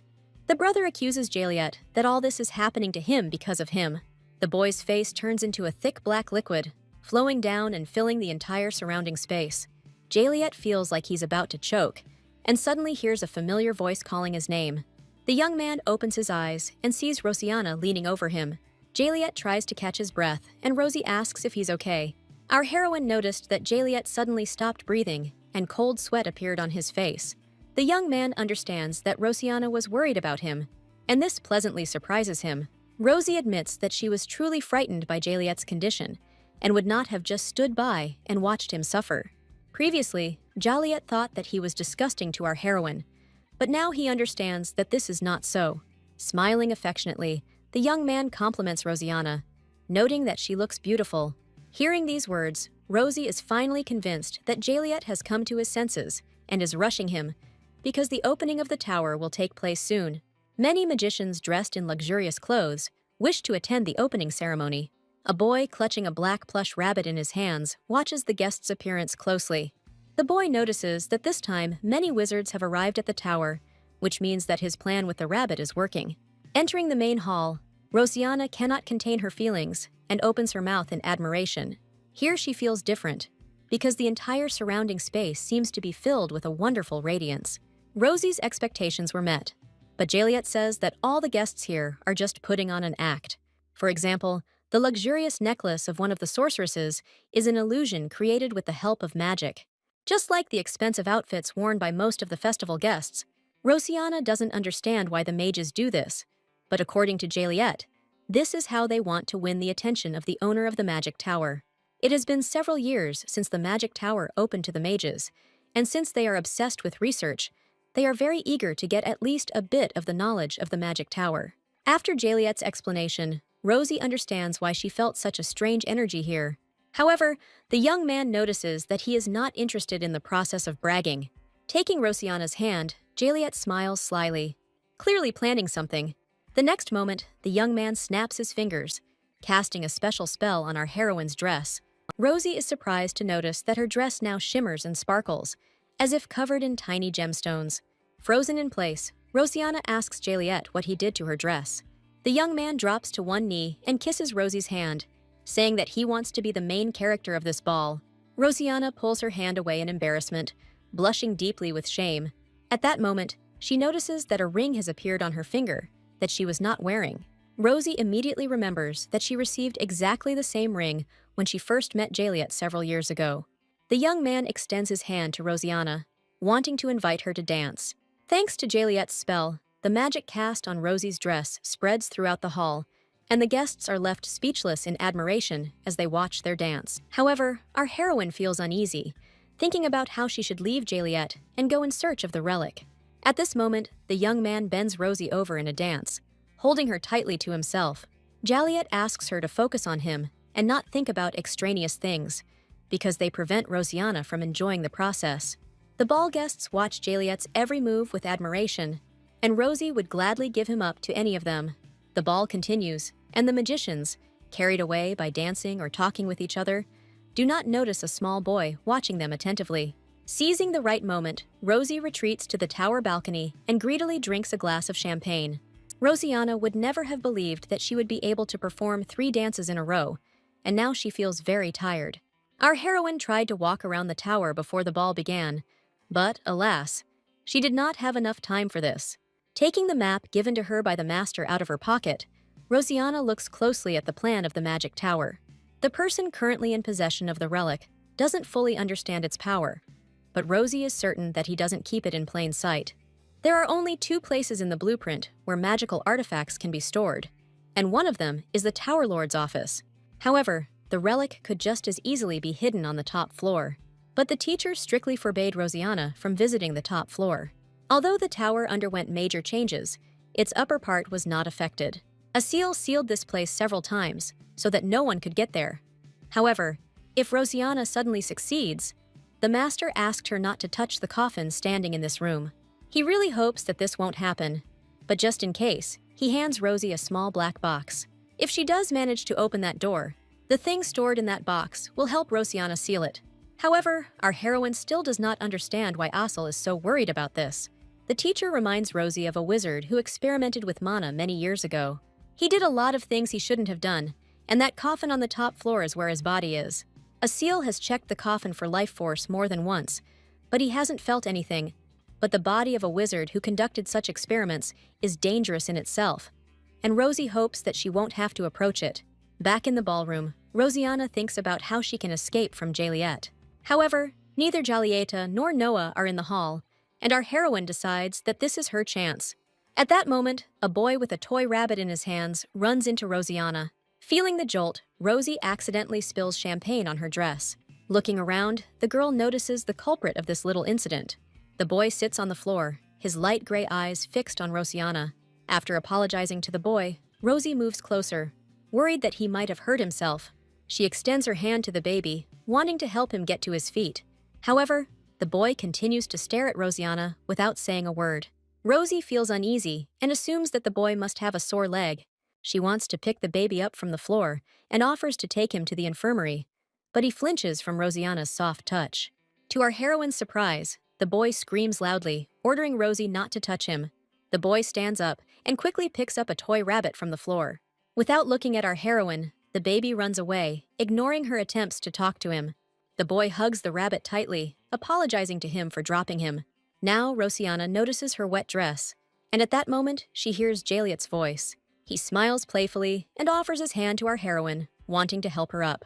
Having thanked the young man for his help, Rosianna wants to leave, finding a convenient excuse for this.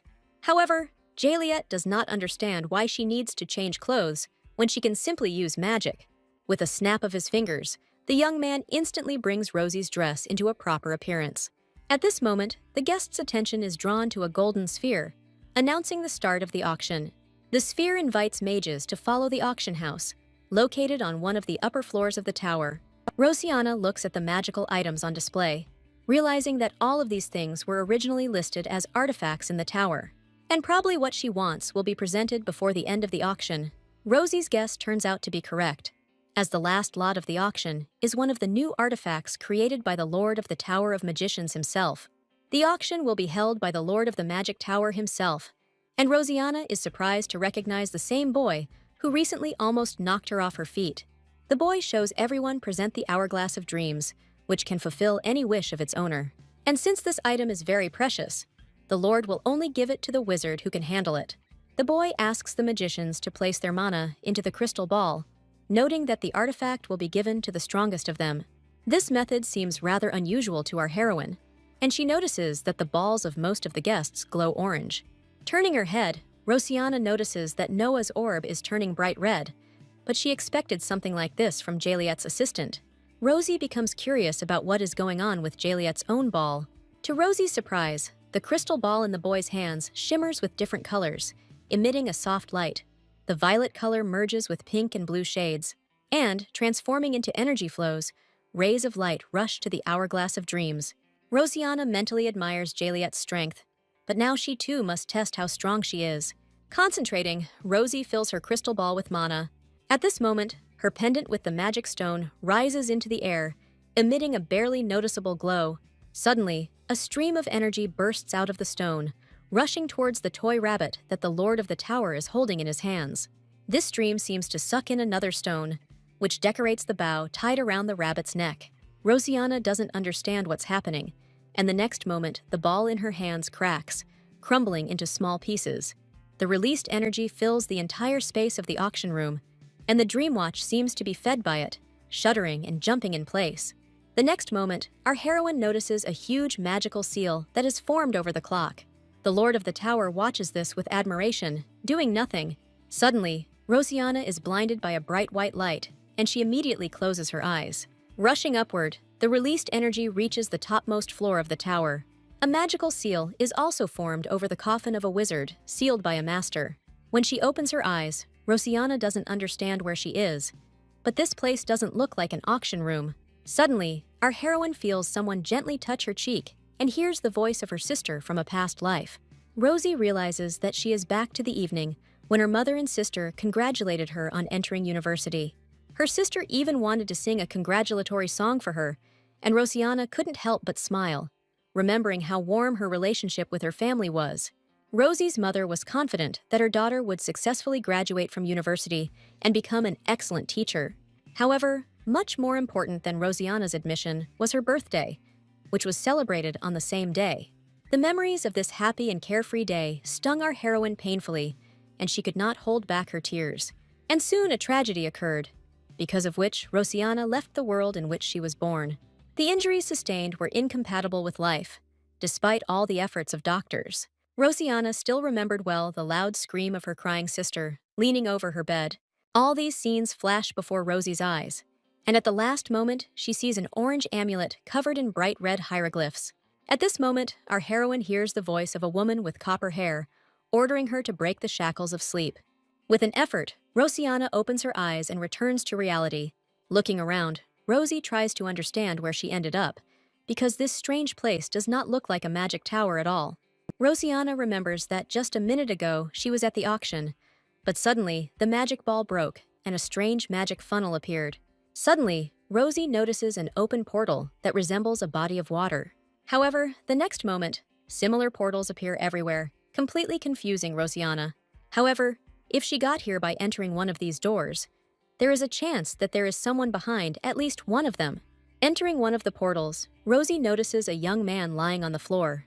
But the young man is clearly delirious, repeating over and over that he is the master of the magic tower. Taking a closer look, our heroine notices that the mana is gradually leaving the young man's body. Rosianna searches for a way out, exploring portal after portal, but this venture is not crowned with success. At this moment, Rosie remembers the ring that Jaliet gave her. He himself received this ring as a child, and Rosianna knows that with its help, one can summon the High Lord, but only once. Rosie touches her pendant, and the ring immediately begins to glow with a dim light. Concentrating, our heroine calls out to the High Lord, but nothing happens. Rosianna does not understand why the magic did not work, but soon realizes that Jaliet, like other wizards, confuses sleep with reality and cannot wake up. She needs to find a way to solve this problem, and suddenly, an idea comes to Rosie's mind. In teleportation, two participants are important, but she can simply swap them. If Jaliet can't teleport to her, she will go to him herself. However, Rosie fears that under such conditions, only part of her body may teleport. Rosianna has no right to make a mistake, and after checking everything several times, our heroine teleports to Jaliet. The teleportation is successful, and Rosie breathes a sigh of relief when she notices that all of her body parts are in place. She looks around in search of Jaliet, and suddenly notices a boy lying nearby. The boy is fast asleep, and his body seems to be entangled in some strange black ropes growing out of a black puddle. The ropes hold his body tightly, and, running to Jaliet, Rosianna tries to wake him up, but the boy does not wake up. Rosie tries to break one of the ropes, but she can't do it no matter how hard she tries. However, her attention is soon drawn to a small gray creature that appears next to Jaliet. It looks like a small slime trying to bite through one of the ropes. To Rosie's surprise, the creature manages to do this, and it seems to her that the slime even knows how to rejoice. But the next moment, the rope grows together, restoring its original shape. The creature clearly wants to help Jaliet, and our heroine guesses that this is not an ordinary slime. Turning to the slime, Rosie asks if he knows how to get out of here. Slime nods in agreement, but Rosianna realizes that she can't leave Jaliet here. She asks the slime if she can free her friend if she tries her best. Slowly crawling towards Rosie, the slime says that it is dangerous, and the problem lies in Jaliet's dream. He suffers from a nightmare caused by a black shadow, and can only wake up if he achieves his goal. Rosianna wants to find a way to help him, and asks the slime if she can get into Jaliet's dream. She can't just sit and wait for him to wake up, because she needs to get rid of the shadow as soon as possible. Nodding, the slime notes that there is indeed one way to help Jaliet. Without saying a word, the slime transports itself and Rosianna into the boy's dream, and our heroine again closes her eyes from the bright light that hit her eyes. As the light fades, Rosie tries to figure out where she is this time. She finds herself in Jaliet's dream, but first she has to find him himself. Sitting on Rosianna's shoulder, the slime asks the girl to hurry, and she nods in agreement. Rosie sees many portals, but she needs to find the only correct one. Concentrating, Rosianna tries to catch Jaliet's energy and follow it. After passing through the portal, our heroine finds herself in someone's luxurious bedroom. Suddenly, she notices a child hiding in a blanket and clearly frightened. Rosianna doesn't understand what kind of child this is, because she only came here because she felt Jaliet's energy. And, despite the fact that it is now midday, for some reason the child says that it is dark and scary. Rosie comes back, not understanding what it was and why the child was so scared. At this point, the slime on her shoulder says that this is not the dream, and they must continue searching. Rosianna sees many different portals, but, having sensed Jaliet, she chooses only one of them. Rosie finds herself in a room filled with sunlight and sees a boy reading a book on the windowsill. This is little Jaliet, who saw the word warmth in a book and is now trying to understand what this feeling is, because he has never felt anything like it before. Suddenly, another boy appears in the room, but Rosie doesn't know who he is. Seeing the stranger, Jaliet gets scared and immediately jumps off the windowsill. The boy who appeared says that his mother calls Jaliet cute, and now he himself is convinced that this is true. His name is Even, and he is Jaliet's older brother, but their meeting must remain a secret, because their father did not allow the boys to see each other. All the people Jaliet had met before had black and nasty mana, but Even's mana illuminated his dark world like a bright constellation. From that day on, the brothers were able to see each other more often, and Jaliet was happy to feel the amazing warmth emanating from Even's mana. Jaliet also wanted to please his brother, and one day he created a real snowfall for Yvonne. Moreover, he learned this spell simply by reading a book. But for some reason, Yvonne is not happy about this. Approaching his younger brother, Evan asks him not to tell anyone that he can use magic, and Jaliet promises to keep this secret. But one day, when their family's carriage is in danger, Jaliet still uses magic in front of her parents. Seeing what his son is capable of, the boy's father is truly delighted. But in the end, this incident becomes the beginning of the end. Jaliet is certain that it would have been better if both he and Yvonne had died that day. After all, the day after the incident with the carriage, Yvonne stabbed Jaliet in the eye with a dagger. Upon learning of this, the father took the boys to a secret room, wanting to put his sinister plan into action. Rosianna shudders in horror at the sight of Jaliet and Yvonne lying on the sacrificial table. Shaking his head, the father scolds Yvonne for his misdeed, noting that he had planned to give the throne to his eldest son, but Yvonne damaged his material, and now he must pay for it. However, thanks to such a sacrifice, Jaliet and Yvonne's father finally manages to summon the spirit.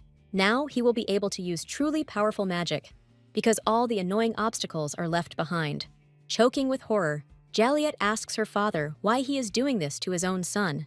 However, the man only grins, saying that to summon the spirit he needed dead and living flesh with strong mana, and if Jaliet had continued to hide his abilities, he would now be in Yvonne's place.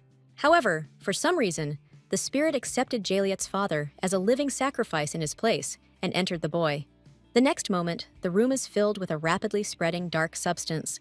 Turning around, Rosie sees Yvonne clutching his brother's throat, but his face has somehow turned into a strange black goo. Our heroine assumes that this eerie scene is part of Jaliet's memories.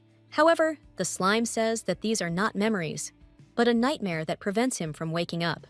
Jaliet is sure that death at that moment would be a liberation for him, because now, as soon as he closes his eyes, all this happens again and again. However, the elder brother was worried about Jaliet even in the last moments of his life. None of this would have happened if Jaliet had not used magic on that fateful day. However, the boy does not understand why Yvonne wounded him and believes that his brother could really hate him. But now, Jaliet has no one to ask all these questions, although he feels guilty every time Yvonne strangles him in his sleep. Hearing these words, the slime realizes that all this time, Jaliet's nightmare was himself. He is the remnant of his older brother's mana, and when the spirit entered Jaliet, Yvonne entered his body along with him. Now the spirit wants to take over Jaliet's body, but he is strong, and therefore fights back against the spirit. And although Yvonne tried to find a way to stop this, he failed. Now the spirit is taking on the form of Yvonne and tormenting Jaliet, and the slime wants to put an end to it. Because while Jaliet is here, his nightmare becomes reality, which means that the spirit can absorb him or even kill him. Slime wants to get rid of the spirit, but then Jaliet will forget about its existence. But this is even for the best, because then he will be able to live without regrets. The nightmare is directly linked to Yvonne, and if he disappears, then the nightmare will disappear too. However, Rosianna does not consider this the only correct way out, because although Jaliet is tormented by a nightmare, the memories of Yvonne are precious to him. Most likely, Jaliet himself would not want to get rid of them if he had the opportunity to do so. Slime cries bitterly, saying that he only wants his brother to be happy. Rosianna thinks that Evan should tell Jaliet about this, because if he knows the truth about his brother's feelings, the nightmare will stop tormenting him. But Evan doesn't know how to do this, because he is just a grain of manna. All this time, the slime was hiding, having forgotten who he was, and he was able to go so far only thanks to our heroine. Without a body to inhabit, Evan will disappear the moment he enters Jaliet's dream. But Rosianna offers him to inhabit her own body. He must rid Jaliet of this nightmare once and for all, putting an end to this tragic story. Having inhabited Rosie's body, Evan approaches his brother, easily breaking the bonds of the dark matter. He gently touches Jaliet's shoulder, calling him by name. Jaliet doesn't understand why Evan doesn't kill him, but Evan says he could never do that. Now his little brother is suffering because of him, and Evan wants to ask for forgiveness for this. Moreover, Evan never wanted to hurt Jaliet, but Jaliet does not understand why his older brother is apologizing to him, since he was the one who died that day.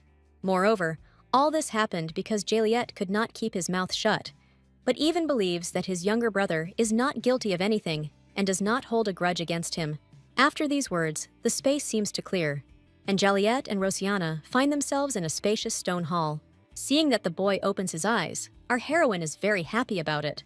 Looking into Rosie's eyes, Jaliet cannot hold back his tears, because he was finally able to get an answer to the question that had tormented him for many years. When Jaliet finally comes to her senses, Rosianna asks how her conversation with Evan went.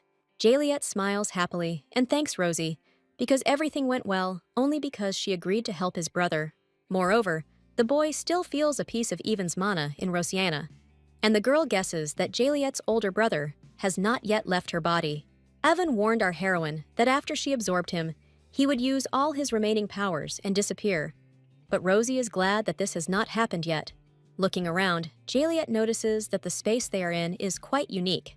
It's as if they are in another dimension, but it's a magical illusion caused by the division of space, and so he and Rosianna are both here and in the auction house at the same time. Rosie wants to get out of here, and Jaliet offers her to destroy the magic. However, they are unlikely to get away with it, and the tower itself may collapse, so Rosianna quickly abandons this idea. Then Jaliet suggests that our heroine find the owner of this spell, that is, the Lord of the Magic Tower himself. Our heroes decide to use teleportation and return to the ballroom. At this point, they find themselves too close to each other, and, embarrassed, Rosianna reminds the young man that they need to hurry. Jaliet didn't sense any energy in the auction house, but he sensed it at the top of the tower. The Lord is likely in the room located directly above the auction hall. Rosie realizes with horror that Jaliet is talking about the very room mentioned by the master. But it seems that Rosie has no other choice, and she will still have to enter it, despite the teacher's warning. Frozen in surprise, Rosianna sees an open coffin and a long-haired man standing next to it, who has bewitched the Lord of the Tower.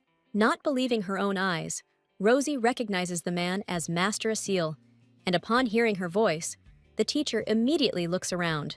At this moment, somewhere very far away, a portal opens, burning with a bright red light.